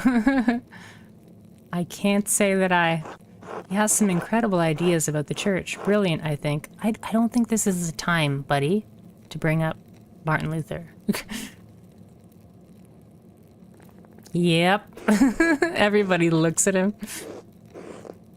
My lord, is the meal to your liking? I believe I remember you enjoying our quail on your last visit.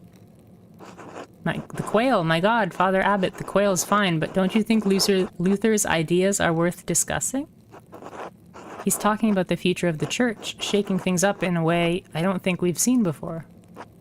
Father Thomas, you see value in his ideas, do you not? My lord, I mean no offense, but I do not. Brother Mathieu, yes. How appropriate. What are your thoughts on Luther's tax on the church's sale of indulgences? Baron, please do not involve the other brothers in this conversation. Fine, fine. What about Andreas? Ugh, thanks, bud. Throw me under the bus. Certainly a man who attended the same university as Martin Luther can spare some thoughts on his work. Why not? Where should we start? He's really put me in a difficult position. Why not join in a debate? It may bring everyone closer to understanding truth. I need to be quiet. I don't know what else to do. To hell with the abbot. If he can't handle a little criticism, he isn't fit to sit at the fancy table. But it's like disrespectful. This is not the time or place to discuss this, so I think I need to be quiet. Lorenz won't like it, but this is the abbot's table after all.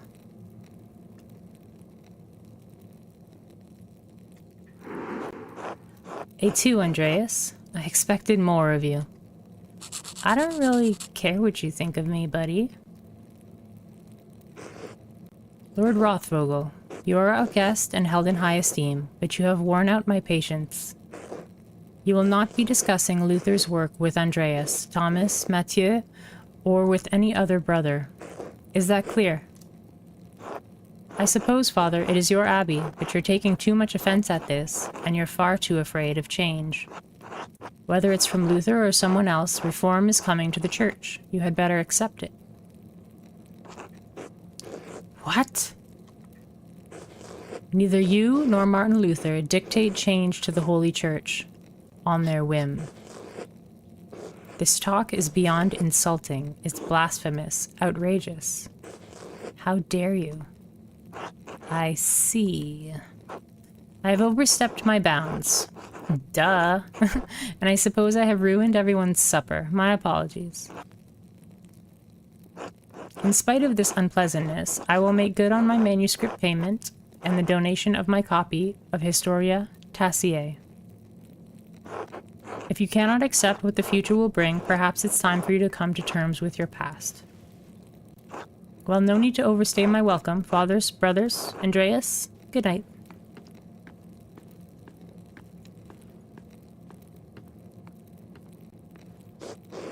Thank you, Andreas, for not letting him engage you in his debate. No good would have come of it. Now then, I must ask you to leave so I can speak to the brothers in chapter privately. Brother Piero, please accompany Andreas out. I will take my leave as well. Good night.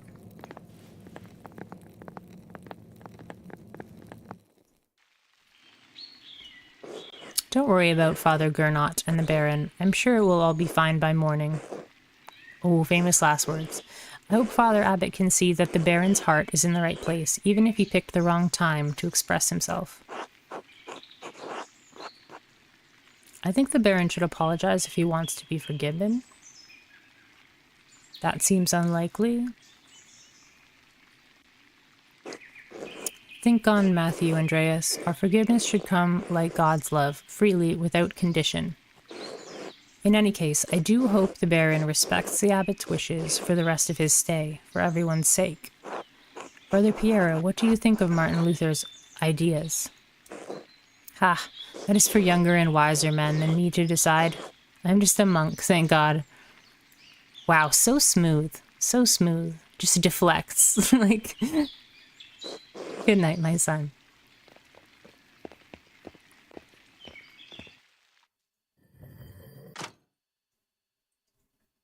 Sleep. I should get some sleep.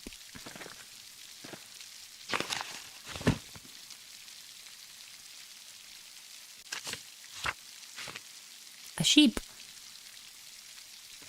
Supper ended badly. An argument erupted between the Baron and the Abbot. Hopefully it will all get worked out in the morning. I should head back to my room at the Gertners and get some sleep. And then a sheep.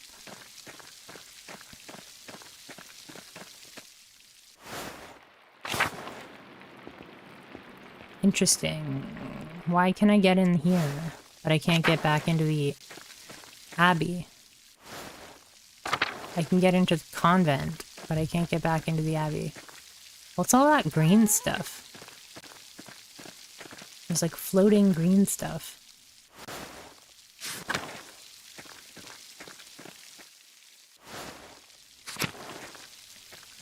Uh-oh. There's a lamp still burning in the guest house. Lorenz must still be awake. I wonder how he's doing. What was he thinking? He's a baron, but he couldn't have expected that to go well. The storm doesn't seem to be letting up anytime soon. A poor night for stargazing. should I get back to the Gertners? What does stargazing have anything to do with it?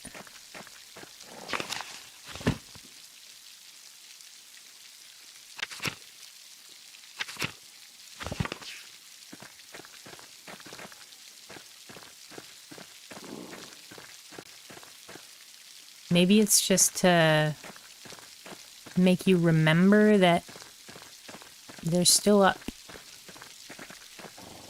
For viewers not in the know, the church at that time was selling people get-out-of-hell free cards called indulgences. Yes. That was a thing. Huh? Whoa! Gah! Ghosts!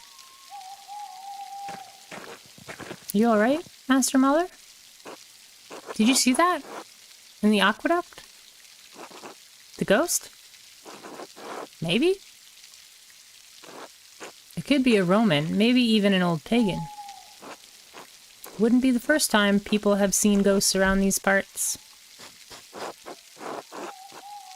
Have you ever seen one? Usually around the ruins. Who knows how many restless Romans lie beneath those stones?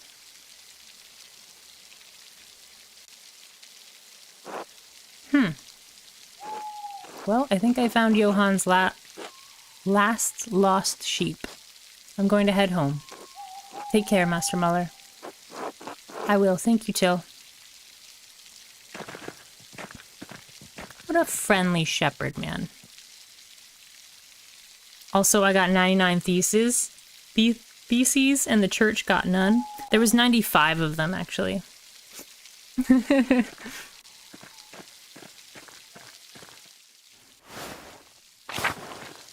Now I want to check over here. No.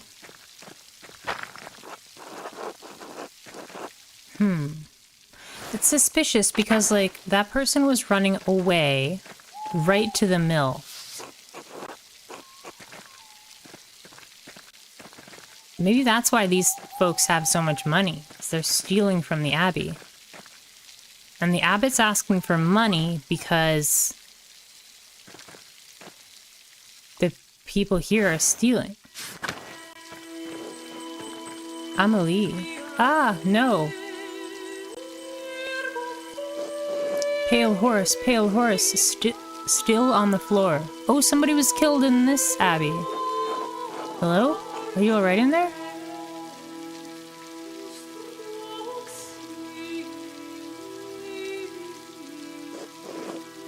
Matin.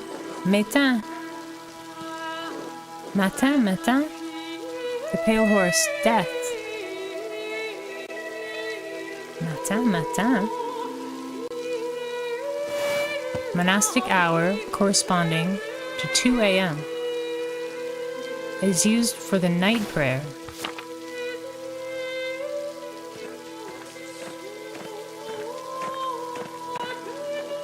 Sister, listen to my voice. Do you hear me?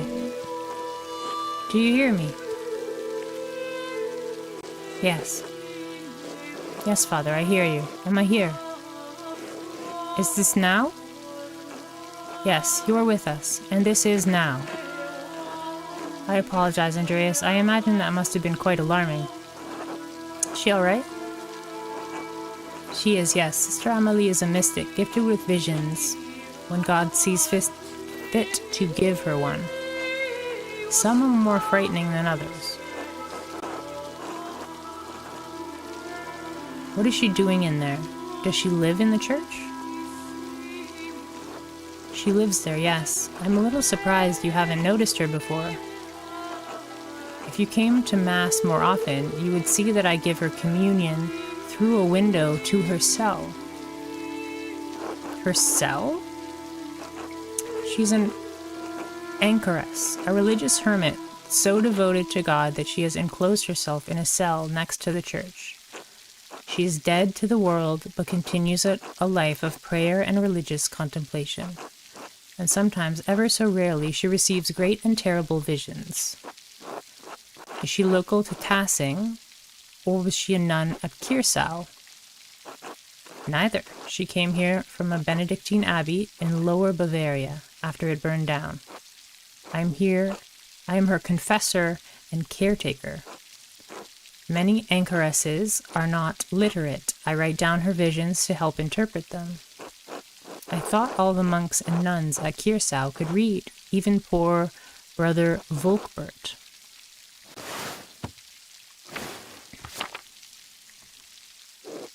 Thank you, Father Thomas. I must rest now. Oh. She changed from, like, fancy church speak to, like, casual speak. Of course, sister. It sounds like she's in a great deal of pain. She is. She feels a pain that is both physical and spiritual. Her spiritual pain comes from her revelations. They come and go. I try to address them as best I can. The physical pain comes from a deformity in her spine and aching in her joints. I know of no cure for that, save prayer to the Almighty.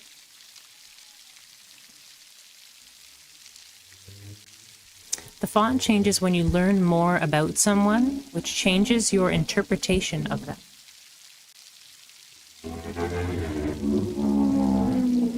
Sorry. That was very loud. There's somebody driving by. I know of no cure for that, save prayer to the Almighty. Sister Amelie was saying she had a vision of death.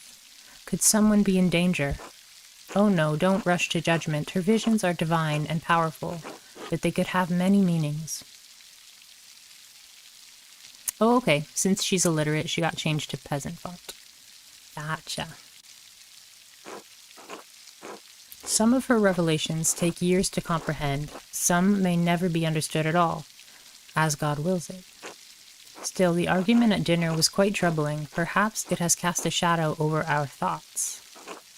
Now then, the good sister appears to have fallen back asleep. I must prepare for bed myself. Good night, Andreas. Good night, Father.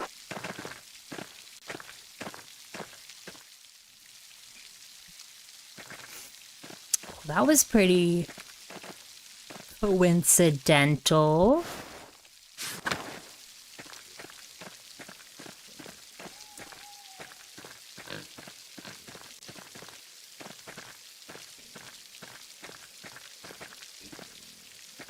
I assume everyone's doors are locked, yeah.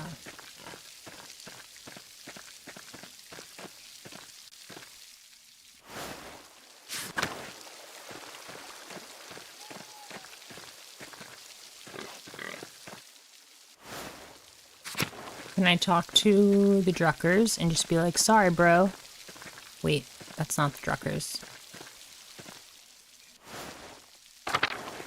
I know we had dinner date, but somebody wanted to yell at me, so I had to go do that.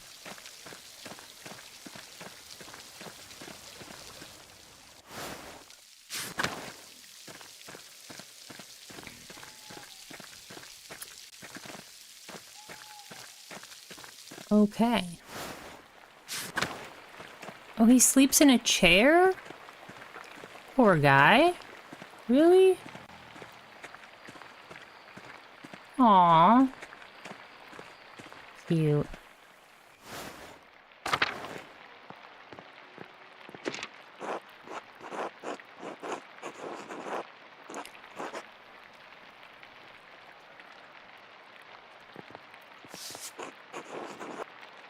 I still have that book that I was supposed to hide. It's getting late. I should get some rest. Go to sleep. Nice hat, bro.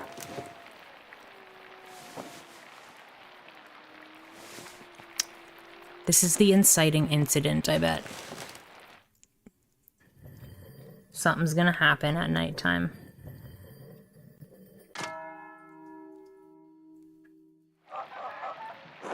Time to get back to work. When I was in Ireland the first time, I went to a tower for it and learned that in medieval times, a lot of people slept sitting up. Really? I didn't know that.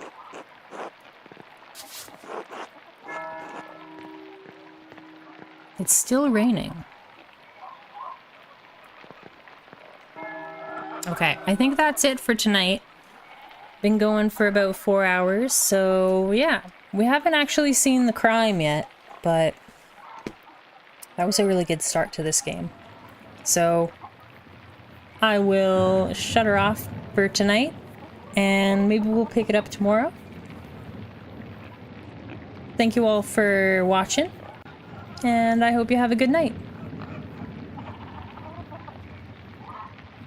Yeah, the rain is interesting. That means something sad is happening, right? That's what happens in all the samurai movies. Anyways, take care, everybody. Have a good night.